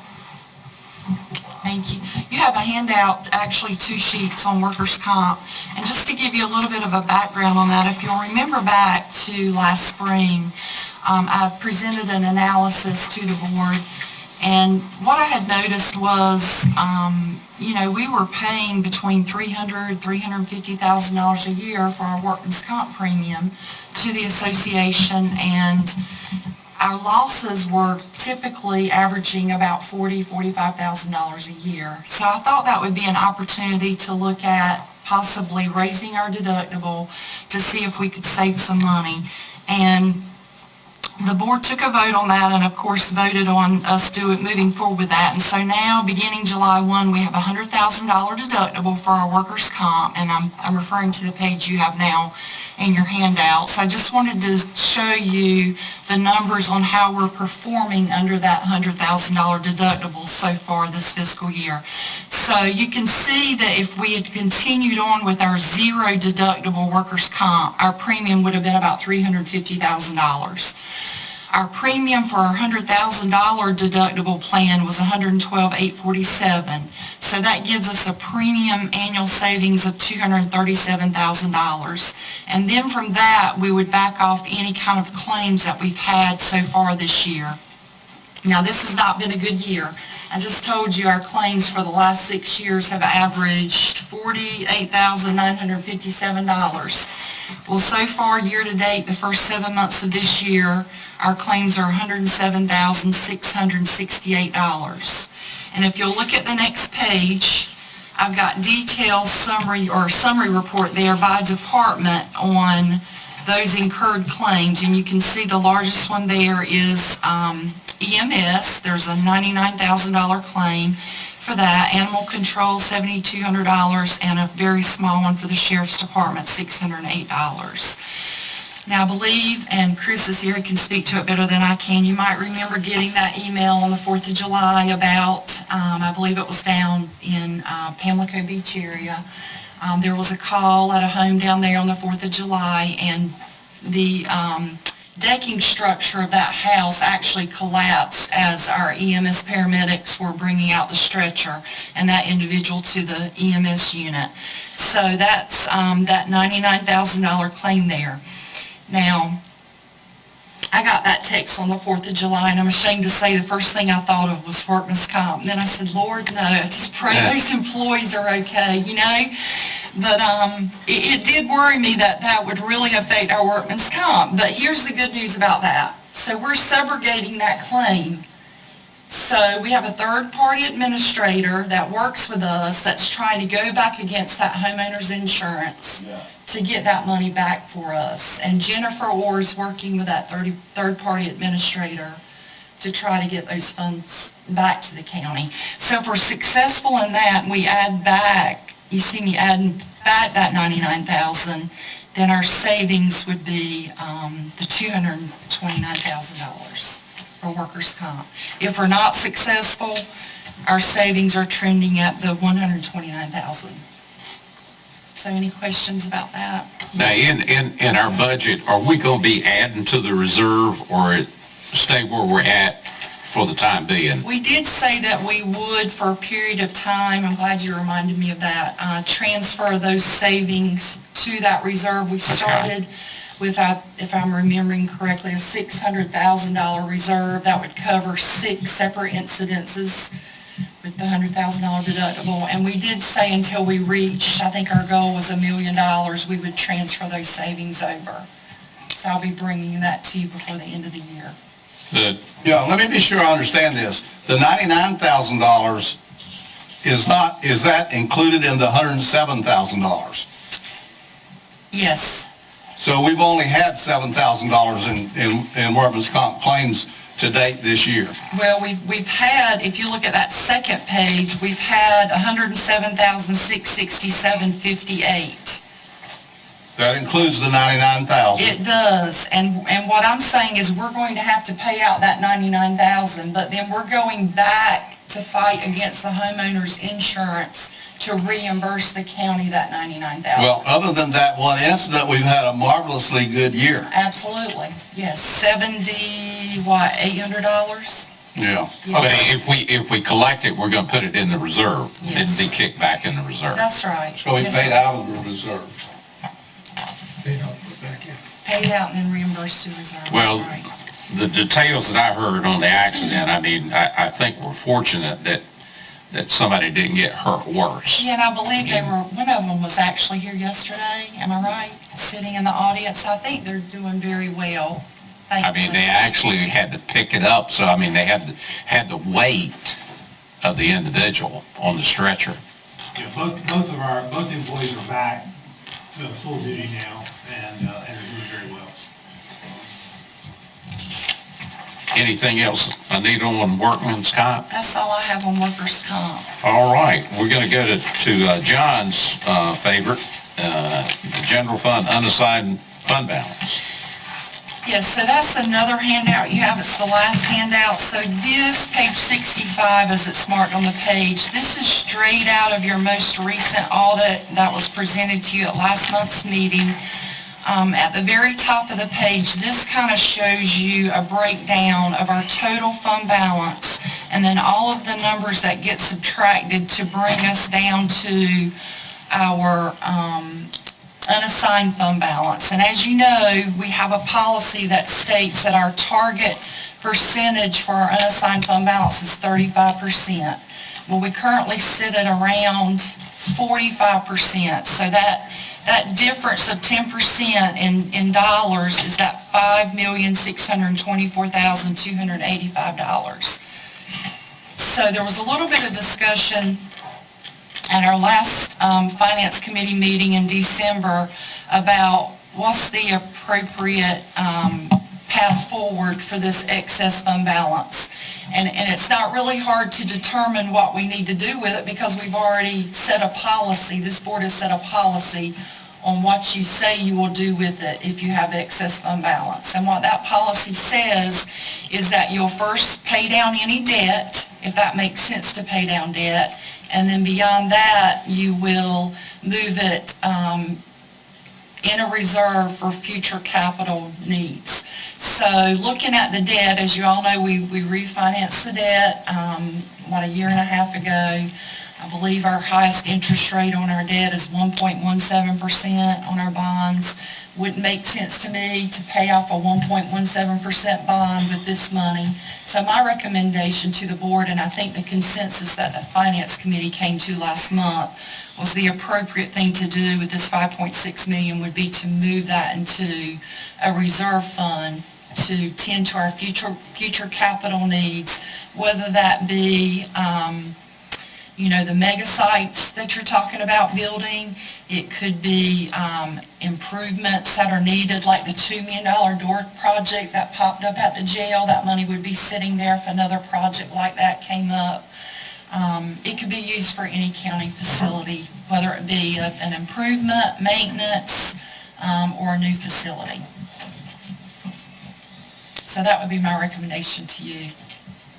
Well, I'll take that as a recommendation until we get to motions later on. Can I share something with you? Yes. Okay. If you want to take one of these and pass it down. Part of this came when we started looking at what the future, well, we did a study of capital in 2017, EMG did the study, and what they looked at, and this is a reserve study, what they looked at was all the future needs we were going to have in terms of capital on our facilities. Here, I'm sorry. On our facilities, which I guess we're pretty much charged with making sure that happens.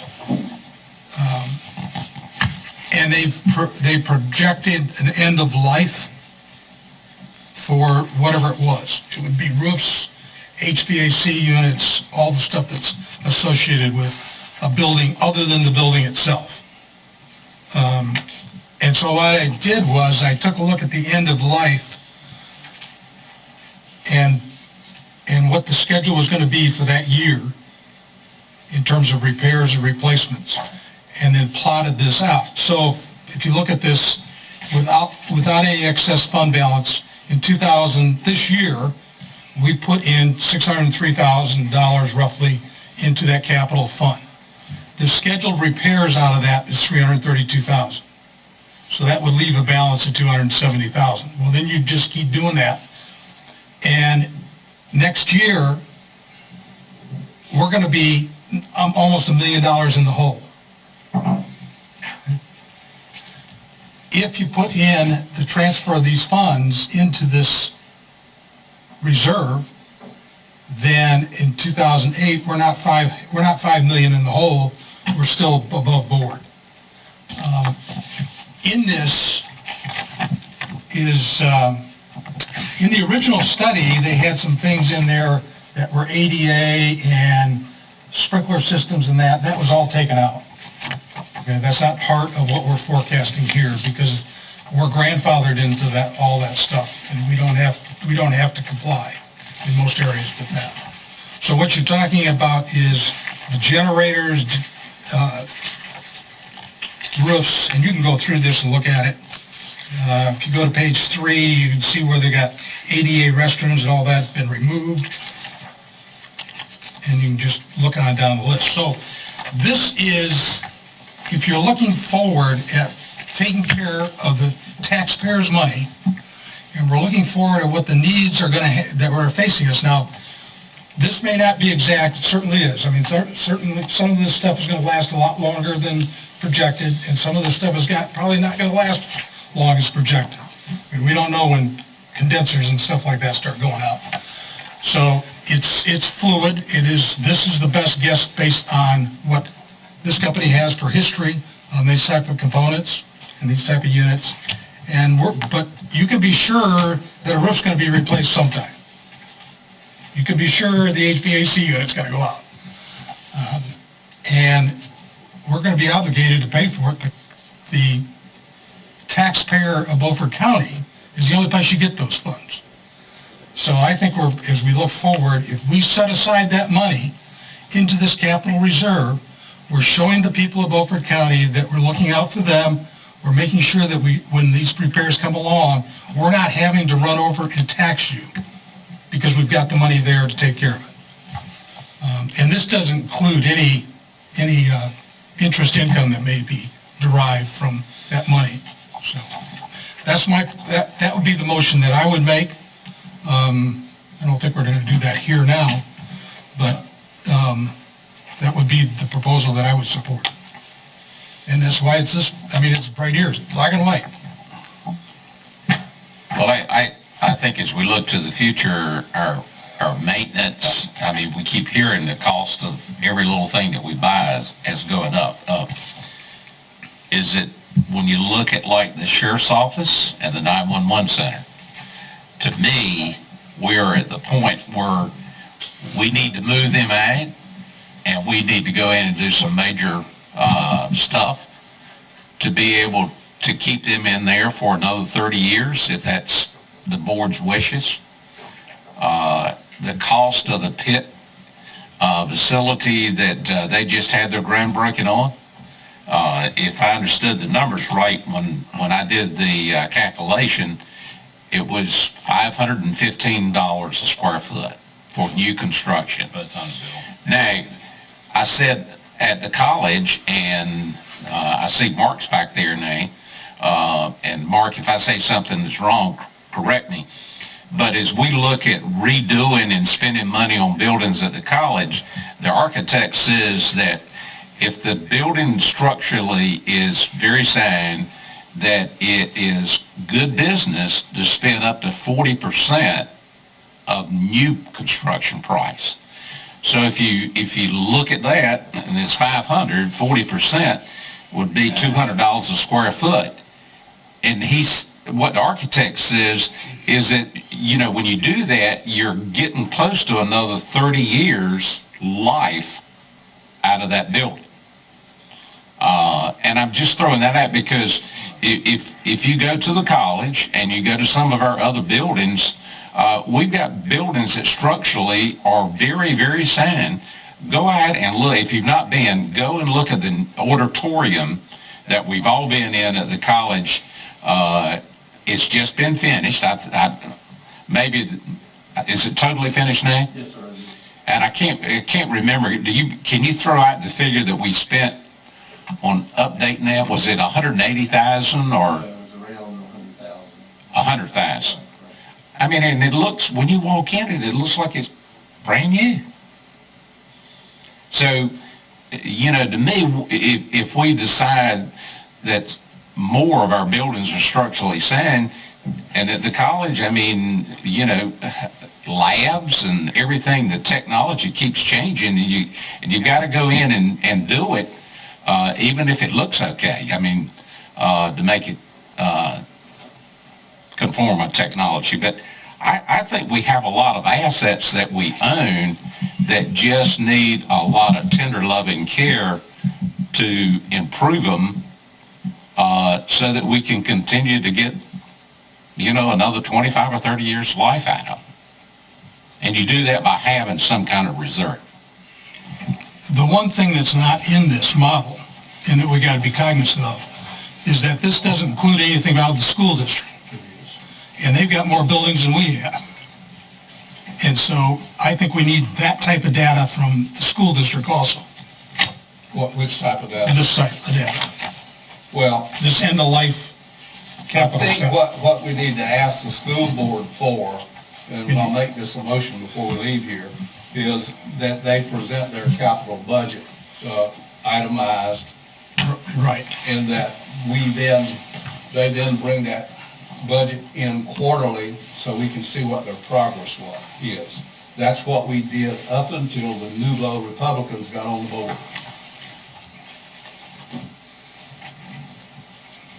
That gives us control of the budget. My only concern about that is that only gives us 5 years. This one looks out more than 5. No, I'm not looking out, I'm talking about the annual budget that comes in, that they give us an itemized capital. Well, he said he gave us a 5-year itemized capital. Yeah, but what's he gonna do this year? What is your budget for this coming year when we appropriate that money?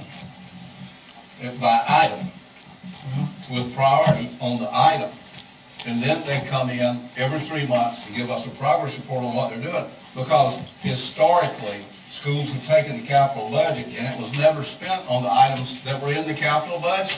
That's why we started reviewing it quarterly. You bring it in and how many projects have finished. And This is what he gave us last year. 2023 capital. I know. Yeah. Well, I don't know what they spent. That's right, and that's part of the problem that we've had in the past. And they've agreed to do that. He's going to do that. He's going to do that. On a quarterly basis, yes. This year, and he's going to come back on a quarterly basis, and we never penalized them if they came in under budget on a project. We allowed them to roll the surplus into another project, because we were appropriating so many dollars for a capital budget for the school. They have capital updates at all of their meetings and with a checklist of what they've done, so, and he said he'll be glad to do that, so I don't see the problem here. Just Well, I'm not saying there's a let's do it. problem, I'm just saying we want to go back to the way we did it before that worked, because, and I'll tell you what happened. Shortly after I became a commissioner, I knew what was in their capital budget, and I'd go by the North Side School, and they're doing a building addition, which wasn't in the budget. Wasn't in their capital budget. They appropriated, they took the capital money out, and they spent it on something that wasn't in the budget, and they had been doing that for years. I think some of that came from an athletic supporting group too, because it was the boosters came up with some of that money, and I think the excess money the school had, put it in there, and they built that little side wing there. No, it wasn't excess money, because when we started looking at their budget, at what that we'd appropriated money for, we found out that none of it had been done. They were using the money here, there, and everywhere. That's why the commissioner said, you're going to bring this thing back in every quarter. We're going to see the progress you made on these projects, and we appropriated money to them quarterly. A different superintendent back then. Well, a different superintendent now. Well, yeah, but back then. Look, management is management, and that's what we are as managers. The format that the superintendents agreed to is the same format that Mark does at the college. It shows each project And because you're talking about budget years and, you know, just like we've heard, you order a car and you get it 3 years later or 2 years later, it shows everything that's still outstanding until you close that project out. And it's been completed. So, We never had the problem with the community college that we've had with the school system. It's because Mark's been there forever. No, it was even pre-Mark, we never had the problem. Mark's got a military background. If you didn't know that, yes. I mean, it's in his blood. Yeah. Are y'all finished? I just got one question. I got to take you back to board prayer. Is there anybody who's going to volunteer to get a layperson or clergy? I mean, I'll be glad to do that. At the next meeting? Yes. Okay, so we'll have... Yes. The moment of silence is always, back up front. Yes. I personally don't like that because I just feel like that we're all sitting here looking at our watches saying, speed it up, you know. I think you either have it or you don't have it. What are they? Silence, amen? Yes. I can tell you what my silent prayer was when you opened the meeting the other morning, and that is that the people have forced us to do a silent prayer that God put them in hell. That's what I was praying. Well, you got to remember that God made you, and he made me, and he made those people too. Read the whole Bible, not just the parts of it you want to read. I want to bring up one item while we've got this few minutes here. Vehicle mileage and the policy on vehicle mileage. We got people, we got the sheriff, and most of these departments are bringing us vehicles with like 100,000 miles on them and 104,000 miles on them. We need to increase the policy that we're willing to let anybody even bring us a vehicle for replacement for, because you can get 250,000 miles on a vehicle now with a little bit of maintenance. Now, if you don't do any maintenance, you got a whole different ball game. But we're wasting a lot of money on vehicles. When some of the material emails that I get from all kinds of companies all across the country, there is some software for fleet management. I'm assuming do we have that in any parts of our local government, whether it's the college or the sheriff's office? The emergency services does a really good job in tracking their fleet management. They know exactly what they're doing with every vehicle. They've got a program they put together where they're watching it. And I think Chris will tell you that in their fleet, which I would equate similar to the sheriff's office fleet, they get to a certain mileage and it is around the 100,000 mile where things start to break, because they aren't vehicles that just run slowly from place to place. They're run emergency traffic. They're hard miles that are put on those vehicles. And I think they can show very clearly. I mean, I think that was one of the things Chris did in his presentation. He said, we've got this vehicle that we had to put this much in it to keep it on the road, then we had to put this much in it. And then we're looking at, is it past the point? Should we even put any more money in it? Because we can't get the diminishing value is just not there. I would agree that for our inspection trucks, our health department vehicles, things like that, yeah, we can get high mileage on those. But on our emergency response vehicles, it's a safety issue and it is a cost issue. I mean, and I think Chris and his group can demonstrate that on their vehicles. Yeah, but what we found out from their coming in here by accident, speccing out these vehicles is really important.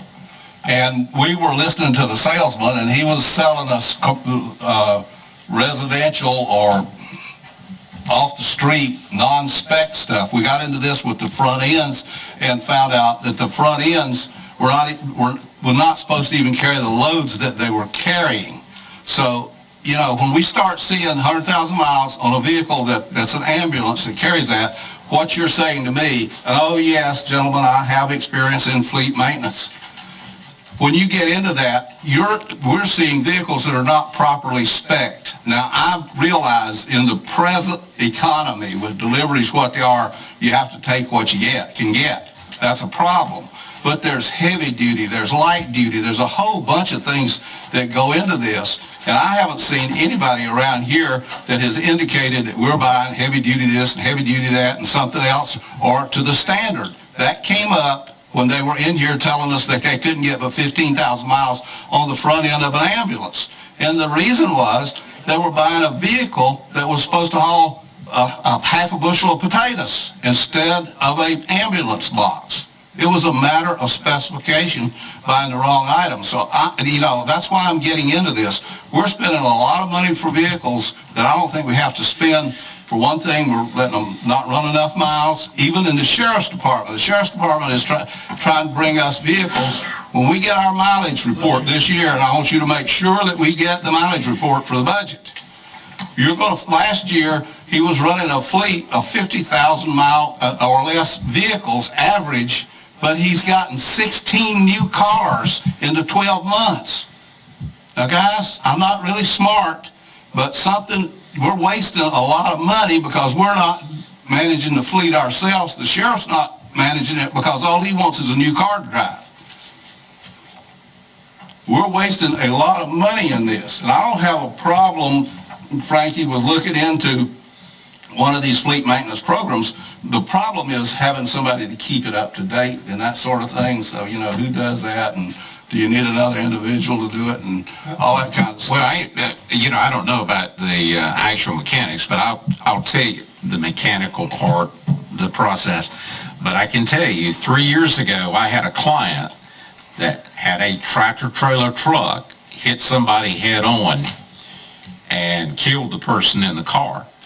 And one of the things that saved them from major stuff in court was their maintenance records and documents that they had that showed that the brakes had been fixed and everything was up to date.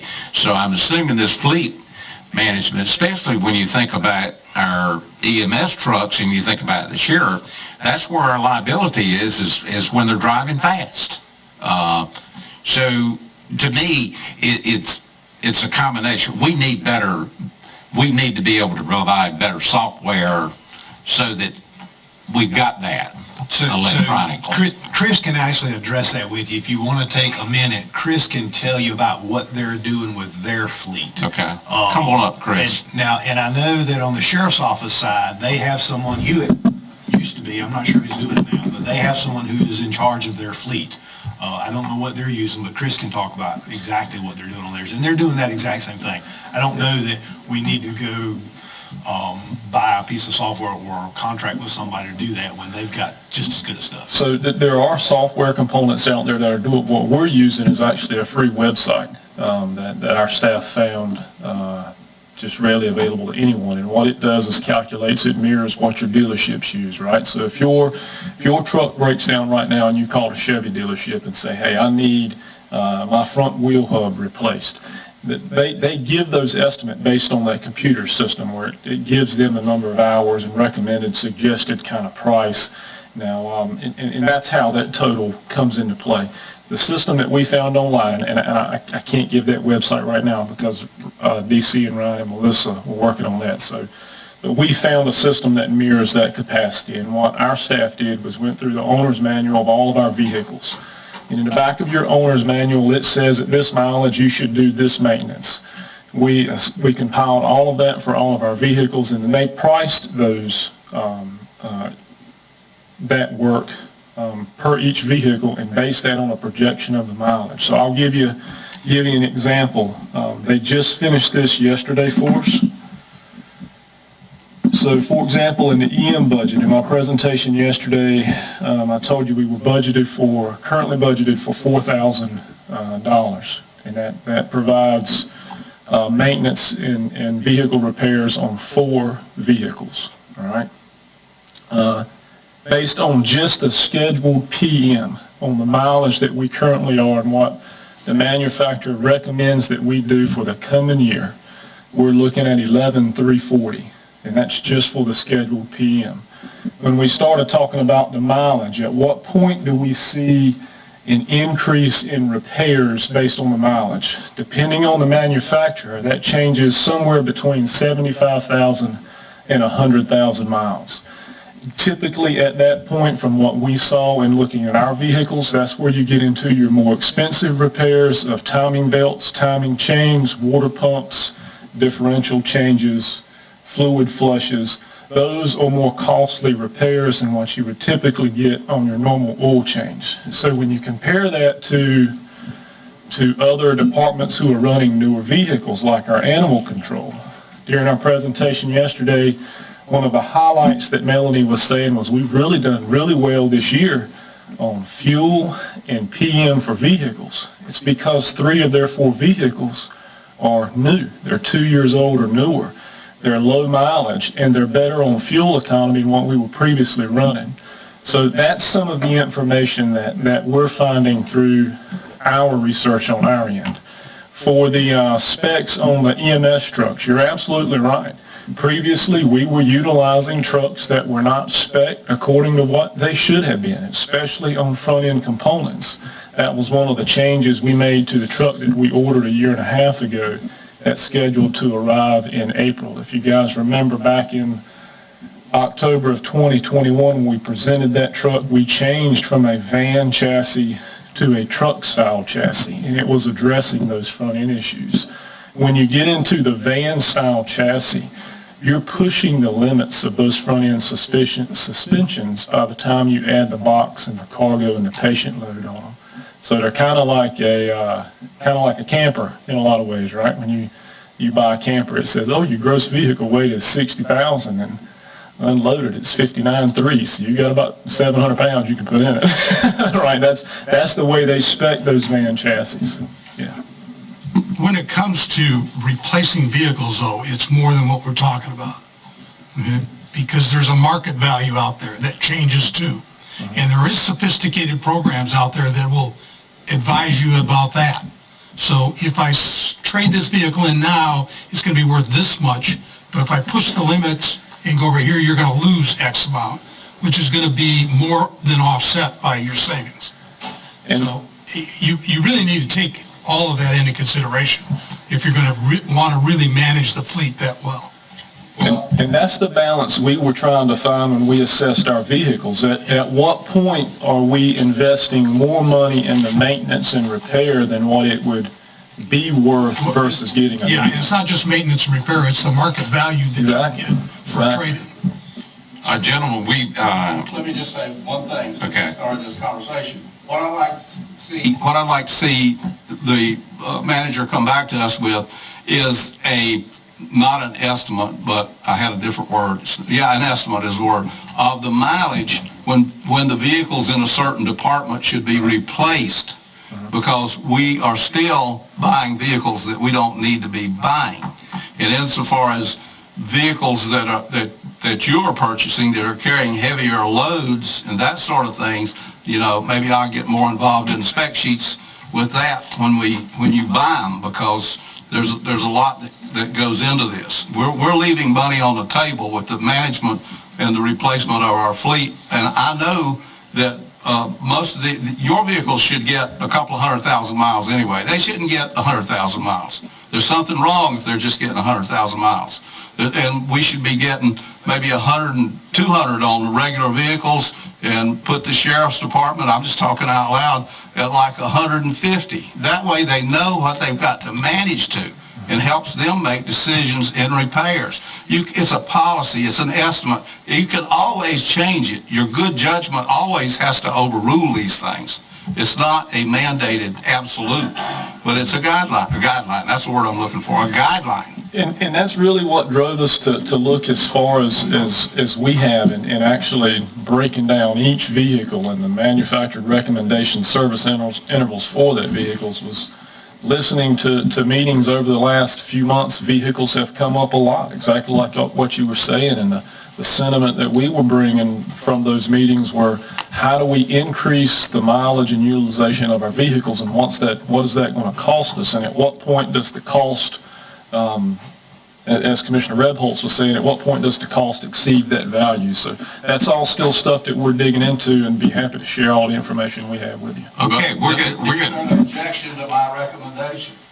Well, I think we just need to expand that to include other options for managing the fleet in terms of software? Well, we can get the software. Huh? We can get the software. Well, maybe. Okay, we're gonna take a 15-minute break. Okay, we're back from our break, and we're delighted to have the president of our college, Dr. Luke, and I'll let you introduce your guest. Yes, sir. Very pleased to be here today. Thank you very much for allowing us to come and speak. I have with me our board chair, who's Colonel Kathy Simpson, and I'm sure you all know Kathy, and also Vice President of Finance and Administration, Mr. Mark Nelson. So, Colonel and two colonels.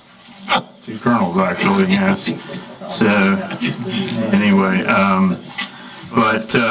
so thank you for the opportunity to come and talk with you. First of all, I want to thank you for allowing me to delay coming. Usually I come earlier in this process, and I had a statewide president's meeting that I need to show up at because you never know what's going to happen at those things and how it will affect the college. First off the bat, I just wanted to show you that our enrollments are continuing to increase. Last summer alone, we increased our enrollment from summer of 21 by 51%.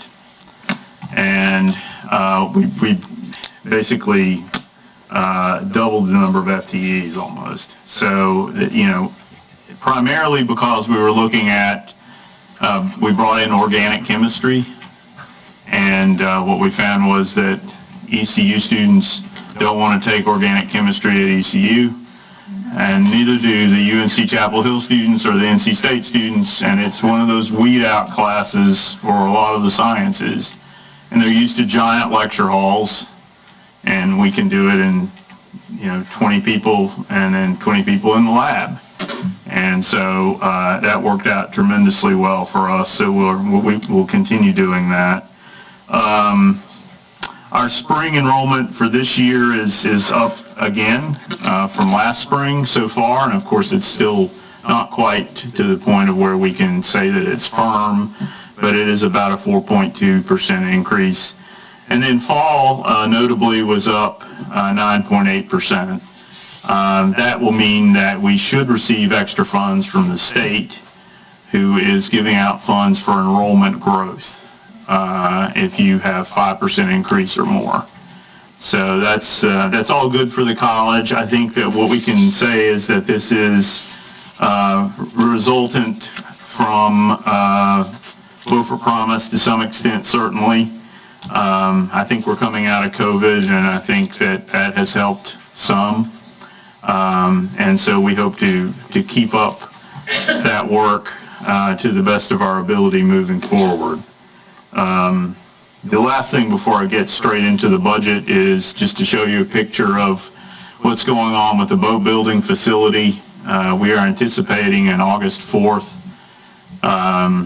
completion for that facility, and we're working with A.R. Chesson on that. They're the builder, and as long as nothing highly unusual occurs, we should be done and out of the Skills Center out on Cherry Road by, Page Road rather, by August 15th at the latest.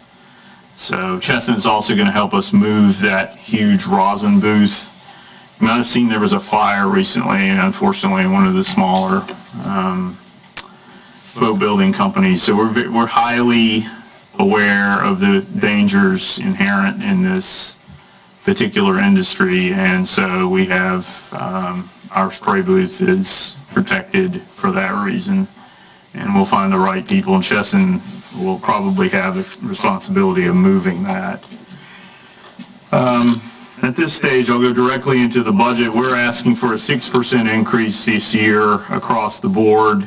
It's about $190,000 more than last year's budget, and it's really a combination of cost of living raises and inflation, quite frankly. We're not asking for any major capital at all. if you go back to where it says county budget request, current expense budget, which are the operating costs, you'll see on the breakdown of the request and those bullets there that we're looking at a 2.5% increase in COLA and associated benefits for FY24. We don't know what it's going to be at this point. We usually try to match what the state does for our county employees. And so we're projecting a 2.5% increase there as well. After the very unfortunate hoax at Washington High School, we learned some very valuable lessons about what to do, what not to do on a campus, on an open community college campus, because we were dealing with a situation that we thought was real. So thank God it was a hoax. But we learned some things and we've codified them in a, so to speak, in a procedure set in terms of communications and what we need to do from a safety and security standpoint. So we are asking for some additional money because we need some additional assistance as follow-up to our outcomes from assessing that whole situation. The increase in utilities and repairs is, of course, due to inflation at this stage, and we didn't ask for any last year. And the contracted services is for increases in insurance, security service agreements. Can you tell me what security assurance? Like our security systems. Oh, okay, yes. All right. So we have cameras everywhere and, of course, also alarm systems everywhere in each of the buildings, particularly those that house large numbers of computers or other things of significant value. So some of those prices have gone up. I also want to take the opportunity to introduce the vice chair of our board, Mr. Wally Salim, who's here with us today as well. The capital budget for next year, we are looking at only some minor requests amounting to $184,000, which is the same as we asked for last year. So we're not asking for any major maintenance items at this point. And in terms of those minor maintenance items, they're broken out on the next page. Roof maintenance is a continuing, ongoing issue for us. We will keep things in good stead if we spend about $24,000 next year. HVAC is something else that is an ongoing issue for us because of the number of units we have and individual units that serve individual buildings on campus, and then trying to upgrade the controls for those things so that they keep the buildings where they need to be. We've had issues with humidity in the past in some buildings, which is, of course, a normal problem around this area. We had to shut down our Washington Center in Roper for a while because there was gray mold growing on the walls because of a faulty HVAC system. So we really want to stay away from that sort of problem. And then some classroom upgrades as well at this time. Other items, just miscellaneous required equipment on campus. We have, of course, 127-ish acres to deal with, so a lot of tools that are used for that. We do need a new forklift. The one we have is 20 years old. That gets a lot of use. And then our voice over IP system. for the phones and as well as the internet. And then we have some vehicles, although I did hear the discussion as I came in about vehicles. These vehicles are all worn out pretty much to a frazzle. And one of them, I think, is the one that my predecessor T-boned out in front of the campus, as I recall, and we've had maintenance issues with it since then. So we're asking for a replacement. I'm not blaming Dr. Tansey for it. I'm not seeming to do that, but that's the reason that 2013 is up for replacement. And otherwise, it's just based on sheer age and number of miles. I know we're well over, because we got these used to begin with in most cases. Well, the Charger and the truck were definitely used. Yeah, so they're probably up over 200,000, I would say, at least. The 2004 Chevy came actually from DOT, and the Charger came from the Yeah. So with that, I mean, we purposely tried to put in place a relatively conservative budget this year. We're anticipating a grant for our truck driving program, perhaps. We need a new truck. I'm not asking the county for that. Golden Leaf has made it very clear that they're not in the truck purchasing business as much as they were. So we will try to get a grant through the state for a new truck. Actually, they don't want new trucks. They want trucks that are like 2007 or 8, because the new trucks have so many emission systems on them that they can't figure out how to fix them when they go wrong. So in any case, we're looking at that.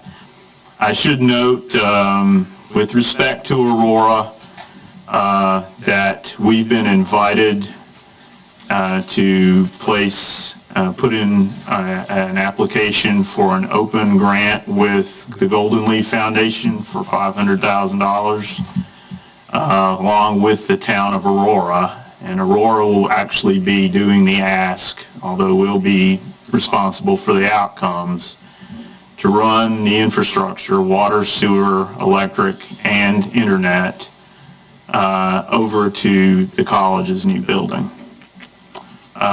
So that's something that Golden Leaf invited us to apply for. So we'll be working with Brad Hufford with Economic Development, as well as the town of Aurora, to put in place that application for that RFP, which is due February 23rd.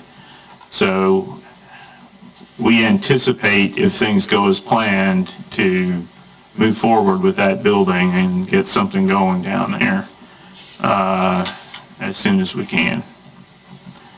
That concludes my prepared remarks, and I'll be willing to answer any questions you may have. And the first one, Randy? Yes, sir. I know you use print media. I have heard ads on the radio. Yeah. And I know you do probably billboards, and you have television commercials. Do you find that helps in the recruitment of new students? What we find that helps the most in the recruitment of new students is social media. And we have spent increasingly most of our marketing budget, which I have increased personally, because I feel like it's extremely important to the future of the college, in putting money into social media. And not just Facebook, although we include Facebook, but certainly TikTok, Instagram, Snapchat, because those are the primary places where we interact with the students who are interested in coming. Your target audience. That's our target audience. We do target, obviously, some older folks who have children or grandchildren who they may want to go to the college, and so we still occasionally will do some TV ads. They're very expensive for what we show as a return. We still do radio ads, and that's because our population here is probably not hanging out on Apple radio that much. And some of them are, but they may not be rich enough to pay for Apple tunes every month. So we will still do what we do with local radio, the Bridge and so forth, and the hip-hop stations, that kind of thing. Yes, sir. Yeah. John, I have some questions. Yes, sir. You speak, when you, excuse me, when you bring to us your package, we get our package in the budget, can you list in there what other counties contribute toward the college operations in those counties? We could do so. It's not entirely in kind. For example, if you want the numbers, we'll provide them to you. Yeah, I'd like to know what each of the counties contribute. It's not a great deal. And of course, when you're talking about Hyde and Terrell counties, you're talking about 3,500 residents in each. We have a center in Englehart, and that center is run by Hyde County, and they also pick up the amounts for the facility on water, sewer, and HVAC and electric, so they pick up that. So we'd have to get you the number for that. And the state pays for the teachers? Yes. Anybody we send down there would come out of the adjunct budget most of the time, or the continuing education budget, which is still state funding. Yes. Okay. And maybe list with that money the number of students that you have. Yeah, we can tell you the courses and the number of students and yeah. Okay. Terrell County, we run a few courses at Terrell Hall. We don't have a center in Terrell County, so that's state money again. Washington County does pay for either all or half of the liaison with Washington County Schools. And we have state money in each of those three counties, other than Beaufort, which we didn't get money for, from the state for college career coaches. And the state pays for those to work in the high schools. Okay. The source of funds for your advertising budget, that's county money? Mostly, yes, but not. It's mostly state. It's mostly state? We spend about $100,000 out of state, and I think we do like 30 out of county. Okay, yeah. So the primary amount of that is out of state funding, and that has increased and will increase again this year out of state funding, according to what I heard today. Okay, now the free tuition, where are we on that? Do we still have free tuition? We do right now through the remainder of this semester, and then it ends, and for everybody. Right now, we're giving free tuition and fees. Nobody pays tuition and fees based on the fact that we're using federal money. If we use any of Beaufort County's money, we have to make sure that the student who receives any of that is a U.S. citizen. We also have to make sure that, that they're a U.S. citizen at this stage. How do you establish citizenship? They have to check, first of all, they have to complete the residential, the RDS, which I can't recall. You're a resident of Beaufort County? Yeah. Yeah, done through the state. It's done through a state system called RDS, which is the Residence Determination System, and they have to prove their residency in the county and in the state of North Carolina, and thus as U.S. citizens. How do they prove residency in the county? Well, we request for them to provide us an ID to show us that they are residents of Beaufort County. That's usually a driver's license. It's either a driver's license or another form of certified state ID, or if they have, in some cases, Con Ed in particular, you have people who don't have driver's licenses, they will usually have a state ID, or they will have something with their name on it that is as proof that they are paying utilities and so forth at a space in Beaufort County. Okay. We're very careful about that, Commissioner, because I know you're going to ask me questions. You got all the right answers, so that works. Okay, well, thank you for those answers. Yes, sir. Dr. Luke, I know some of the people drive by there every day and they see the construction that's going on as it relates to the fiber. Would you remark what the state, how that's being funded and what the purpose is and the outreach that you're trying to It's a brand new fiber ring that is being funded primarily by the state to the tune of $520,000. What it will do is it will essentially give us a duplicative fiber ring so that if something goes out in one of the buildings, we can switch it over to another building, to another circuit, another fiber. It's also giving us a secondary linkage to the main internet pipeline through Tideland coming from the east. Right now we have MCNC coming from Washington, and that's our only link to the internet through the pipeline. But now we'll have a second one that will come from Tideland coming from the east. So if one goes out, we've got the other one. The reason this is important is because we have, how many smart classrooms do we have? 10? I think we have 6 total. Okay, 6. And those classrooms beam out instruction to all 4 counties, including Ocracoke, once those poor people finally get their school fixed.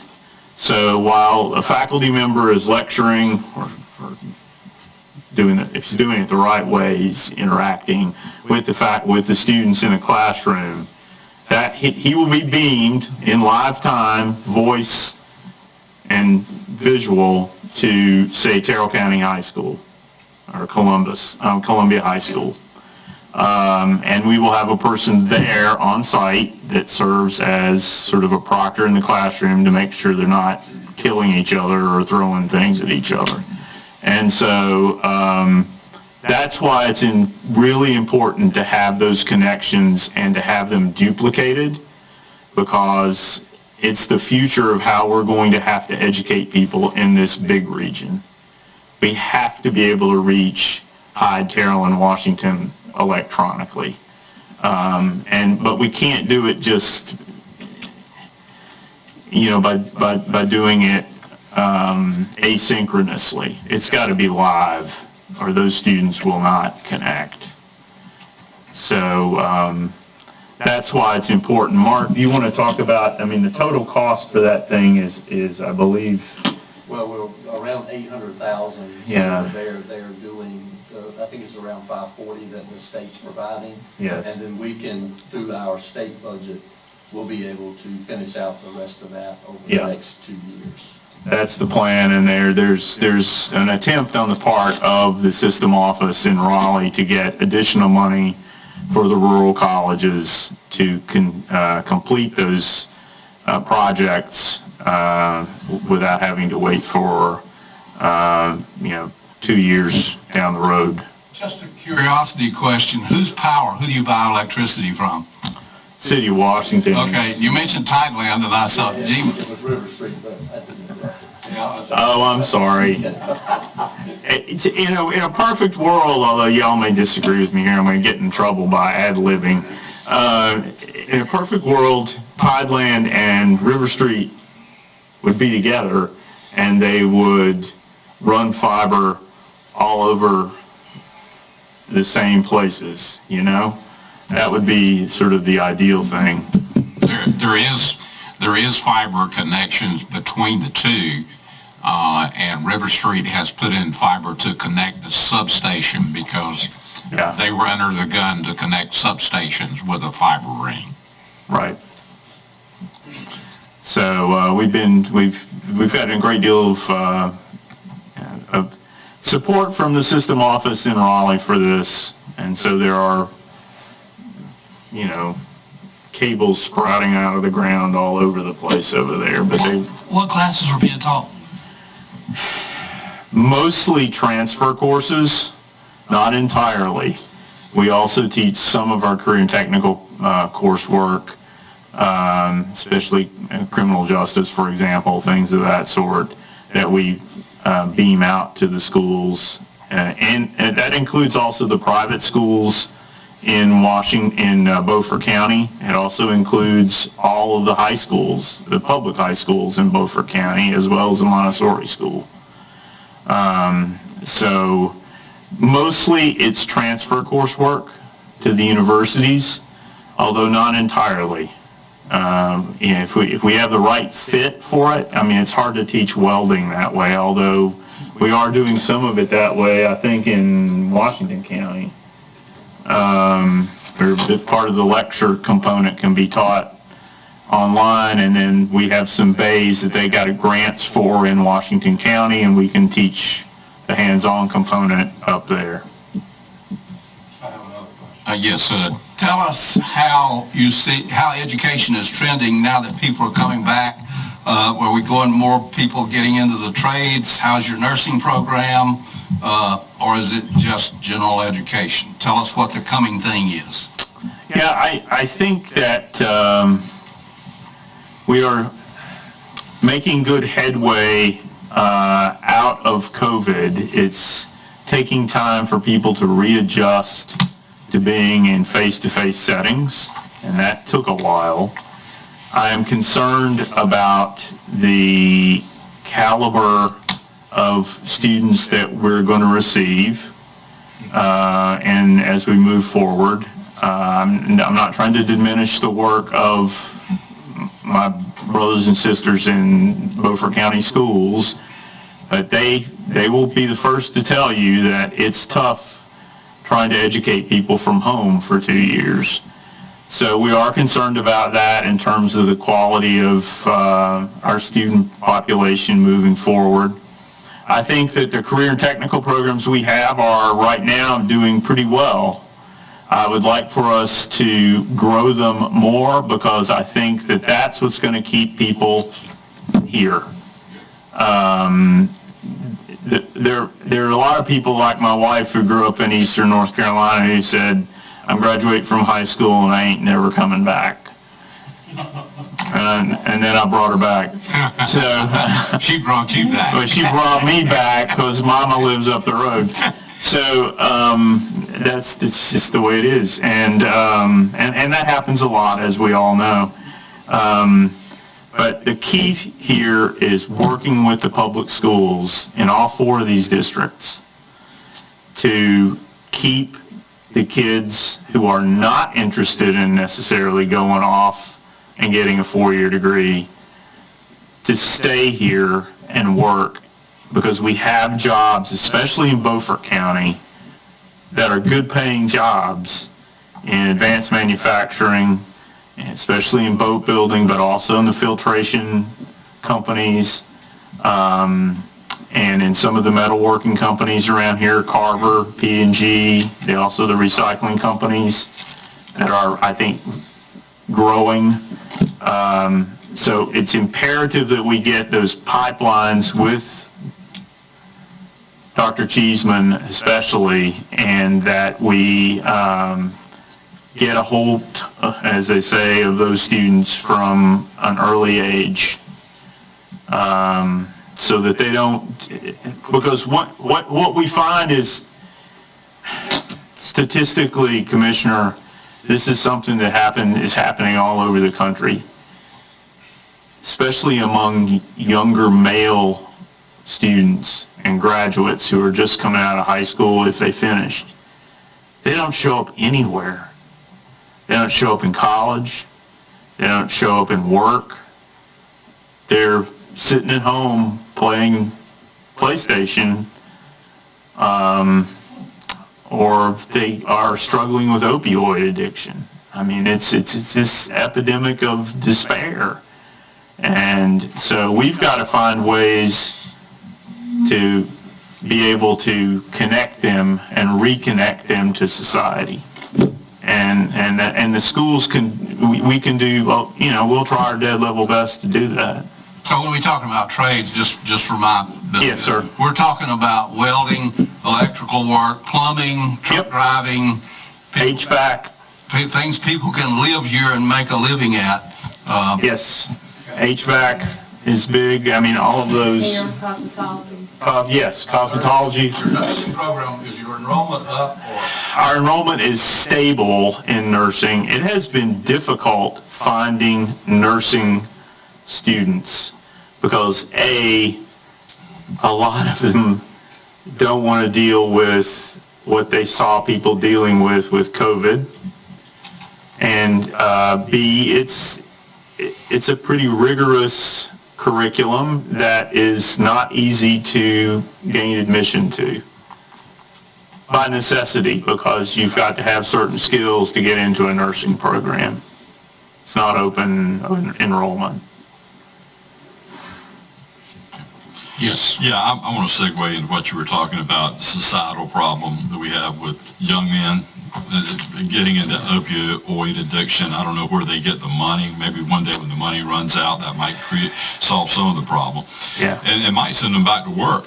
But the problem, I think, and it's just me observing over the years, sometimes children aren't stimulated at an early enough age and to move into a path that will stimulate their creative abilities. I'll go so far as to say that most people have a certain creative spark within them that needs to be founded.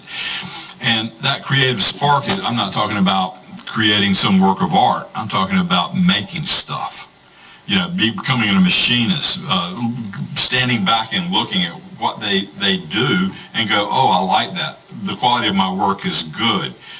People will appreciate that. I am doing something of value. Yeah, carpentry and metalwork in particular. Yeah, and how will it help society? The prices to build a house are going to go down. I mean, these well-paying jobs won't be as well-paying. They'll still be well-paying jobs, and they'll be plentiful. But the thing that we need to do, I think, is designate at a very early age how to channel children into certain fields. Everybody's not going to go to college. Everybody doesn't have to aspire to understand the classics. Because I will argue right now, a lot of the kids that go to college aren't understanding the classics anyway. They're just going to hang out and party. And they were told to do that and they'll get a great job. Or they don't understand them because they're not taught The teachers don't. the way that they used to be taught either. Thank you, sir. Thank you. God bless you. But I will also argue that a child that's technically maybe would benefit from the technical trades, he may expand his consciousness to the point he may be the one understanding the classics one day, and not having to go to college to receive that benefit. We're in the age of information. You can find a lot on the internet. You've just got to challenge people to explore that avenue of their brain. Now, when are we going to do that in our lower echelon schools so that you will get that better student? Is there something you can do to work with the school system, not just Beaufort, but maybe everywhere in this area, to bring about that challenge for them to help designate those kids and push them? Because as you probably well know, there was a policy or a thought that the thing to do is everybody go to college because it broadens them, it makes them a better person. And actually, I would argue it's a gristmill for more money for four-year institutions. And I think we found that was a very bad plan. It hasn't worked for our society. It's not working for our productive Americans. And how do we broaden the perspective of what makes a good human to understand being productive is probably the number one necessity of being a good adult, a happy adult? I think two things. One, you're going to have to change the minds of some parents. And to be able, America has always been seen as that place of second and third chances. Yeah. I mean, I dealt extensively with the German system when I was in South Carolina. And the continental system tracks students from a very early age, based on, to some extent, what your family's background is, but secondly, also how you score on testing and so forth. That sometimes is not seen as American, okay, where you have the chance to go as far, whatever that far means, as your merit will take you. And then I think, secondly, we've got to find ways to get into the middle schools. And I know that we have a grant now that enables us to move with some of these career coaches into 7th and 8th grades, but not extensively. It's got to start earlier if we're going to start to reach those kids and get them interested, so that they know they have alternatives to just going off to ECU or, NC State or... Thank you. Nothing wrong with NC State, but anyway. I went to a Cal college too. It's okay. So, but they're not for everybody, and I think we have to start getting used to the fact that it's okay to go to a community college. It's okay to get what I would say is sort of like an apprenticeship. That's why apprenticeships are so important, the ones that we're creating, because those things have real meaning. You talk to these people from Germany and Sweden and most of Western Europe, as well as the Japanese, those apprenticeships, they have meaning in those cultures. It's been around for hundreds of years. And we've got to start looking at those federal and state certified and sanctioned apprenticeships in the same way. Because that's, they should be. They're recognizing these people are experts at what they do. John? Let me just share something with you when we talk about this, because Dr. Loop and I have worked on some of this.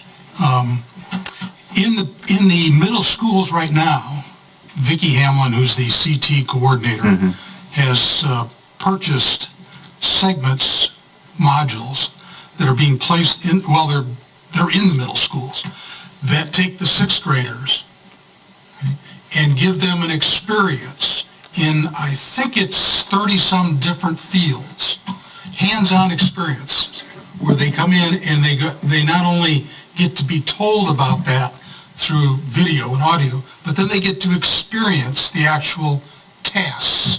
So they do get to measure and cut, and they do get to see what these other things are.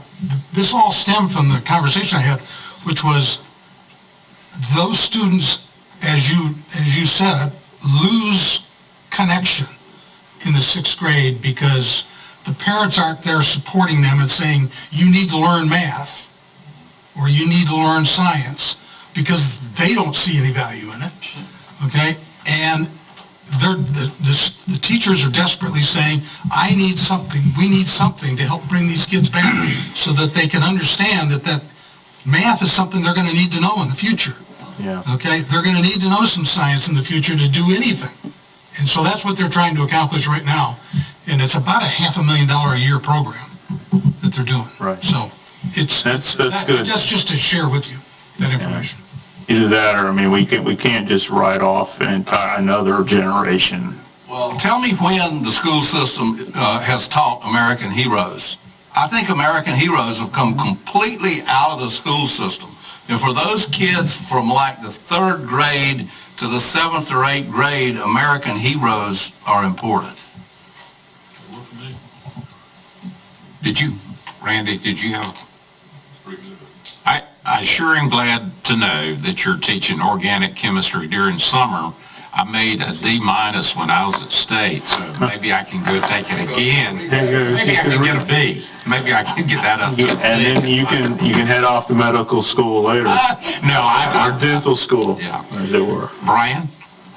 Dr. Loeb, just one quick question for you. Under your dual enrollment students, you get to count those as FTEs, and the school system, the K-12 system, gets to count them as their ADM. That's Has there correct. been any movement on that you know of, or any concern that that's going to get? We are concerned about the possibility of the State House, the General Assembly making changes to that. Right now, we're told that Senator Berger and Representative Moore are not in favor of making changes. That's today. I think it would be an extraordinarily difficult decision because of the backlash that the General Assembly would receive from parents all around the state. It's one of the reasons that North Carolina ranks #1 in new business creation and a place to relocate new businesses and grow existing businesses. So, but we are concerned about that and the system, our state board, and Colonel Simpson is very closely connected to the chairman of the state board. He found out she was a nurse at Walter Reed, and he spent a lot of time there at Walter Reed and back in the day. And so, yeah, we watch, and the state board watches very carefully what goes on with respect to that ADM FTE generation. What is your enrollment now? Is it somewhere around 400? No. We annually, we enroll right at about 2,100 separate heads walking around campus. So unduplicated head count, about 2,100 who are in credit classes. They're taking credit classes that will transfer or count towards a degree program. We have another 4,500 discrete individuals who take continuing education. So we serve close to 7,000 different people, unduplicated head count at the college each year.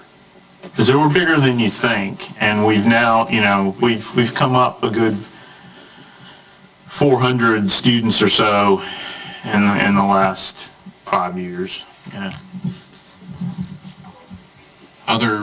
Other comments, questions? If not, yes, sir. Yeah, are they going to teach that guitar course again anytime soon? Anytime you want it, Stan, we will teach it for you. Just one guy shows up? We will. I'm sure there will be. I'm sure there will be more people who will want to enroll. That's right. Does he know about the line dancing class? No, I don't think I want to do that. I don't want to play that kind of music. I don't mess with the line dancers. They're a very powerful crowd. You let Mark handle that. Yeah, the constituency base, that's beyond me. Well, thank you very much. We appreciate the job that each one of you do. I appreciate it. I've got great people and a great board. I want to thank you all for the people that you put on our board. They're first-rate individuals. So thank you very much. Thank you.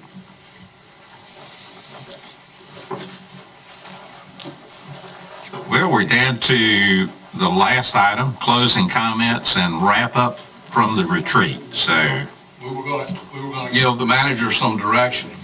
Well, that's part of the closing comments. Oh, okay. Well, you want to start? I have a motion. Okay. I move that the manager bring us a budget with a 10% tax reduction.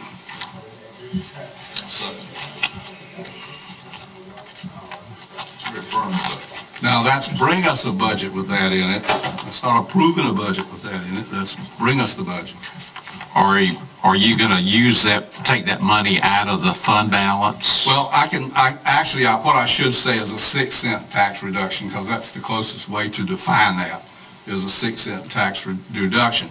Well, we're directing the manager to bring us the budget. When he brings us the budget, he can figure where he thinks it ought to go in there, and then we can adjust it. Well, if you look at the real estate tax that we collect, it's $38,600,000 plus or minus.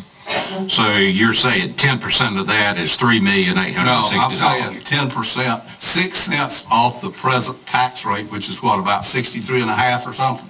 62 and a half. Okay, I move that the manager bring us a budget with a 6-cent tax reduction, whatever that comes to, in money, which is about $750,000 per penny, so it's about $5 or $6 million.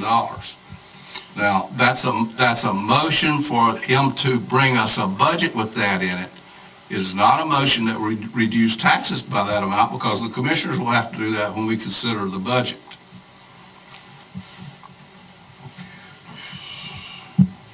Do we have a second?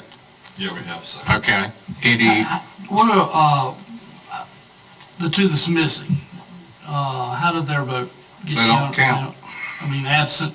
Yeah, they don't count. Are they excused? Yeah. Well, they have to come to the meeting and leave in order for their vote to be counted in the affirmative. I mean, did we excuse them? I don't remember excusing them. You're right. They have to be here and Leave, they don't count. seek excuse. They just don't count. They didn't show up, so they don't count. Actually, they count in the affirmative. No. They have to come to the meeting and then leave the meeting in order for their vote to be counted in the affirmative. Right. Okay. They don't exist. Let me just ask, if you're going to ask for the manager to bring a 56.5 cent budget forward, and why do we want him to go through all that work if that's not what we're going to approve? Wait a minute, that's not what I asked for. Okay. Because you don't know what the tax rate's going to be. Well, you said a 10% reduction. No, I changed that. I In the tax qualified rate. that as a 6-cent reduction in the tax rate. Well, that's almost 10%. Okay, but that's right. But it's 6 cents. You can't say that the tax rate's going to be 62 and a half cents because you haven't done the budget yet. so what he's asking, Well, it is currently 62 and a half. he's No, asking, we're not operating off the current budget. you're tasking the county manager and chief financial officer to reduce our budget by $3.8 million. No, that's not what I said. Huh? That's not what I said. I'll task the manager to bring us a budget with a 6-cent tax reduction, 6 cents tax 6 cents tax rollback to the In revenue. No, you guys are playing games with this. No, I'm trying to understand what you're asking. This is really very simple. Well, write this number down. The real estate tax that we Doesn't have collect anything to do with the real is estate tax. 38.6. My motion does not have anything to do with the real estate tax. Just a component of It is saying that he shows a 6 cents tax reduction. He computes the budget based on this. When he computes the budget, he gives us what 1 penny will bring in. So he will multiply 1 penny by 6. That is the amount of money that I'm talking about. Where he decides to take that money from or place that money or whatever is up to him to present to us in the budget. Because the more complicated you make this thing, the more trouble you're going to have. People are not going to understand it. I've made as simple of a motion as I can make. Wait, Anita, what was your, did you, That's all. Oh, I'll turn off. okay.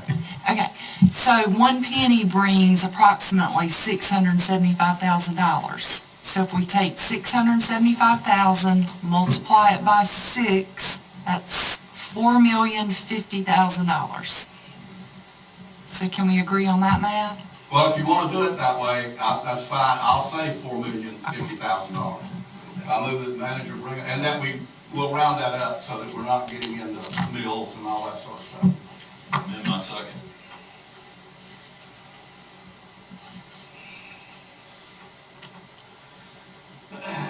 Look, let me further elaborate here. You don't know what they're going to show for revenue this coming year.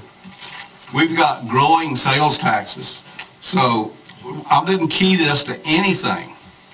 They're going to do a budget. They're going to take care of the revenue estimates and all this sort of stuff and bring that to us. But we're going to have a $4 million In tax reduction from what it is today. And no, not property tax. No, tax reduction. Well, you can't reduce the sales tax. Let me explain. You can, Let me just say this real quick. What Hood has done is he's using one parameter. Right now, that parameter has been reduced to $4 million. Right. So that's all the manager needs to think about is $4 million. Now, he can go into the fund balance, he can reduce the budget, he can take it away. He has full autonomy to do whatever he wants. As long as he works with that $4 million figure, that's the one parameter. I mean, we get sales tax, we get grant money, we get money from real estate. That's revenue. That's just on one over here. Then you got the fund balance over here. He can bring that all to us, but with the final effect being taxpayer pays $4 million less. you know, what they're paying now. Yeah. I mean, it's going now that's going to come out of the real estate revenue. Yes. But we're still getting all the other revenue from other sources. So he can easily deal with that one parameter, $4 million. That's the only thing he's got to think about. In other words, when he calculates the new tax rate based on the budget, he then puts a $4 million tax rate reduction on that. We reduce the rate by the $4 million. It's very simple math.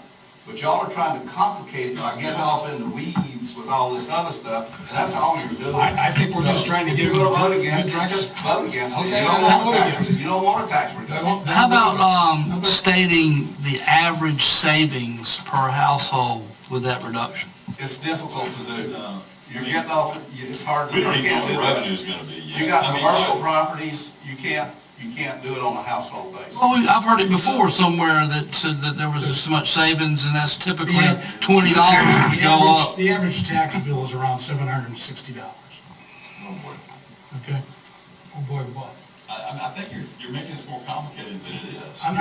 You're trying to confuse people is what you're trying to do. Not me, I'm just trying to get all this information. I think this is a lot of work for him to do what's not going to be done. I do not think that we're going to cut this amount of money from the budget when the end result happens. With all due respect, we're not talking about cutting the budget.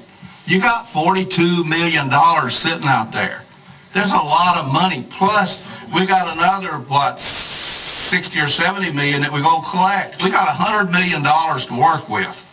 All I'm saying is when he computes the tax rate, the new tax rate, you lop the $4 million off of it, and that is the adjusted tax rate that we charge people for the coming year. He can decide wherever he wants to, the money's coming from. Now, you guys keep shaking your head about bookkeeping and all this sort of stuff, but you're ballyhooing the public. This is as simple arithmetic as it can get. Let me interject. See, it's his budget. He presents it to us, as he stated on the first day. Then it's our budget. We get to go in there and adjust and decide what happens with the $4 million or not at all. I mean, this is just giving guidance to the manager. One parameter, $4 million. And then he has that guidance. He brings us that. And you guys can decide how you want to play with it. It's as simple as the math can possibly be. When he does the budget, calculates the tax rate, he then takes the amount per penny that we're going to be collecting next year, divides that into the $4 billion, and reduces the tax rate by that 5 or 6 cents, whatever it comes to. Brian? It's as simple a math as you're going to get, so don't start shaking your head that you don't understand it. If you don't understand it, quite frankly, you don't understand accounting at all.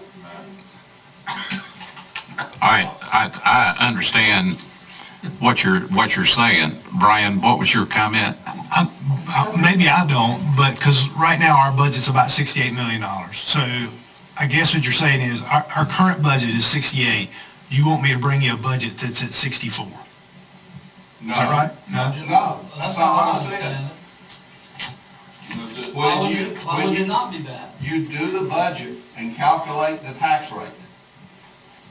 Okay. Then you divide the amount of revenue that a penny brings in into $4,050,000, and you reduce the tax rate. It will be an adjusted tax rate by that amount.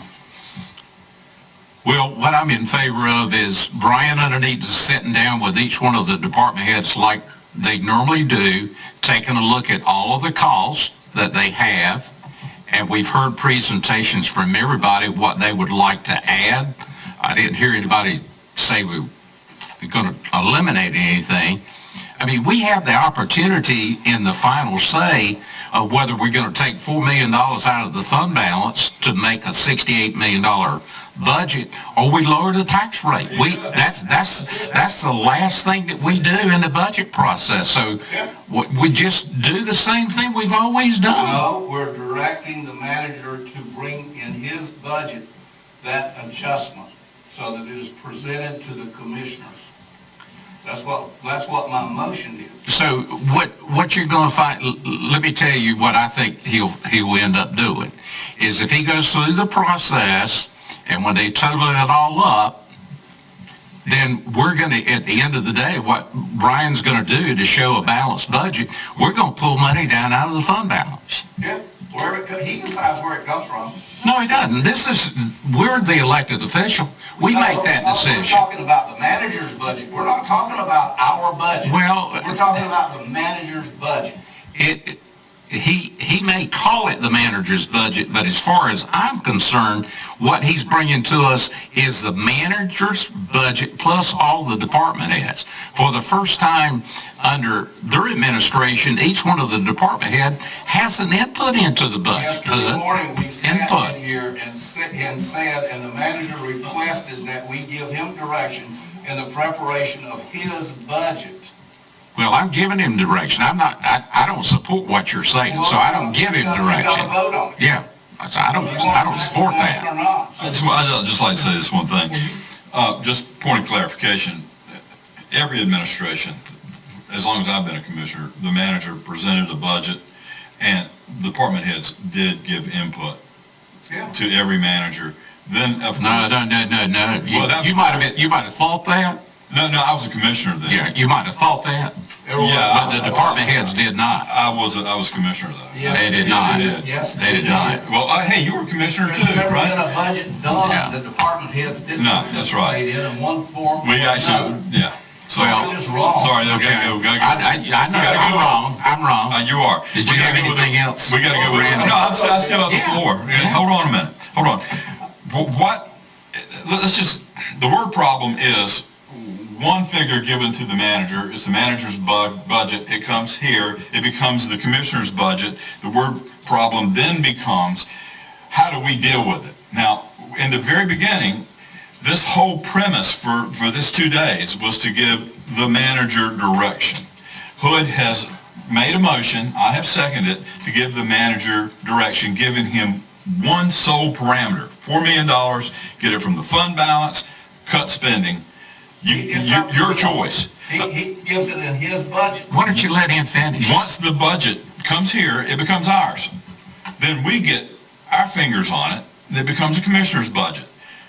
Cut spending, go into the fund balance, work them both, do whatever you want to do. Now, we give him direction, then we take that direction and work it into a feasible, votable budget. Then it becomes ordinance. That's the problem. That's the word problem right there. That's all. Am I right, Hood? Did I understand you correctly? I think that's what Hood presented. The manager can decide where the $4 million comes from. If he wants to cut spending, he can do that. If he wants to take it out of the fund balance, he can do that. We're not directing him on that. We're directing him to bring us a budget that after he does the budget, he does the $4 million reduction and says where it's coming from. And that can be anywhere. It just seems like it's the cart before the horse here. Well, no, it's not. Yeah. It's the process. Yeah. It's just the process. Yeah. The manager asked for direction. We're giving him direction. So you guys vote however you want. You can vote to say no direction. I'm tired of talking about it. You're dragging your feet, so just go ahead and vote against it. No, I think what you're saying is, we've heard the presentations by everybody. I'm not willing to take $1 million or $2 million out of the school budget, and I want us to go through the process that we've been going through, which is a great process. The problem is once we get it, we've never taken a vote or never had the majority of the vote to say we're going to cut the school budget by $1 million or $1.5 million. You're the ones talking about cutting the school budget. Well, you got to cut it somewhere.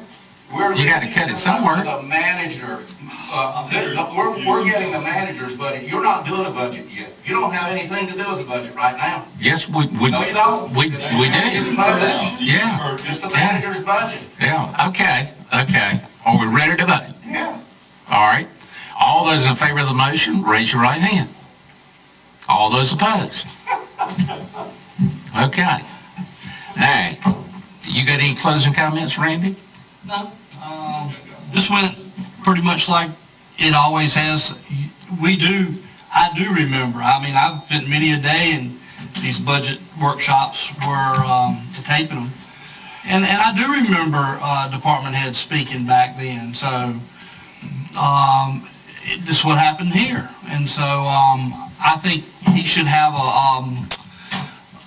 full quiver to work with as he comes up with his budget. And I don't want to cut him now, but I'm not saying I can't cut him later once we start seeing what the numbers is. So let him work it out, and we'll go from there. John? Yeah, I just think that an attempt to do what we were talking about here is just an attempt to push all the responsibility onto the county manager, and it's our responsibility to set the tax rate, and it's our responsibility to determine whether. So yeah, I think you're just trying to shove that responsibility The off. manager has to come in with a proposed tax rate. You want to turn your mic on so they can get it on TV? The other thing that hasn't been discussed in here yet is the charity money that we give, which Commissioner Deathridge comes back from the ethics meeting and says that we can't do that anymore. So you guys need to be prepared to cut charity. Well, I think the things that we ought to do is tell those organizations that they need to come to us with a full proposal, and we don't just rubber stamp something going forward. That's not gonna get it. No, you gotta have a contract. You gotta have. You don't have to have a contract. No, you don't. You want me to say, yeah, you do. No, you don't. You gotta have an agreement, a contract, and then you're gonna have to perform oversight. That's just what you're gonna have to do. You're gonna have That's to in the perform form of having them come forward with a 990 and tell us what they're worth. And then 990 is not part of it. Are you leaving it? What is part of it? That is part of the oversight. Okay, part of the oversight, whatever you want to call it a number, fine. I'm just looking at it from the big You picture guys see if perspective. charity keeps working. You're gonna have to have oversight. That's what I'm saying. You wanna perform oversight? That's a zero-based budget. Now we're talking zero-based budget when you didn't want to do, hey, you guys are running yourselves in circles. Okay, I move we adjourn. Is there a second? Second. All right, all those in favor, raise your right hand.